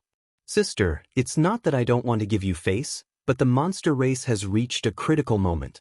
There is no room for any accidents. And an existence like you is the biggest accident. You are enough to reverse the situation of the primordial age. So, I must not allow you to be born. At least, not during this calamity. Shiha stopped not far away from Wang Shu. However, she did not make a move. Instead, she explained softly. That's right. My wife is right. Even if you want to be born, you can't do it now. You have to wait until the monster race becomes the overlord of the world. Only then will it be the time for you to be reborn. At that time, my wife and I will come together to welcome you into the world. Is that okay? Di Jun is here. His voice arrived first before he arrived. A deep voice suddenly sounded on the Taiyin star, causing the great Tao of heaven and earth to resonate and produce many strange phenomena. It was extremely shocking. Alas! Sighing, Wang Shu's heart was full of helplessness. He was already no match for Shiha. With the addition of Di Jun, who was even stronger, he had even less chance to escape. I will do as you say, fellow Taoist. But, fellow Taoist, aren't you afraid of retribution in the future for treating me like this? Seeing that there was no hope of escaping, Wang Shu put away his unnecessary thoughts and said coldly to Di Jun and Shiha. He had participated in the ferocious beast calamity and even killed the overlord of the innate ferocious beasts, preventing the primordial age from being ravaged by the innate ferocious beasts. He had made great contributions to the world and was a hero of the primordial age. Di Jun and Shiha treated him like this, so there would definitely be many tribulations. When I attain the Tao, I will be the true celestial emperor of the primordial age. I will preach the Tao on behalf of the heavens and have the power to carry out the heavens. All karma will not affect me. Who can retribution against me? Hearing Wang Shu's words, Di Jun could not help but laugh. He was the celestial emperor, an existence that was about to attain the Tao. As long as he attained the Tao, any problem would no longer be a problem. How could a mere tribulation hurt him? If he could not attain the Tao, he would definitely not survive the battle between the liches and demons. The so-called tribulation was even more meaningless to him. Therefore, Di Jun was fearless. Fellow Taoist, please. At this point, it was time to send Shiha on her way. Not to mention that Shiha was just an innate true spirit. Even if she was at her peak, Di Jun would not be afraid. It would be easy to take her down. At this moment, Wang Shu was close to despair.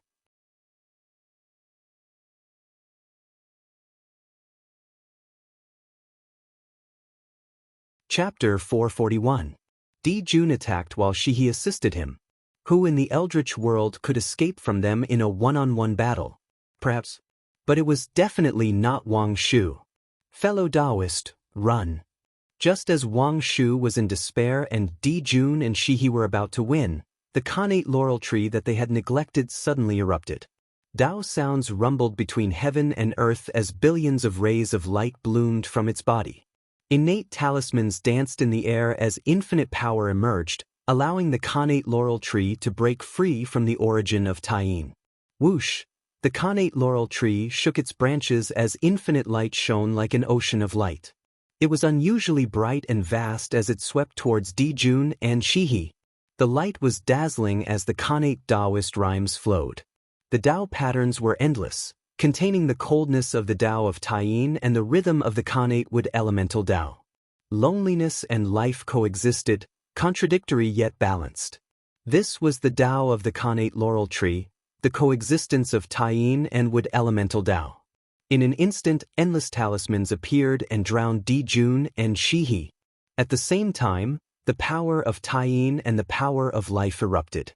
One froze everything, the other obliterated all life. Di Jun and Shihi were careless and were successfully ambushed by the connate laurel tree, freezing them into ice sculptures. However, Di Jun was too strong. The connate laurel tree could not hurt him at all. It could only trap him while he was careless. But this did not last long. In the blink of an eye, Di Jun shattered the ice on his body and got out of the trap. But this was enough. In a battle between experts, a moment was eternity. A moment was enough for Wang Shu to break free. Taiyin Pearl, activate. Seeing an opportunity, Wang Shu instinctively activated his eternal spiritual treasure, the Taiyin Pearl, without thinking.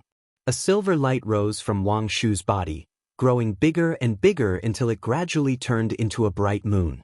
It looked very similar to the Taiyin star and wrapped around Wang Shu's connate true spirit as it flew towards the Eldritch world. The lunar divine pearl was the first connate spiritual treasure nurtured by the lunar star. It was also the most powerful connate spiritual treasure. With 45 connate divine seals, it was one of the best connate spiritual treasures, second only to connate cardinal treasures. Although it was called a pearl, the Taiyin divine pearl was actually a miniature version of the Taiyin star. It had all the power of the Taiyin star, but it was not as powerful. You want to leave? Not so easy. At this moment, Di Jun had already broken free. When he saw Wang Shu escaping with the lunar divine pearl, he threw out a punch without hesitation. With a boom, the entire starry sky shook. Although Di Jun's punch was not as powerful as Di Zhang's, it was still extremely shocking. It ignored time and space and blasted directly on Wang Shu's body.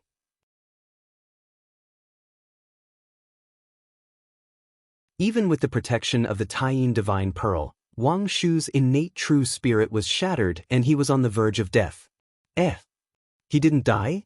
Then give me another punch. After the punch, Di Jun seemed to be surprised that he did not kill Wang Shu with one punch. He clenched his fist and was about to throw out another punch. But at this moment, several terrifying divine thoughts suddenly burst out from the depths of the untainted land. They distorted the rules and crossed the boundless void, came to Di Jun's side, and surrounded him. These were the supreme masters of the Archean era. They were not fake masters like Fengdu, but real masters who had lived from the Archean era to the present. Each of them was in the half-step origin realm, and none of them was weaker than Di Jun. What's more, some of them were only a step away from the origin realm, and their realms were even higher than Di Jun's. If Di Jun did not use external forces and only relied on his own strength, he might not be a match for these Archean giants.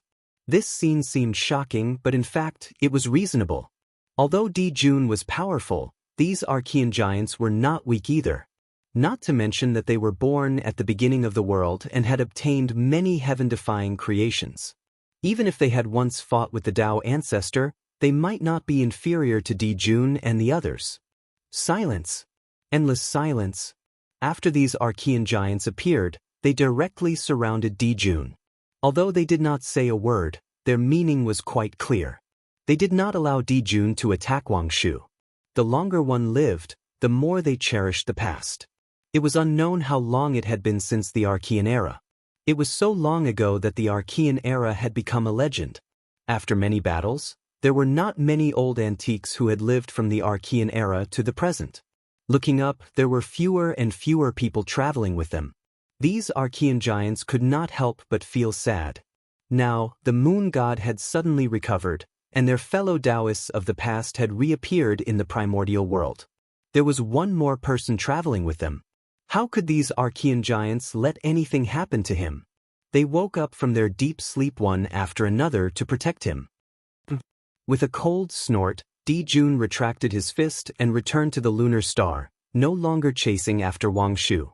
He had to admit that Di Jun was afraid.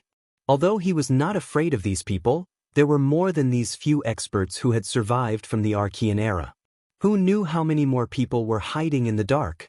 If he continued to attack, he would provoke the Archean giants to attack him.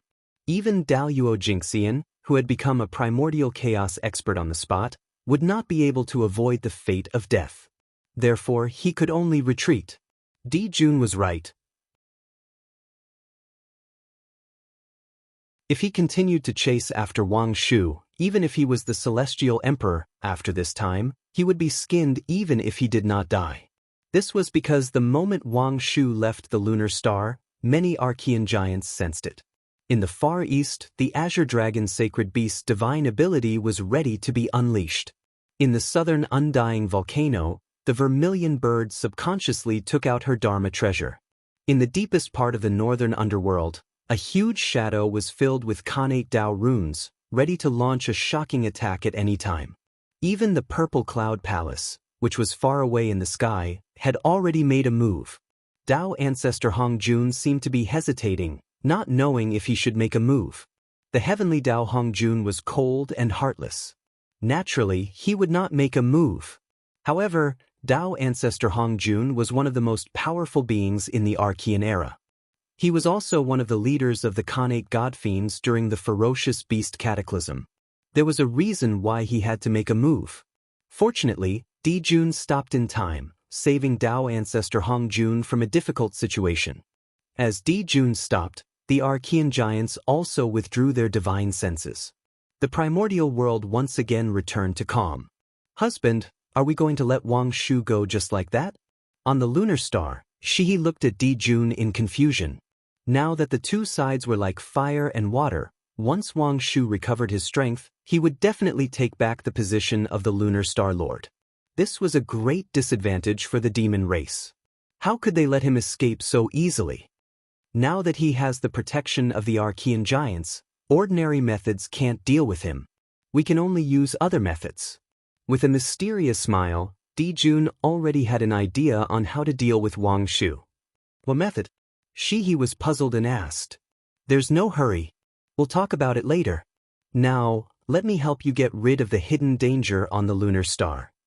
With that, Dijun moved to the front of the connate lunar osmanthus tree. This time, if the connate lunar osmanthus tree hadn't suddenly attacked and frozen the two of them, how could Wang Shu have escaped? Today's matter was all the fault of the lunar osmanthus tree.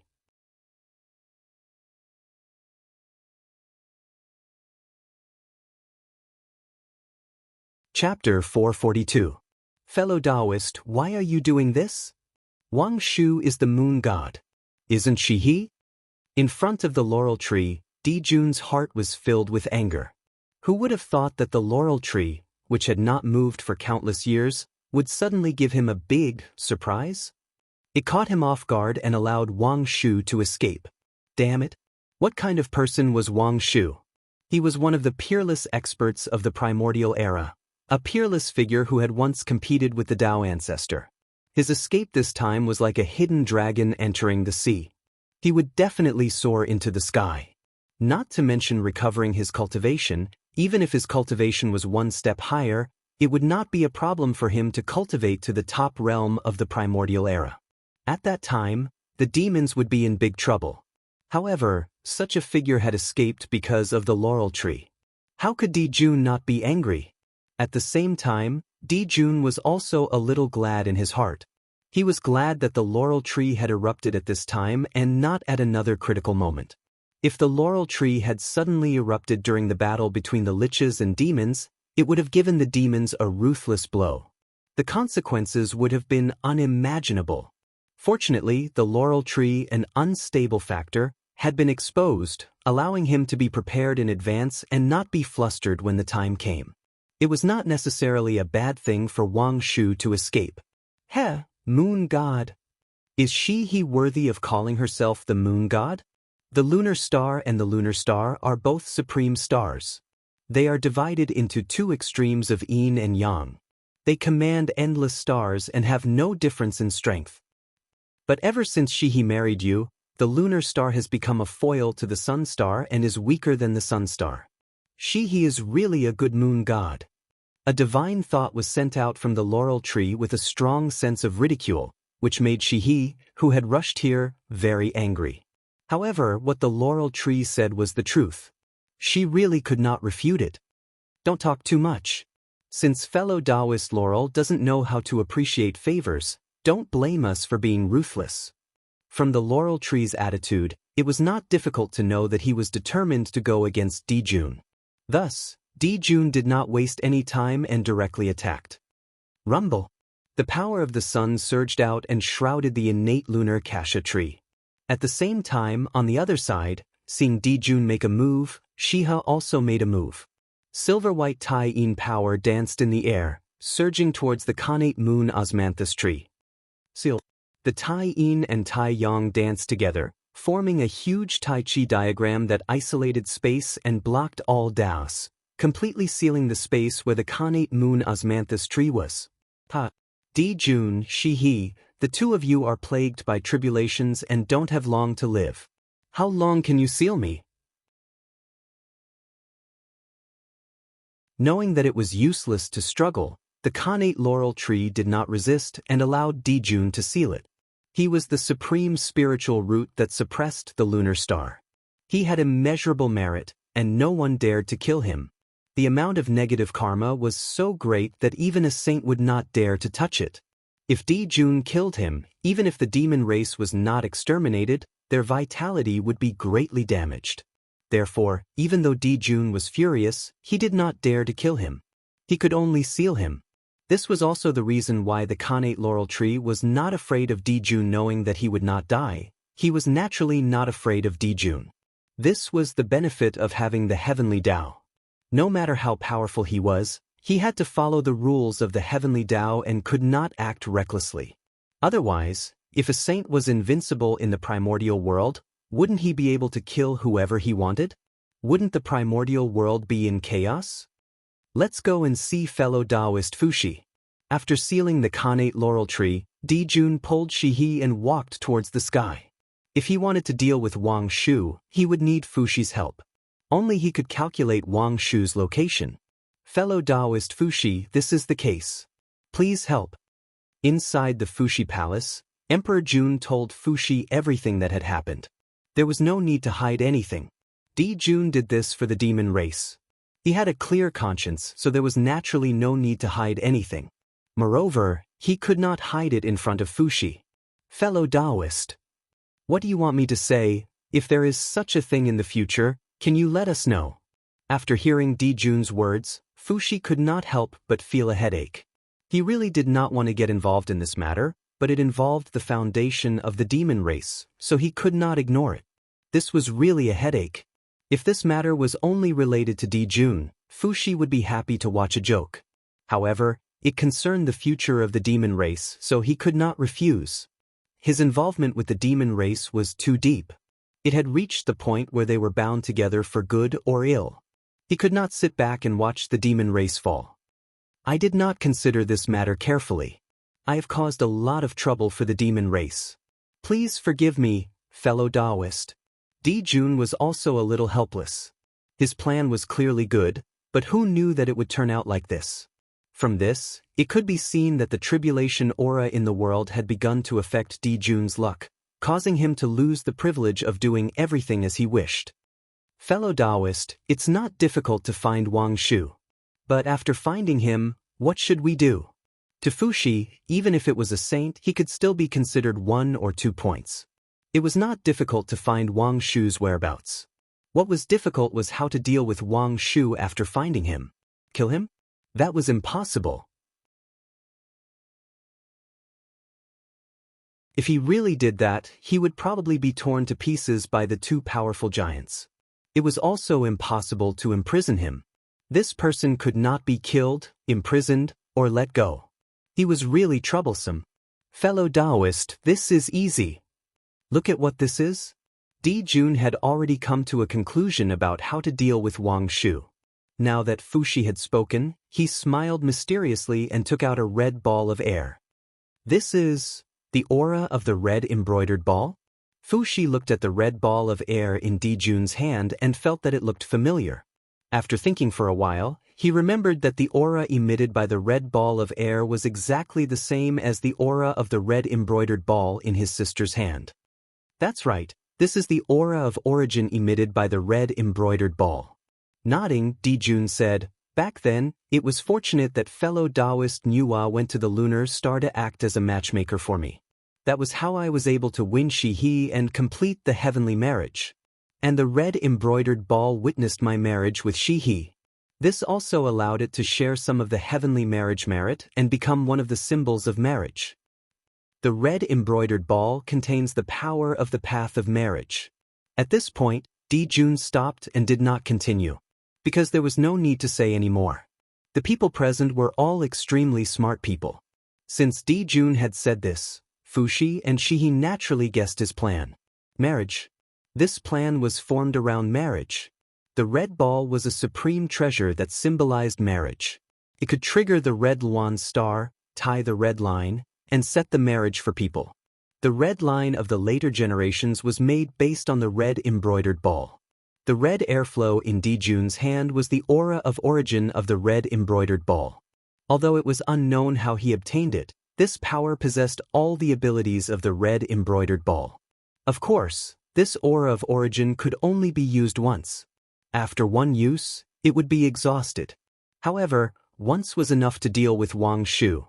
Dijun clearly wanted to use the power of the red embroidered ball to trigger Wang Shu's red Luan star and make him fall into the love tribulation, thus destroying Wang Shu's Tao fruit. This plan could be said to be brilliant. Even if the ancient giants discovered it, they would have nothing to say. If Wang Shu could not transcend the love tribulation, his state of mind was not good enough. How could he blame outsiders? Fellow Taoist's plan is really brilliant. Even Fuxi had to admire Di Jun's wisdom. In an instant, he could think of a brilliant plan. He had to admire him. Oh no. There are still imperfections in this plan. Even if it's a love tribulation, it should be a man and a woman facing it together. Among them, he already exists. There's still a man left. Who could he be? Suddenly, Fuxi's heart skipped a beat as he thought of a possibility. Could this person be Hou-yi? Previously, Hou-yi was severely injured by Shi-he, causing the origin of the moon to enter his body and almost die. With the ability of the witch race, it was not difficult to save Hou-yi's life. However, it was difficult to completely remove the origin of the moon in his body. It was almost impossible. The origin of the moon was already tightly entangled with Hou-yi's origin. If he wanted to completely remove it, he had to remove Hou-yi's origin as well. In this way, if he lost his origin, how could Hou-yi live? However, if he did not remove the origin of the moon, Hou-yi would not be able to unleash 10% of his strength. He would even be attacked by the cold energy of the moon and be in extreme pain. Therefore, the origin of the moon had to be removed. However, in the primordial world, other than the origin of the moon, only the origin of the sun could remove the origin of the moon. The ones who controlled the origin of the sun were Di Jun and Tai. Naturally, they would not save Hou-yi. Then, the only thing that could save Hou-yi was the origin of the moon. Coincidentally, other than Shi-he, another existence that controlled the origin of the moon had escaped into the primordial world. If Di Jun took this opportunity to use the origin of the red embroidered ball and use the connection as a basis to forcefully tie the two of them together and drag the two of them into the love tribulation in one fell swoop, it was completely feasible. Only Shi-he could cure Hou-yi's injuries. If the two of them met this love tribulation, they would definitely not be able to avoid it. They would definitely be trapped in it. I see. Brother, you really have a good method. What a good method. At first, Fuxi was only guessing. However, later on, he could already be sure that Di Jun must have planned it this way. This plan could be said to be perfect. Firstly, he could solve the problem of Wang Shu. Secondly, he could take revenge on Hou-yi and make him suffer a fate worse than death. In the primordial world, there was no one else who wanted to get rid of the two of them at the same time except for Di Jun and Shi-he. That's right, just as you thought. Hou-yi killed my 9 sons.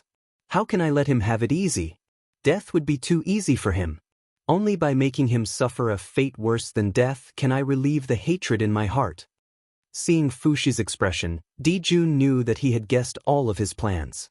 He could not help but grit his teeth and say, ever since Di Jun was born, he had never hated a person so much. He wished he could skin him alive and torture him day and night. Hou-yi had killed his 9 sons. That hatred even exceeded his hatred for the Magi. One could imagine his killing intent. However, Di Jun was good at enduring and could hide all his emotions in his heart. That was why he did not let others discover it. Brother, you are really talented. Fuxi is far inferior to you.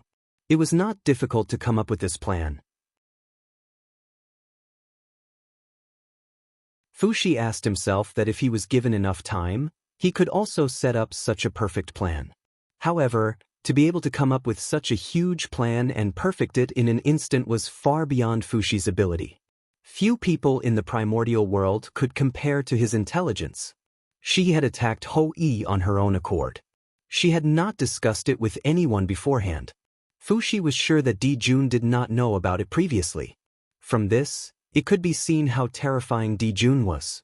From the time Hou-yi was injured to Wang Shu's escape, it had only been a moment. He had set up such a huge and perfect plan. Such wisdom was truly admirable. Fellow Taoist, there's no time to lose. It's better to act quickly so that there won't be any delays and other changes. Fuxi was still thinking about Di Jun's plan to see if there were any omissions. Shi-he was already a little anxious from waiting and urged him. To Shi-he, Wang Shu could escape, but Hou-yi had to die. Things will change if we delay. I'll find Wang Shu's location now. Nodding, Dao light appeared on Fuxi's body and converged in the air, forming a connate 8 trigrams diagram. It mixed with heaven and earth and searched the endless space-time for Wang Shu's whereabouts. In just a moment, Wang Shu's image appeared in the connate 8 trigrams diagram. However, he was not in a good state. Di Jun was still too strong. Although Wang Shu was blocked by the divine pearl of Taiyin, Wang Shu was still affected. His innate true spirit, which was already weak, became even weaker and showed signs of collapsing. At this time, there was no need for others to do anything.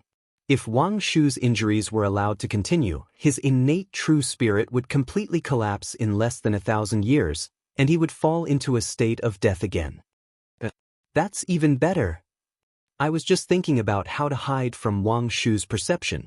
I didn't expect him to be so weak. Seeing this scene, Di Jun could not help but be surprised. Although his plan was perfect, there were still shortcomings. No matter what, Wang Shu was still a figure who stunned an era. How could he be at his mercy? However, Wang Shu's serious injuries gave him a chance. Fellow Taoist, hurry up and do something. Let's work together to seal Wang Shu's true spirit and force him to reincarnate. In that case, won't he be at our mercy? The innate true spirit, which was on the verge of collapse, lost the memories of his previous life. The possibility of Wang Shu escaping from Di Jun's hands was almost zero. But with a loud shout, Di Jun, Fushi, and Shiha attacked together.